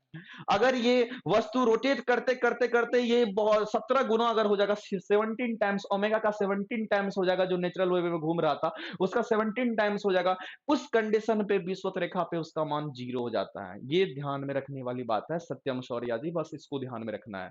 हमने ये बोला कि इस कंडीशन में अगर वो विषुवत रेखा से पोल पे जा रही है तो कितना भी स्पीड से घूम ले, अगर पोल पे जा रही है तो उसकी मान में कोई फर्क नहीं पड़ेगा, वो जी के बराबर ही होगा। लेकिन अगर पोल से अगर ध्रुव से अगर इक्वेटर पे जा रही है, अगर वो 17 गुना 17 टाइम्स ज्यादा टाइम्स अगर घूमना शुरू कर देगी, तो विषुवत रेखा पे उसका मान क्या हो जाएगा, जीरो हो जाता है। यही कंडीशन ध्यान में रखना है। ये लास्ट का कंडीशन हमने बताया। अब हम सबको एक बार जो है फिर से रिफ्रेश यहाँ पे सबको एक बार बारी बारी से छोटे छोटे इस तरह से ऑब्जेक्ट को बना करके हम यहाँ पे दिखा देते हैं। जो भी कंडीशन है आपको एक बार सही से आ जाएगा, तो एक बार अगर दिमाग में सेट हो जाएगा तो ये सब चीज भूलने की चीज नहीं होती है। इसी को कहानी बना करके इतना बुक में लिखा रहता है कि आप पढ़ते रहोगे भूलते जाओगे, पढ़ते रहोगे भूलते जाओगे, बट एक बार इसको समझ करके पढ़ लोगे, सारे कंडीशन आपको ध्यान में रहना चाहिए। अगर आ गया तो वो हमेशा के लिए रह जाएगा आपके अंदर। तो हम बात कर लेते हैं यहाँ पे, क्योंकि अभी 10 मिनट है हमारे पास, तो हम 10 मिनट में इसको रिवाइज कर लेते हैं। और ये वाला टर्म अगर खत्म हो जाता है तो फिर हम लोग नेक्स्ट क्लास में फिर आगे का टॉपिक को स्टार्ट करेंगे।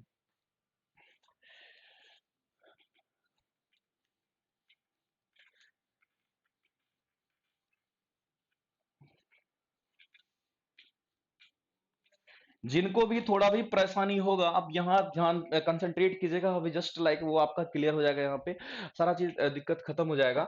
हम आपको क्या बताएं, ये अर्थ है, इस अर्थ के, ये अर्थ का सेंटर है, और यहाँ पे सेंटर पे जो टोटल मास है, अर्थ का टोटल मास है वो कैपिटल एम है। यहाँ पे कोई वस्तु पोल पे अगर रखी हुई है तो यहाँ पे जी का मान कितना होता है, तो ये जी एम अपॉन कितना होता है, आर स्क्वायर, अगर ये आर कैपिटल आर है तो। हमने ये बताया था आपको।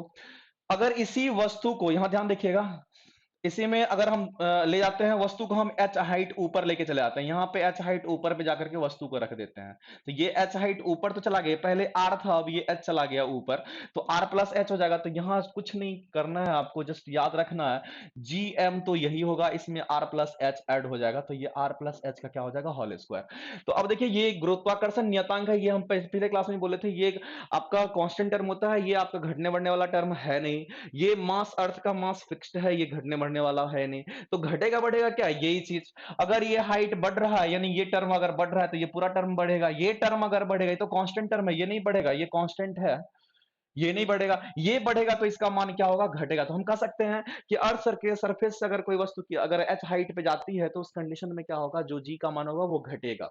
ये हमने बात किया। पोल पे कितना होगा, तो जीएम अपन आर स्क्वायर होगा। अब हम देखते हैं यहाँ पे, अगर गहराई में जाते हैं अगर गहराई में, अगर इस तरह से हम किसी ऑब्जेक्ट को अगर हम गहराई की तरफ ले जाते हैं, तो यहाँ पे इस कंडीशन में जो जी डैश हम निकाले थे यहाँ पे, या जी डबल डैश जो भी हम बोले थे, G one minus D upon R हमने बोला था, तो उस कंडीशन में भी हमने देखा था कि यहाँ अर्थ सरफेस से अगर नीचे अंदर गहराई में भी कोई वस्तु जा रही है, फिर भी जी का मान क्या होता है, घटता है। क्यों? क्योंकि डेप्थ बढ़ते चला जाता है, ये बढ़ता चला जाएगा, निगेटिव टर्म बढ़ता चला जाएगा, ये बढ़ने का मतलब है ये टोटल टर्म क्या होगा, घटाते चला जाएगा।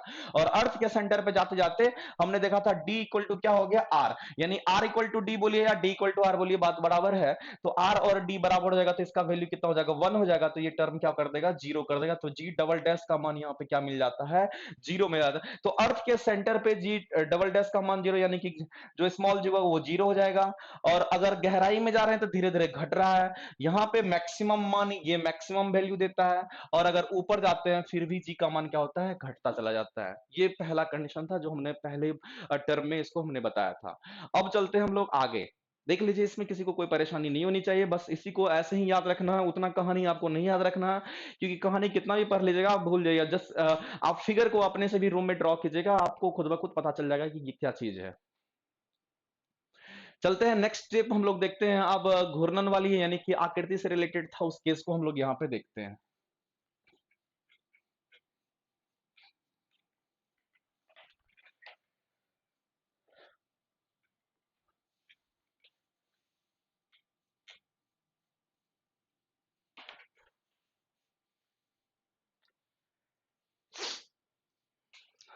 नेक्स्ट हमने आपको ये बताया कि अगर आकार के कारण क्या होगा, तो देख लीजिए आकार के कारण, ये मान लेते हैं कि अर्थ है, यहां पे कोई वस्तु है जो कि इक्वेटर पे है, विषुवत रेखा पे है। अगर वस्तु यहाँ पोल पे है तो यहाँ पे है, एम मास का वस्तु है, ये एम मास का वस्तु है, ये सेंटर है अर्थ का।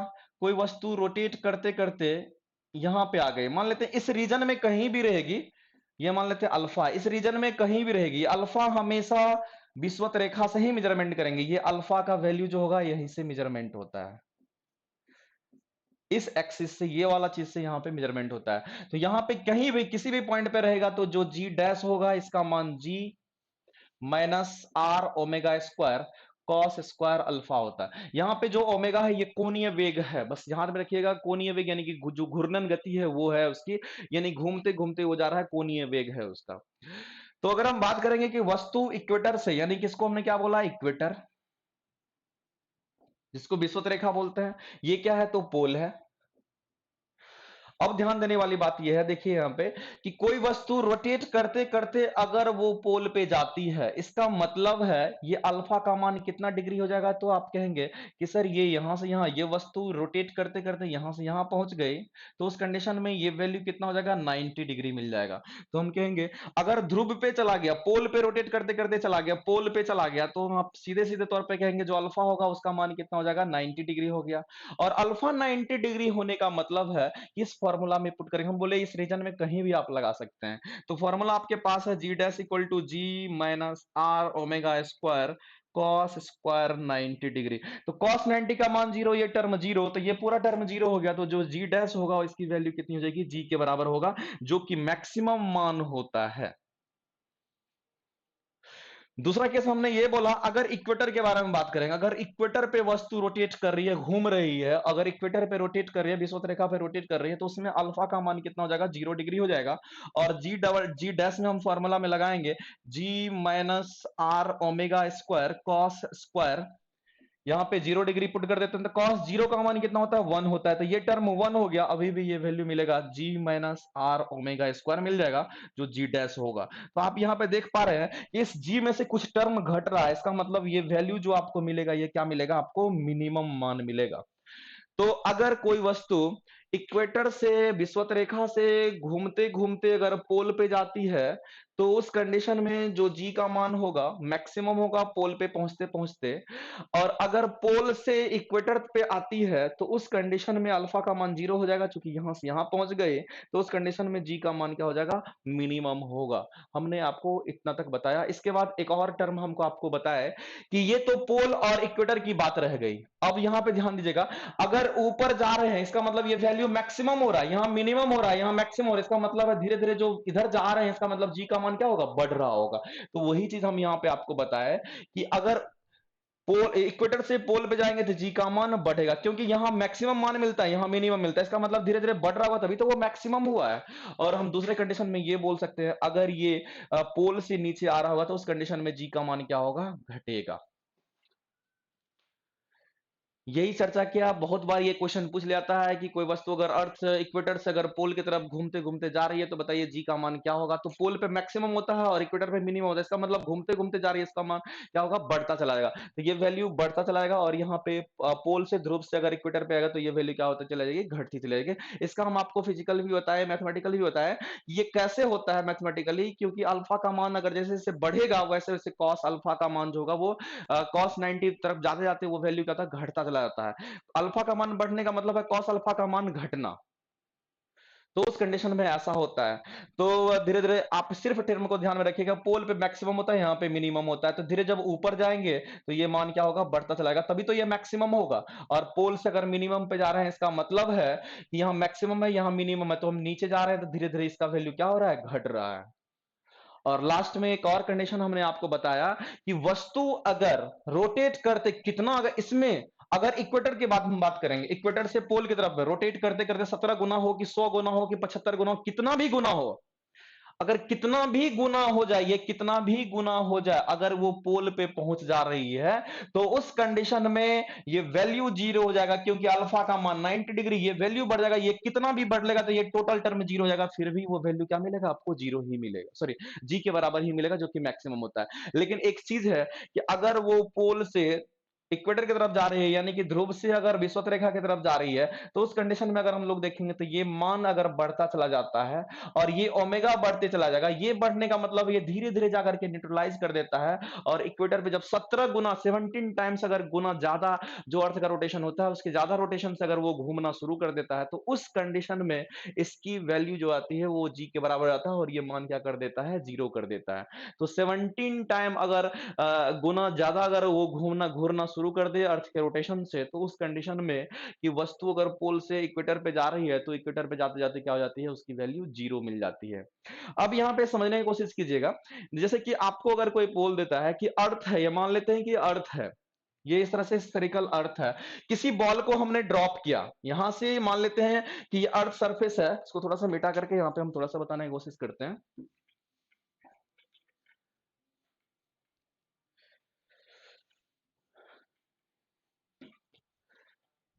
ये इस तरह से मान लेते हैं कि अर्थ है, यहाँ पे कोई वस्तु रखी हुई है, अर्थ का ये सेंटर है, अगर यहाँ पे होल है, मान लेते हैं किस तरह से होल बना हुआ है, अर्थ के सेंटर से होते हुए एक होल बना हुआ है, यहां से किसी वस्तु को अगर हम गिरा रहे हैं, तो वस्तु को अगर हम गिरा रहे हैं तो धीरे धीरे वो आ रही होगी वस्तु, तो धीरे धीरे जब वस्तु आ रही होगी तो इस वस्तु का जो वेट होगा वो घट रहा होगा।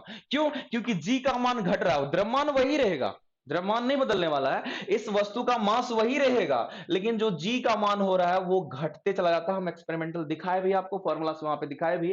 तो हम कह सकते हैं कि वस्तु का वेट भार घटता चला जाएगा, और घटते घटते सेंटर पे वस्तु का भार क्या हो जाएगा, जीरो हो जाएगा, क्योंकि जी का मान क्या हो जाता है, जीरो हो जाता है। क्योंकि आप जानते हैं वेट क्या होता है, mg होता है, जब जी ही जीरो हो गया इसका मतलब वेट क्या मिल जाएगा, यहाँ पे जीरो मिल जाता है। तो जैसे जैसे वस्तु नीचे आ रही है आ रही है आ रही है, इसका मतलब वेट का इसका वेट घट रहा है, मास वही है, वेट घटता घटता यहाँ पे क्या कर दिया, जीरो हो गया। और उस कंडीशन में नीचे होल होने के बावजूद भी, अर्थ में होल होने के बावजूद भी वो वस्तु नीचे नहीं जाएगी, यहीं पे ग्रेविटेशनल एक्सेलरेशन जो है वो खत्म हो जाता है, तो वस्तु तैरने की स्थिति में आती है और वस्तु इसी कंडीशन पे रोटेट करते रह जाती है और वो नीचे नहीं जा पाती है। तो अब इस चीज को हमने यहाँ पे देखा भी है और समझा भी कि क्यों ऐसा हो रहा है, आपके सामने ये चीज क्लियर हो गई होगी। जस्ट लाइक वही 3-4 फार्मूला है, उसको ध्यान में रखिए और ये डायग्राम 3-4 बार अपने घर में बैठ करके बना लीजिए। इससे रिलेटेड जो भी क्वेश्चन आएंगे सारे के सारे क्वेश्चन आपसे लग जाएंगे। ऐसा नहीं है कि क्वेश्चन नहीं बनेगा, सारा क्वेश्चन इससे लग जाएगा, एक भी क्वेश्चन आपसे नहीं छूटेगा। बस सोच करके समझ करके वहां पे आंसर करना है आपको। तो एक दो बार प्रैक्टिस खुद से कर लीजिएगा और इससे रिलेटेड जो भी क्वेश्चन आते हैं आपका एक क्लास में हम कुछ क्वेश्चन को भी करवा देंगे, तो कहीं ना कहीं आपको ज्यादा फायदा हो जाएगा कि क्या क्वेश्चन इससे पूछ लिया जाता है। तो आज हम यहीं पे क्लास को ड्रॉप करते हैं और नेक्स्ट क्लास में हम आपको कल मिलते हैं। सब लोग एंजॉय करके पढ़ाई कीजिए, लेकिन हाँ कंटिन्यूअस पढ़ाई कीजिए, एकदम मेहनत कीजिए और क्वेश्चन जो टॉपिक हो चुका है उसका क्वेश्चन लगाते चले जाइए। जो टॉपिक आपका निकल चुका है, जो टॉपिक नहीं भी हुआ है तो आपको जो भी आता है उस क्वेश्चन को पहले लगाने की कोशिश कीजिए, क्योंकि आपको बहुत क्वेश्चन लगाना है। ये सोच करके चलिए कि आपको बहुत ज्यादा एकुमुलेशन करना है। जितना नंबर ऑफ क्वेश्चन ज्यादा लगाएंगे उतनी ही आपकी तैयारी अच्छी हो जाएगी। ये इस चीज का फीलिंग आपको एग्जाम हॉल में दिखेगा, अभी आपको नहीं पता चलेगा। ये अपना एक्सपीरियंस बता रहे हैं। आप नंबर ऑफ क्वेश्चन लगाते चले जाइए, हर दिन में सोचिए कि 400 क्वेश्चन लगाना है, 500 क्वेश्चन लगाना है, ये टारगेट आपका होना चाहिए। तो 100% जो लोग भी लाइव क्लास देख रहे हैं, जो लोग भी इंटरेस्टेड हैं कि हमें निकालना है, तो 100% आप श्योर रहिए कि आपका एग्जाम जरूर निकलेगा। तो चलिए, ऑल द बेस्ट, आप लोग तैयारी करते रहिए और हम मिलते हैं कल आपको फिर अपने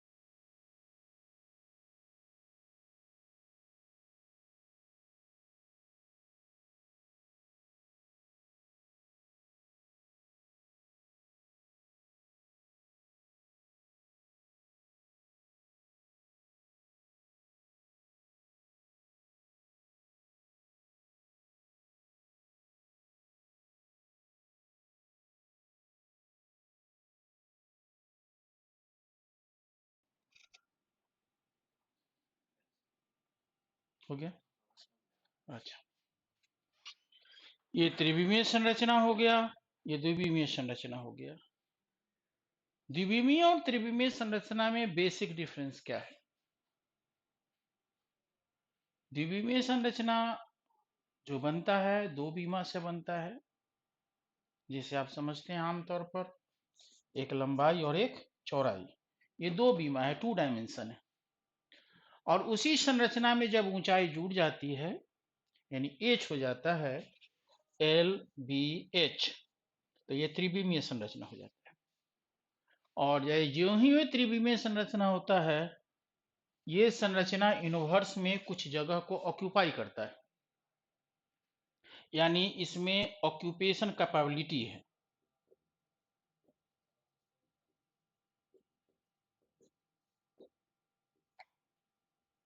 जगह छेकने की क्षमता।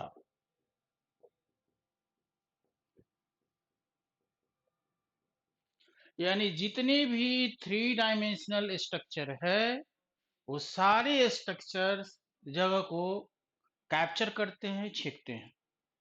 जैसे हम 3D हैं, आप 3D हो, ये पेन 3D है, कैमरा 3D है, बोर्ड 3D है, ये सारे के सारे जगह छेकते हैं क्योंकि उनमें ऊंचाई है। ठीक है, तो बेसिक डिफरेंस ये हुआ, 2 डायमेंशनल स्ट्रक्चर्स में एरिया निकालेंगे हम, 3D में एरिया और वॉल्यूम दोनों निकालेंगे,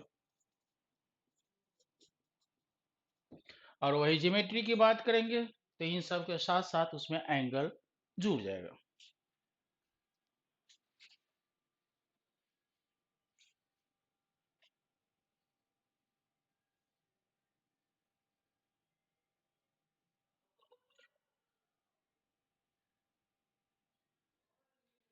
साफ कर देते हैं।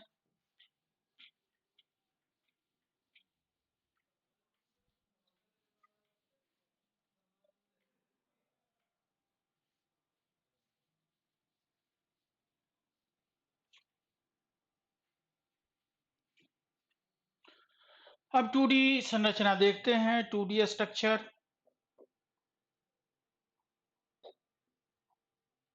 2D स्ट्रक्चर्स में हमें क्या क्या पढ़ने हैं, या यूं कहें कि किस किस चैप्टर से अमूमन हमारे एग्जाम में प्रश्न पूछे जाते हैं। तो पहला आपका है पॉलीगॉन, बहुभुज।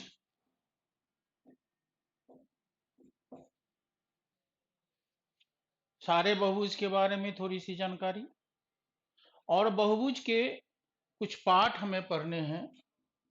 सबसे छोटा बहुभुज, स्मॉलेस्ट पॉलीगन, भुजा के दृष्टिकोण से,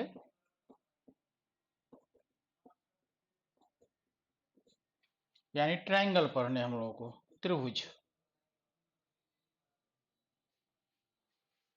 उसके बाद अगला स्ट्रक्चर हम लोगों को पढ़ना है क्वाड्रिलेटरल,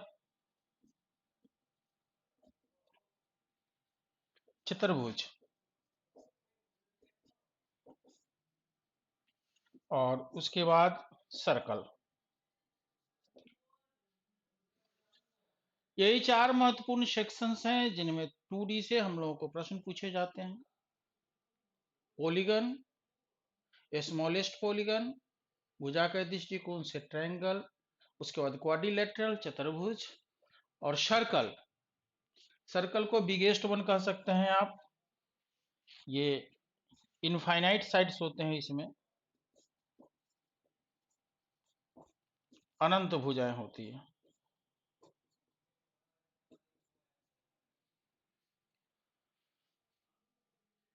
अब सवाल यह है कि सबसे पहले हमें यह देखना है कि ये पॉलीगन है क्या, बहुभुज क्या है, बहुभुज की क्या खासियत होती है, स्पेशलिटीज रिगार्डिंग पॉलीगन। तो बहुभुज की सबसे महत्वपूर्ण बात यह होती है, जो बहुभुज बनता है वो स्ट्रेट लाइन से बनता है, सीधी रेखाओं से।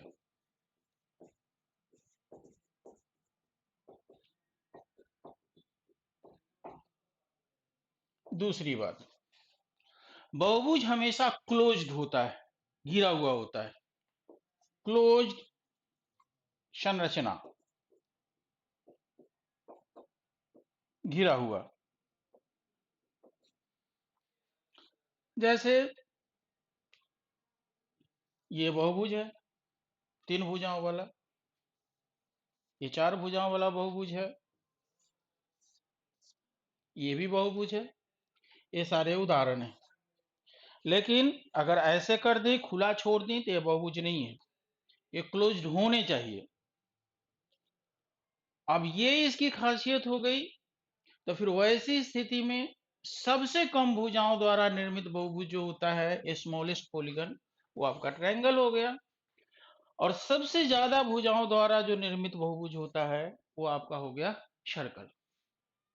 सर्कल के बारे में आपसे कभी कभी पूछे भी जाते हैं, सर्कल क्या है, सबसे ज्यादा क्यों? क्योंकि इनमें इनफाइनाइट साइड्स हैं, भुजाओं की संख्या अनंत होती है। अब इसको नोट कर लिया जाए।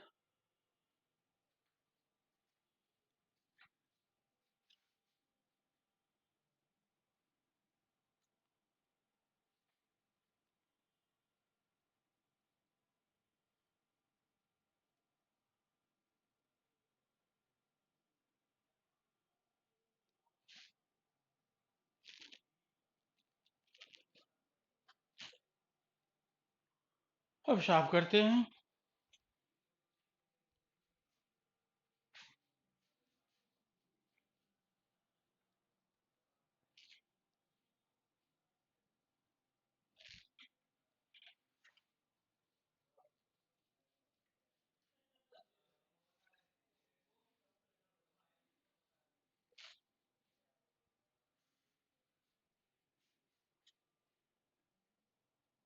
आप पॉलीगन लिखेंगे ऊपर, बहुभुज, और बहुभुज से संबंधित 5-6 महत्वपूर्ण पॉइंट्स हैं। हमें सिर्फ उन 5-6 महत्वपूर्ण पॉइंट्स को ध्यान में रखना है। इससे संबंधित एक प्रश्न पूछे जाते हैं और हम लोग उसे आराम से बना लेंगे, यानी उसकी स्पेशलिटीज लिखेंगे। स्पेशलिटीज को हिंदी में कहते हैं विशेषताएं।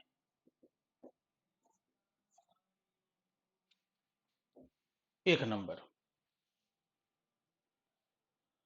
जैसा कि अभी हम बताए भी थे, बहुभुज की सबसे महत्वपूर्ण खासियत ये होती है कि यह स्ट्रेट लाइन से बना होता है।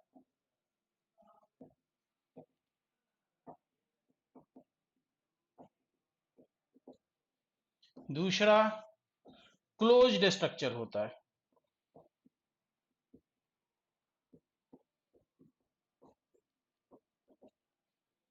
तीसरा महत्वपूर्ण, ये सारे जितने भी नोट्स आपको बताते जा रहे हैं, सबको नोट डाउन कर लेना है कॉपी में, क्योंकि काफी महत्वपूर्ण है और वनडे कॉम्पिटिटिव एग्जाम्स में इन्हीं सबसे प्रश्न मुख्य रूप में पूछे जाते हैं। तीसरा, कोई भी पॉलीगन है, कोई भी बहुभुज है, तो बहुभुज के सभी बाह्य कोणों का योगफल हमेशा 360 डिग्री होता है।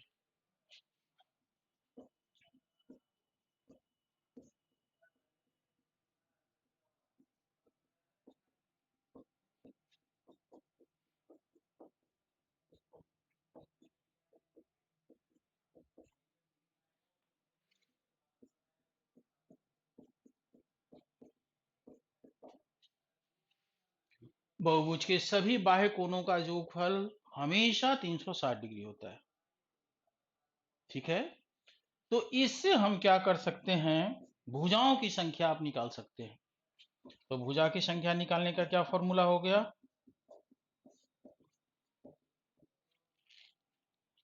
बराबर 360 बटे 1 बाह्य कोण।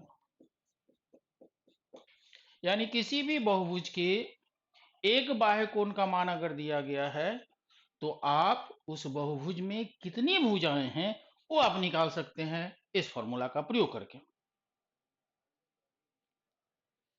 अब इसको नोट कर लिया जाए।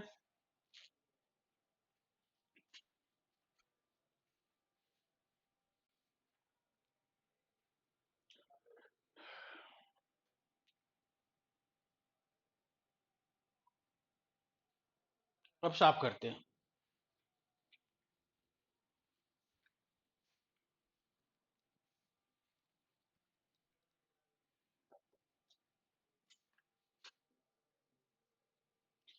किसी भी बहुभुज के बाह्य कोण एवं उसे सटे अंतः कोण का योगफल 180 डिग्री होता है।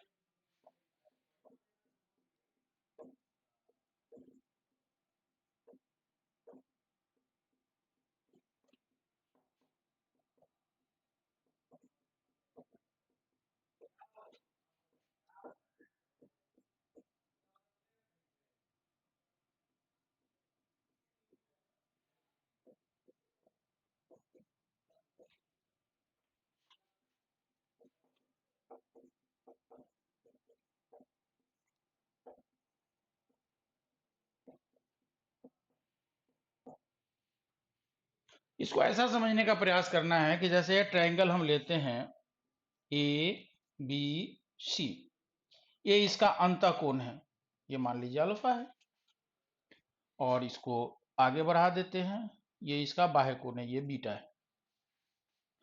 तो अल्फा प्लस बीटा ये होगा 180 डिग्री। ये सिर्फ ये त्रिभुज के लिए ही लागू नहीं होता है, सारे बहुभुज के लिए लागू होता है। चतुर्भुज भी रहेगा, पंचभुज भी रहेगा, खष्टभुज भी रहेगा, सब के लिए ये आता है। जैसे एक और उदाहरण देख लीजिए, चतुर्भुज को ले लीजिए आप। आगे बढ़ा दीजिए, ये कोण अगर आपका अल्फा है तो ये हो गया बीटा, तो अल्फा प्लस बीटा कितना हो गया 180 डिग्री। यानी किसी भी बहुभुज के बाह्य एवं उसे सटे अंतः कोण का योगफल 180 डिग्री होता है। अब नेक्स्ट देखिए, अब कोई भी बहुभुज अगर आपका दिया गया है तो उसके बहुभुज के अंतः कोण का योगफल आपसे पूछता है। तो किसी भी बहुभुज के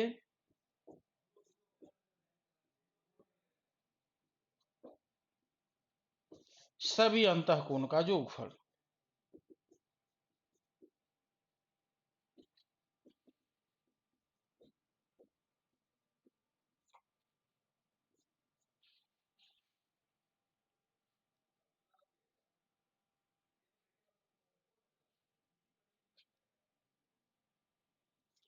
टू एन माइनस 4 समकोण होता है,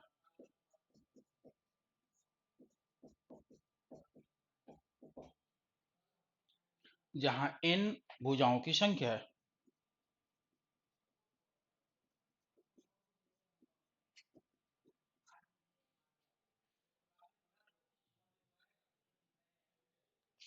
अब नोट कर लिया जाए,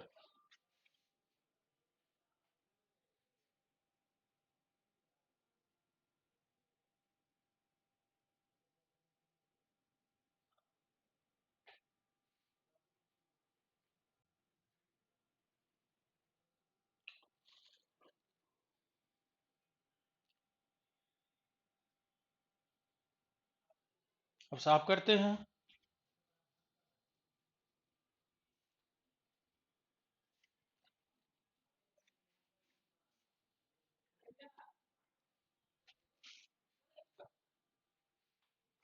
सेवन,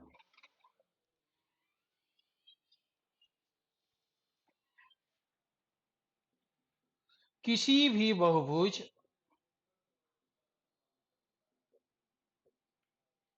सभी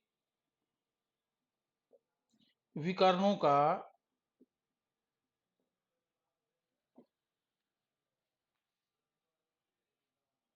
संख्या बराबर, ये होता है आपका एन स्क्वायर माइनस 3n/2। फिर वही इनका अर्थ होता है भुजाओं की संख्या। इसे जरा हमें समझना है कि आखिर ये फॉर्मूला आया कहां से।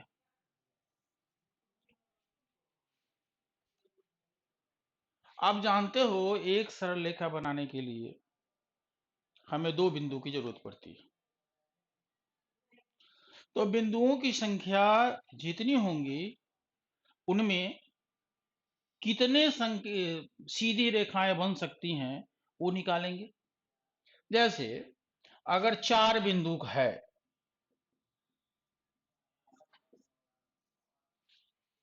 तो 4 बिंदु से आखिर कितनी सरल रेखाएं बनेंगी, 4C2।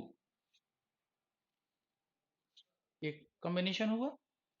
तो 4C2 को हम सिंप्लीफाई करेंगे तो क्या होगा, 4 मल्टीप्लाइंग 3, 2 मल्टीप्लाइंग 1, 6, यानी 6 सरल रेखाएं बनेंगी। ठीक है, अब ये चतुर्भुज है, तो बाहर से मिलने वाली जो आउट बाउंड्री होती है उन्हें तो हम साइड्स कहते हैं, लेकिन अंदर की जो दो बिंदुएं होती है, मिलाने वाली जो रेखा होती है, इसी को हम डायगोनल कहते हैं, इसी को विकर्ण कहते हैं। कुल सीधी रेखाएं आ गई 6, भुजाओं की संख्या है 4, तो विकर्ण की संख्या हो जाएगा 6 माइनस 4, क्या हो गया, 2।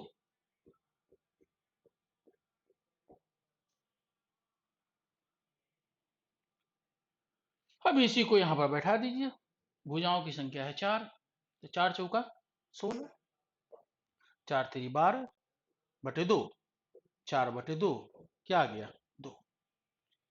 तो ये आपका हो गया फॉर्मूला। आइए फॉर्मूला आया कैसे, वो ऐसे आया। इसमें सिर्फ ये करना है कि सीधी रेखाओं की संख्या हमें निकाल लेनी है, और जितनी भुजाओं वाली है उतना उसमें से हमें घटा देना है।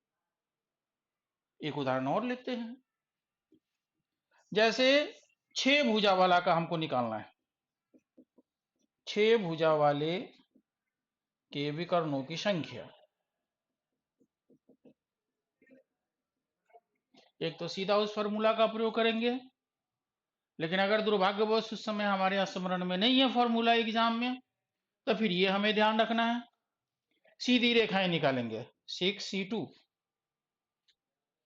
6 गुने 5 बटे 2 गुने 1, 5 3 15, ये 15 हो गए कुल सीधी रेखाओं की संख्या। अब 15 है, तो इस 15 में से हमें विकर्ण की संख्या निकालना है, तो 15 घटाओ 6 कितने आ गए, 9। अब नोट कर लिया जाए।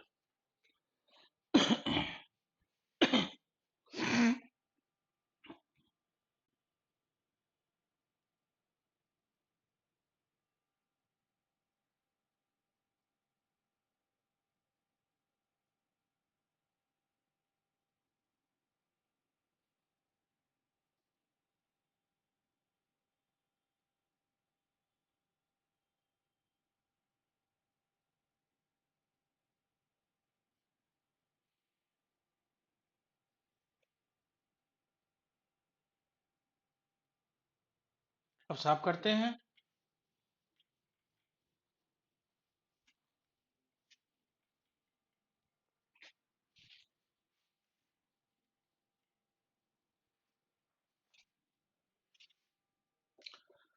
अब एक और है इसका स्पेशलिटीज, किसी भी बहुभुज के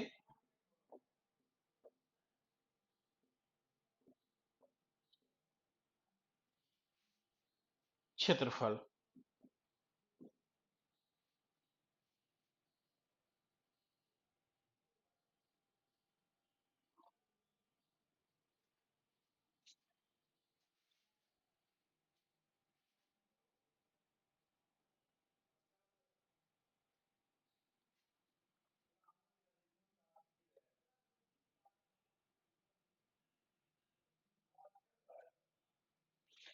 किसी भी बहुभुज का क्षेत्रफल अगर हमें निकालना है, एक बात हमें ध्यान देना है कि जहां कहीं भी बहुभुज की बात आती है तो हम लोगों के सिलेबस में तो मुख्य रूपेण जो है हम लोगों को रेगुलर पॉलीगन पढ़ना है।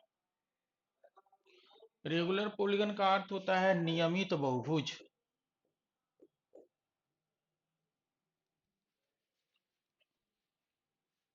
एक मिनट, इसको ऐसे समझ लिया जाए,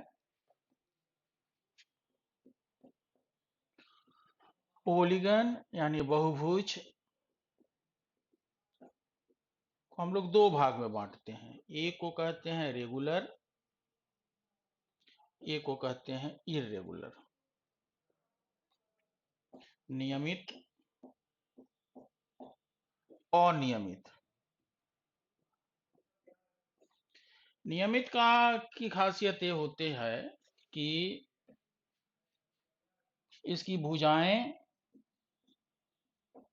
एवं कोण समान होते हैं।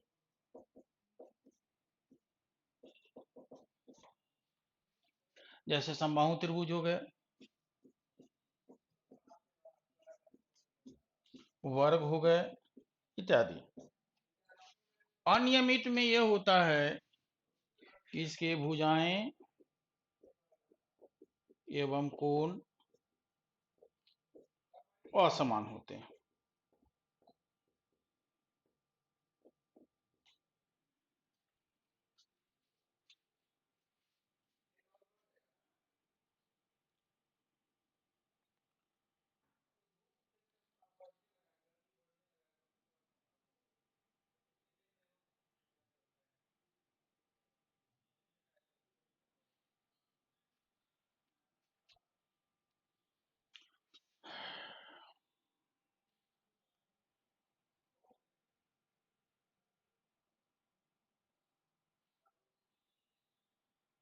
अब इसको साफ करते हैं।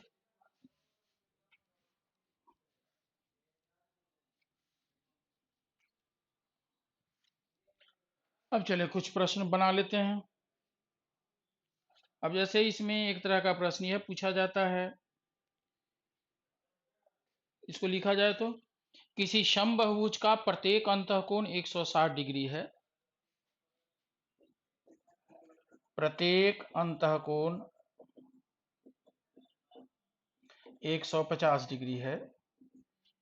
किसी समबाहुभुज के प्रत्येक अंतःकोण 150 डिग्री है तो इसकी भुजाओं की संख्या बताएं।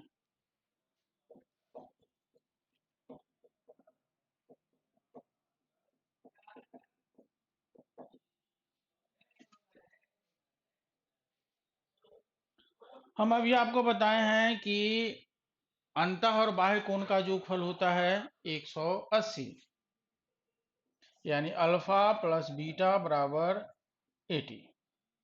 अल्फा दिया हुआ है तो बीटा बराबर हो गया 180 घटाओ 150 यानी 30 डिग्री। और अभी फॉर्मूला बताए हैं भुजा की संख्या बराबर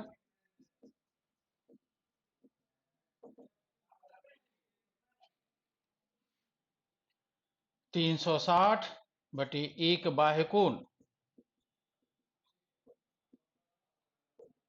तो 360 बटे 30 12।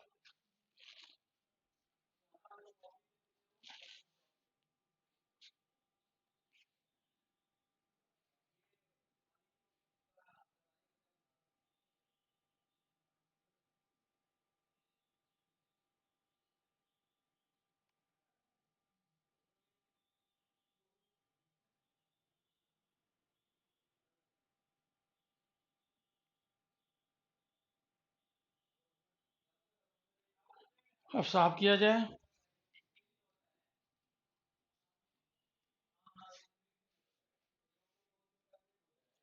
दूसरा प्रश्न देखा जाए। 10 भुजाओं वाले एक बहुभुज के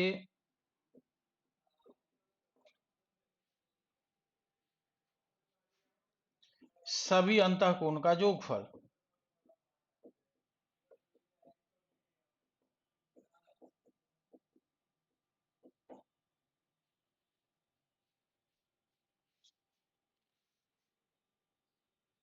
सीधा फॉर्मूला है 2n-4 समकोण, n का मान यहाँ 10 है तो 2 गुने 10 घटाओ 4 समकोण का अर्थ हो गया 90, यानी 16 गुने 9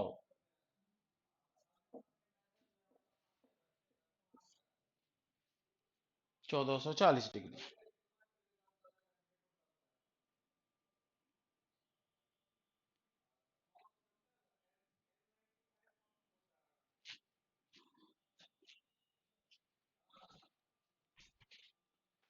एक और कॉमन सवाल है जो अक्सर आपके एग्जाम में आते हैं, अब इसको साफ कर देते हैं।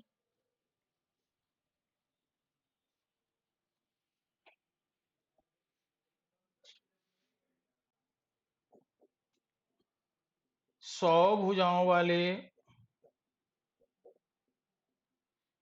एक बहुभुज के विकर्णों की संख्या।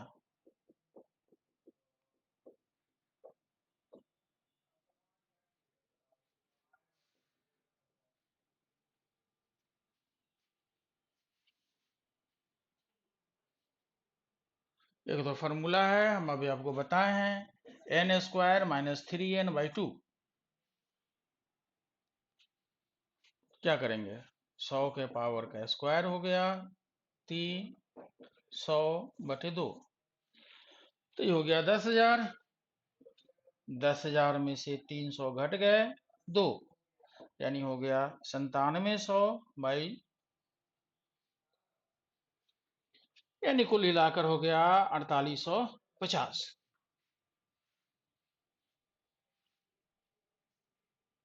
अगर ये फॉर्मूला याद नहीं है तो जो हम तरीका बताएं आपको, 100C2 माइनस 100, ये कुल हो गए आपको सीधी रेखाओं की संख्या, उसमें से भुजाओं की संख्या को घटा देंगे तो विकर्णों की संख्या निकल गया।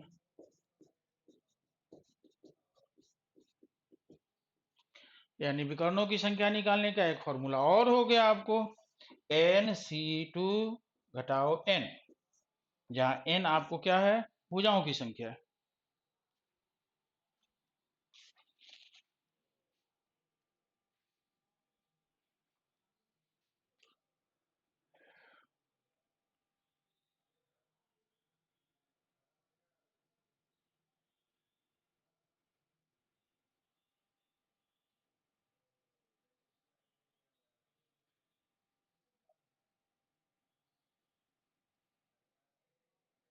अब इसको साफ करते हैं।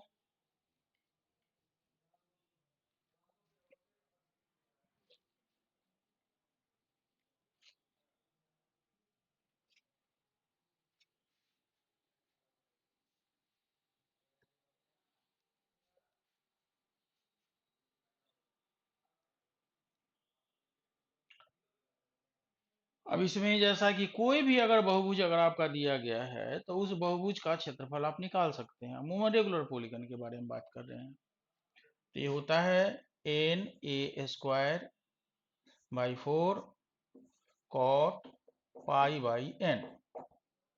ये किसी भी बहुभुज का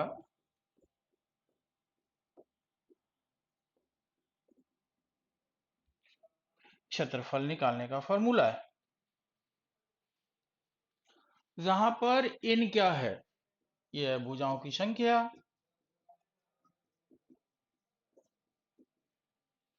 a क्या है, ये है भुजा की लंबाई, ये कॉट है, पाई का अर्थ क्या हुआ, 180 डिग्री। तो त्रिभुज, चतुर्भुज, पंचभुज, खष्टभुज, कोई भी अगर बहुभुज दिया गया है उसका क्षेत्रफल अगर हमें निकालना है तो हम इस फॉर्मूला का प्रयोग करेंगे और उसका क्षेत्रफल निकालेंगे। शर्त यह है कि ये कॉट में उनका मान आपको याद होना चाहिए।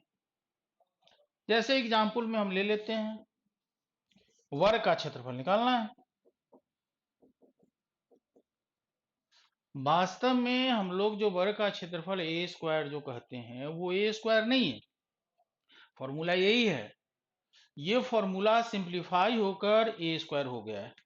कैसे होगा, देखिए इस फॉर्मूला पर बैठाएं आप, NA² / 4 cot π/n। n भुजाओं की संख्या कितनी है, वर्ग में 4 भुजा होती है, 4a² / 4। यहाँ पाई का वैल्यू कितना हो गया, 180, और ये क्या है 45, तो 180 4, तो 180/4 क्या हो गया 45, तो cot 45 माने क्या हुआ 1, यानी फॉर्मूला क्या हो गया a²। अब इसको नोट कर लिया जाए। उसी तरह से समबाहु त्रिभुज का भी आप निकाल सकते हैं।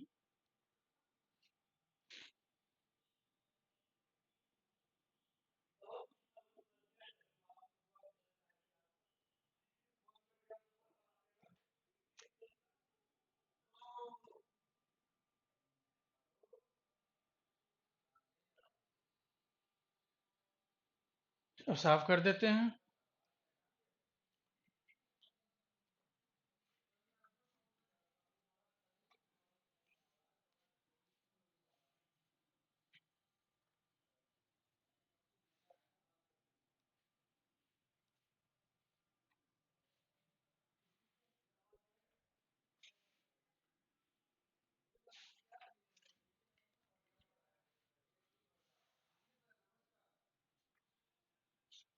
अब बहुभुज से संबंधित हम लोगों को जितने भी प्रश्न पूछे जा सकते हैं, अमूमन उसका एक ब्रीफ इंट्रोडक्शन हम आपको दिए, उसके बारे में बताया कि किस किस तरह के प्रश्न पूछे जा सकते हैं और हम क्या क्या हमको कैसे सोल्व करना है। एक बार फिर हम उसको रिपीट कर दे रहे हैं। बहुभुज में आपसे प्रश्न पूछे जा सकते हैं, भुजाओं की संख्या निकालना, अंतःकोण निकालना, बाह्य कोण निकालना, विकर्णों की संख्या निकालना, उसका क्षेत्रफल निकालना, और इन सारे चीजों के बारे में हम आपको चर्चा किए हैं, आपको समझाए हैं। अब बहुभुज का सबसे छोटा जो परिवार का सदस्य है उसकी चर्चा करते हैं, और वो छोटा क्या है? ट्रायंगल।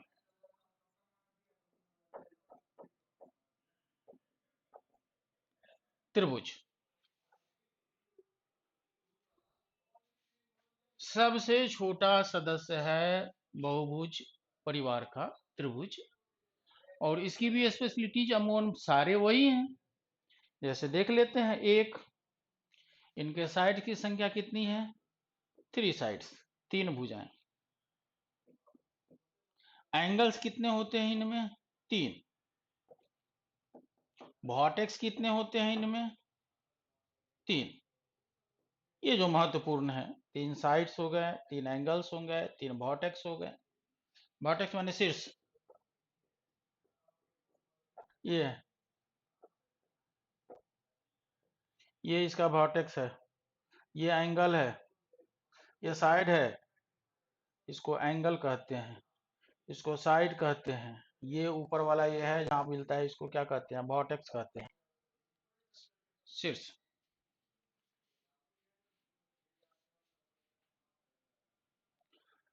इसके अलावा इसमें कुछ और चीजें हैं।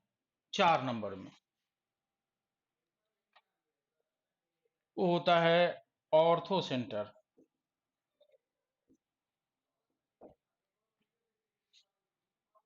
ऑर्थो सेंटर को कहते हैं लंब केंद्र।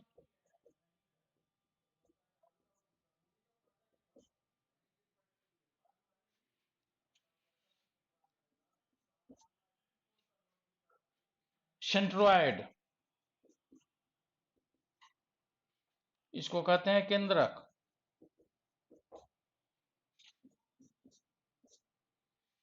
इन सेंटर, इसको कहते हैं अंतः केंद्र।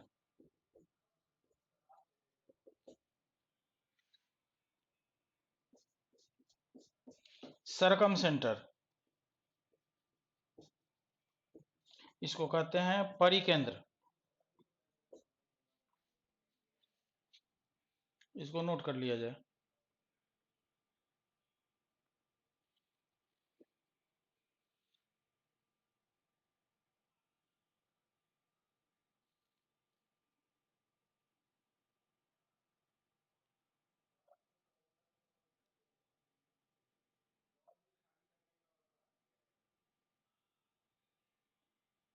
ठीक है, अब देखा जाए ये ऑर्थो सेंटर क्या है।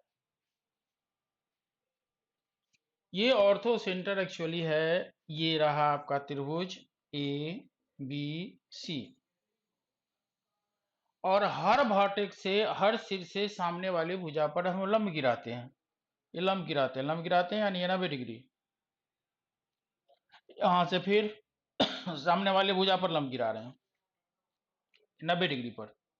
यहां से फिर सामने वाली भुजा पे लंब गिरा रहे हैं, और ये तीनों लंब जहां पे मिलता है उसी बिंदु को हम लोग कहते हैं लंब केंद्र।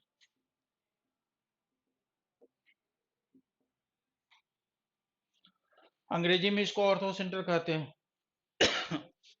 ये ऑर्थो सेंटर, सेंट्रोइड, इन सेंटर, सरकम सेंटर, ये सारे टर्म को याद रखना है।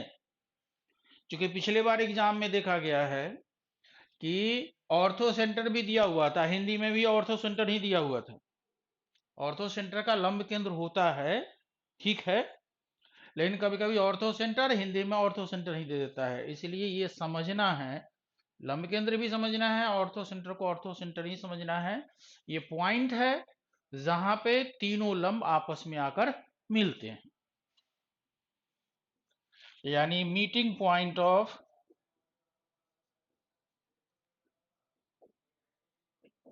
Three perpendiculars.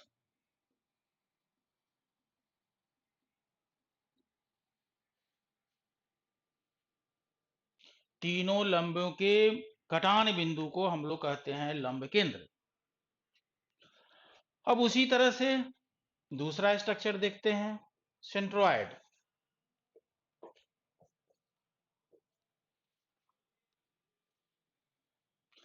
अब ये सिर से सामने वाली भुजा पर एक मीडियन गिराते हैं, इसको मीडियन कहते हैं, माध्यिका।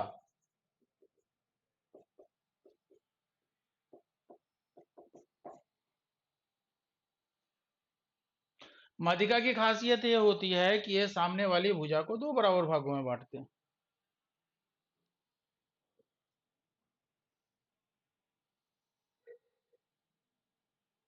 ये बिंदु हुआ, और जिस बिंदु पर ये तीनों मीडियन मिलते हैं उन्हीं को हम लोग कहते हैं केंद्रक। तो आप कह सकते हैं meeting point of three medians, this is called your centroid, this one is your ortho centre. चलिए इसको इतना नोट कर लिया जाए।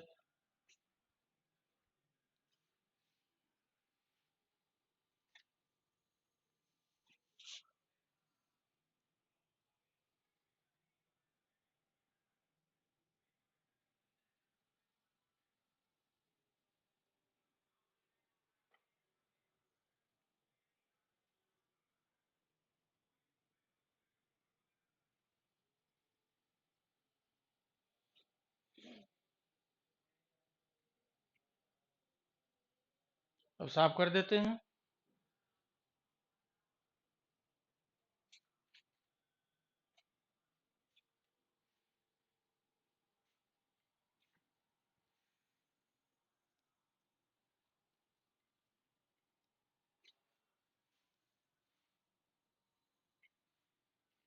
तो ऑर्थो सेंटर हम लोग समझ गए, सेंट्रोइड समझ गए।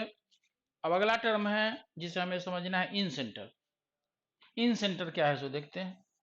ये ट्रायंगल है ए बी सी, और यहां पर एंगल बनता है, कोण बनता है, और कोण को दो भाग में विभाजित करने वाली जो सीधी रेखा होती है जिसको एंगल बाइसेक्टर कहते हैं, कोण समद्विभाजक, एंगल बाइसेक्टर, कोण समद्विभाजक, इस कोण को दो बराबर भागों में बांटती है।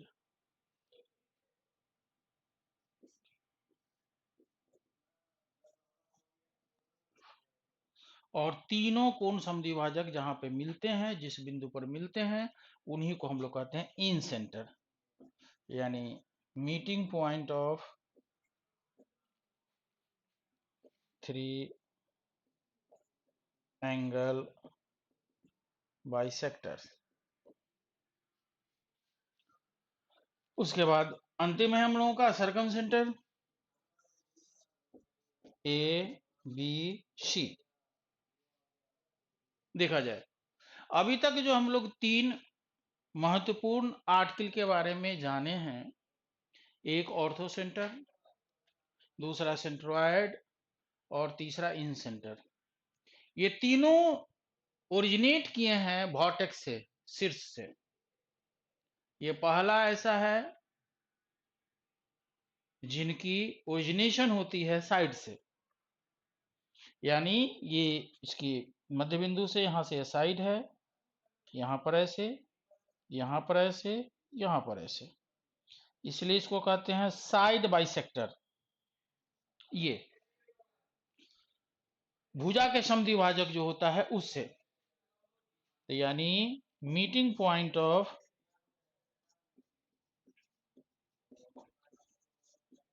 Three side bisector.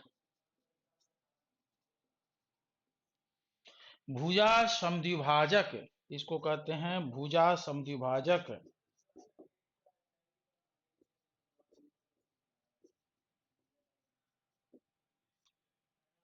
तीन भुजा समद्विभाजक जिस बिंदु पर मिलते हैं उस बिंदु को हम लोग कहते हैं सरकम सेंटर। ठीक है, इन सेंटर को अंतः केंद्र भी कहते हैं। तो इसको ऐसे समझ सकते हैं, ये किसी भी ट्रायंगल के अंदर एक जैसे कि वृत्त बना देते हैं, और ये बाहर वाला है तो इसको हम ऐसे भी समझ सकते हैं, बाहर से है इसलिए परिकेंद्र है। अब इसको बना लिया जाए, उतार लिया जाए।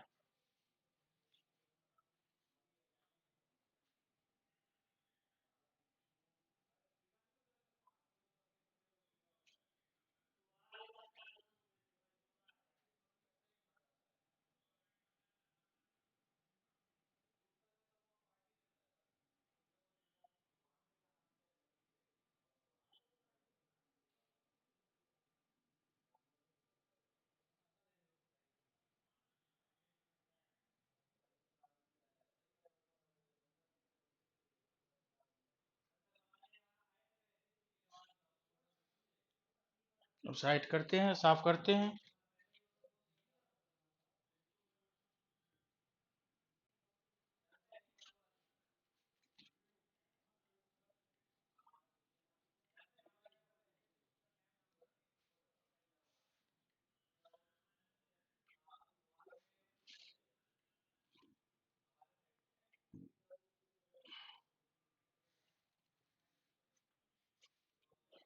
तो ये सारे कुछ ट्रायंगल के महत्वपूर्ण आर्टिकल्स थे जिसके बारे में हमने चर्चा की है, जिनकी कुछ खासियतें थी। सो इसके अलावा ट्रायंगल की और क्या खासियत है?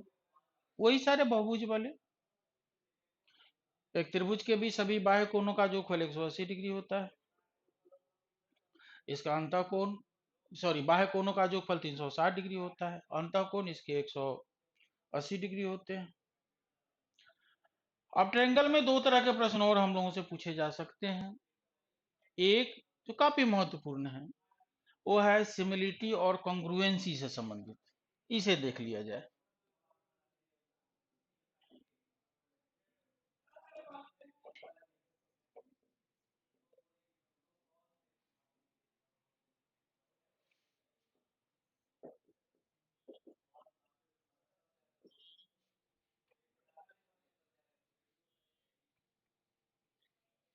सिमिलरिटी, सिमिलरिटी का अर्थ होता है समरूपता, और कॉन्ग्रुएंसी इसको कहते हैं सर्वांग समता।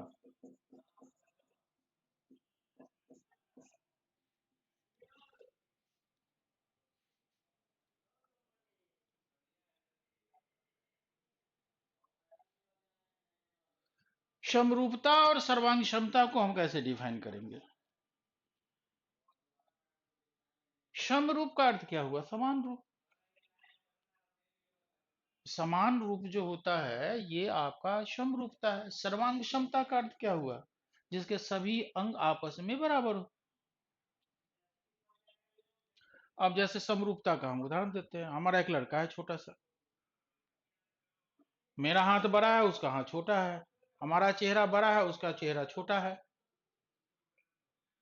लेकिन बिल्कुल हूबहू एक जैसे हैं, तो वो क्या हो गया? समरूप हो गया। लेकिन ऐसा कोई व्यक्ति हो जो जिसका चेहरा, रहन सहन, हाथ पैर वगैरह सब मेरे जैसा ही हो, एक जैसा हो, तो वो क्या हो गया? सर्वांग हो गया। जैसे इसका एक उदाहरण लेते हैं, आप सर्कल से लीजिए। एक सर्कल है जिसकी त्रिज्या है 4 सेंटीमीटर, दूसरा है जिसकी त्रिज्या है 2 सेंटीमीटर। तो इसका रूप बराबर है, लेकिन बिल्कुल बराबर तो नहीं है ये इसकी रेडियस। तो ये दोनों क्या हो गए, समरूप हो गए। लेकिन अगर हम दो ले लेते हैं, ये भी 4 का है और ये भी 4 का है, तो ये क्या हो गया, सर्वांग सम हो गया। यानी सर्वांग क्षमता को आप ऐसा कर सकते हैं, जीरोक्स कॉपी,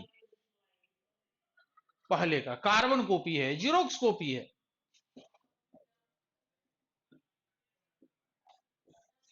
दो संरचना लेते हैं, दोनों संरचना एक दूसरे का अगर जीरोक्स कॉपी है तो सर्वांग सम होगा।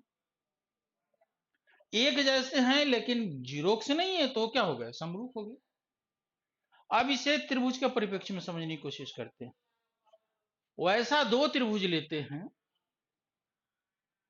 जिनके तीनों कोण बराबर हैं,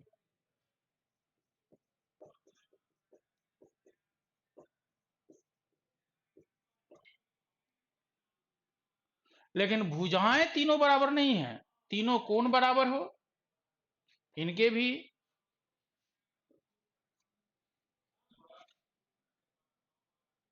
दो त्रिभुज का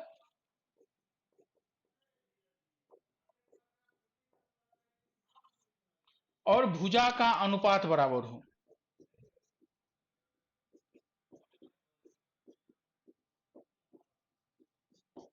ये हो गया समरूप। लेकिन अगर तीनों कोण भी बराबर हो,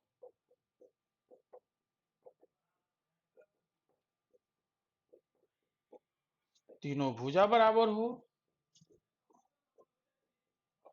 तब वो हो गया आपके सर्वांगसम।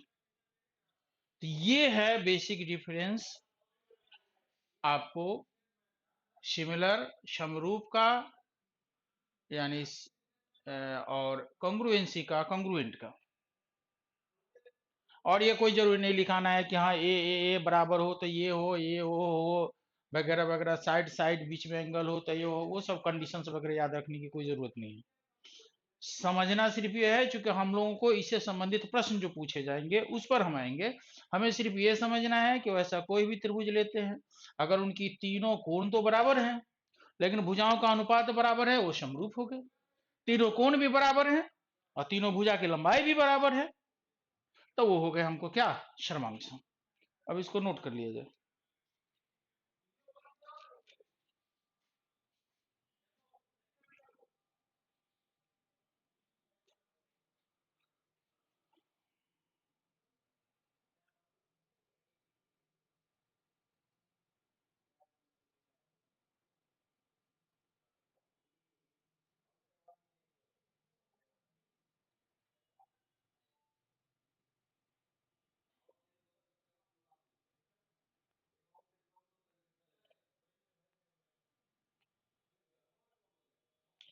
अब साफ कर देते हैं।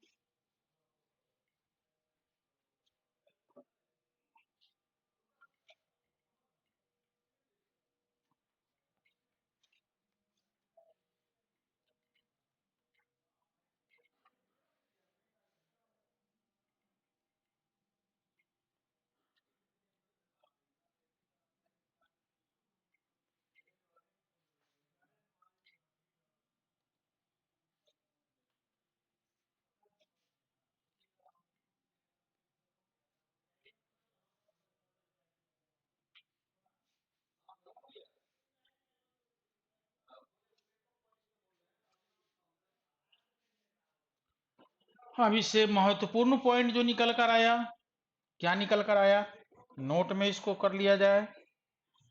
सभी सर्वांगसम त्रिभुज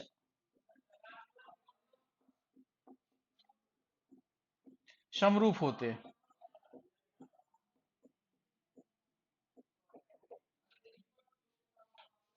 परंतु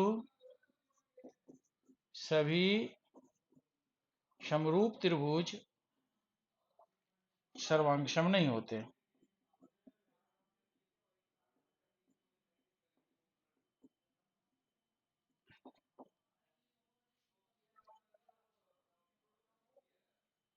जितने भी सर्वांगसम त्रिभुज है सारे के सारे समरूप हैं, यानी समरूप त्रिभुज में जो होनी चाहिए तीनों कोण उसके बराबर है, कोण बराबर है तो समरूप हो गए, भुजा बराबर हो नहीं हो।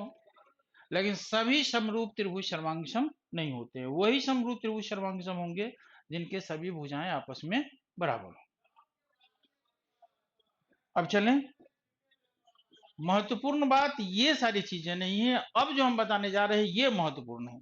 इससे संबंधित एक प्रश्न अमूमन हम लोगों के एग्जाम में पूछे ही जाते हैं, वो ये है कि कब प्रश्न ये रहता है कि दो त्रिभुज दे दिया गया है, उसके कंडीशंस जो दिए गए हैं वो समरूप होते हैं, और समरूप होने के लिए क्या चाहिए अभी बताएं कि तीनों कोण बराबर होने चाहिए केवल।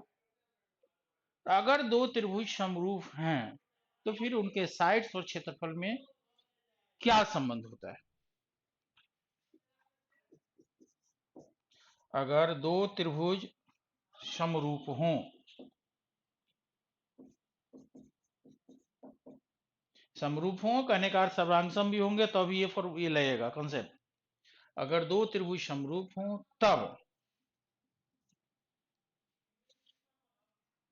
उनके क्षेत्रफल का अनुपात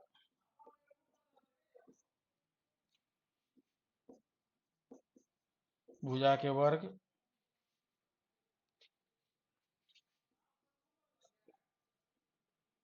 लंब के वर्ग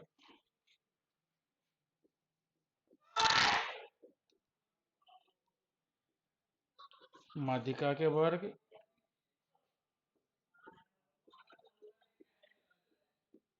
कोण समद्विभाजक के वर्ग के अनुपात में होता है।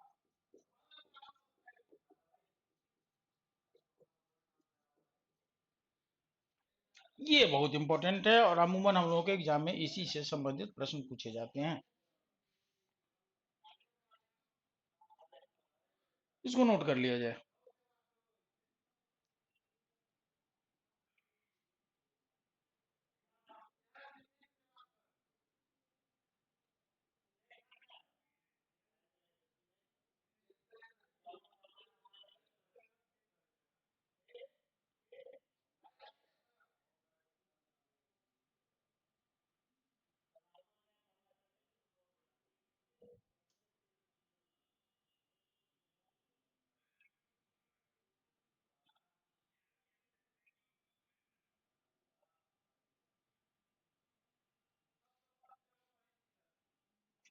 अब साफ करते हैं इसको।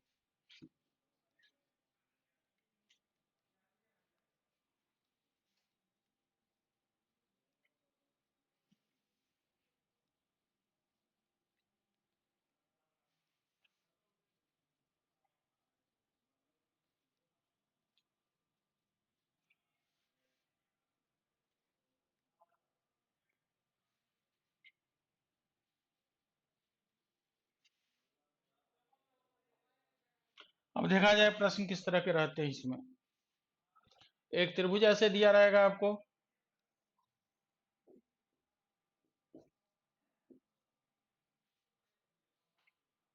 और इसके आधार के समानांतर एक रेखाएं खींची जाती है डी ई।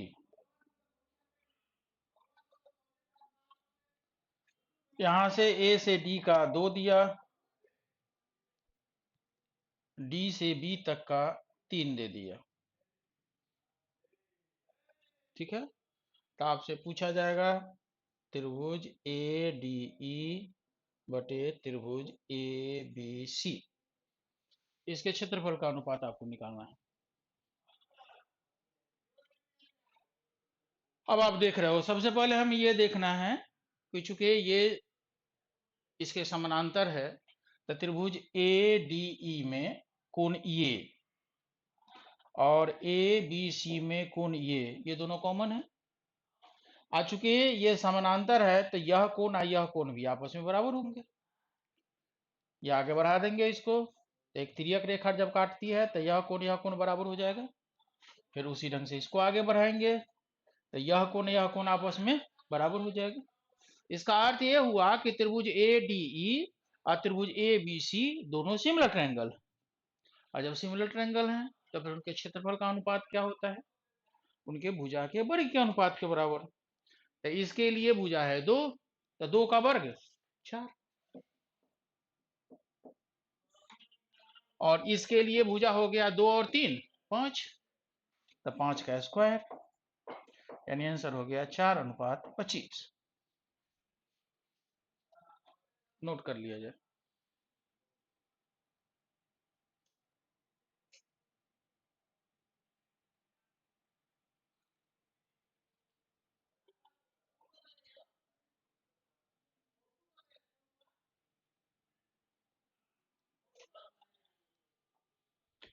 अब इसको साफ कर देते हैं।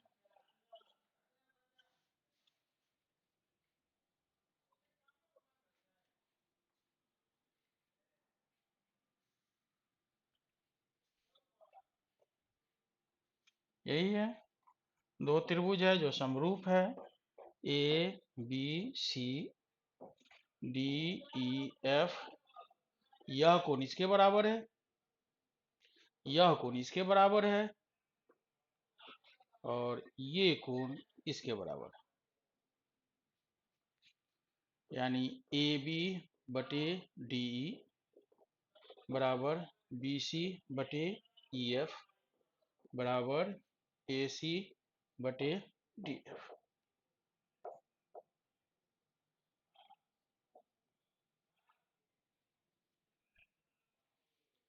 इसको नोट कर लिया जाए, और आज इतना ही, फिर कल मिलते हैं।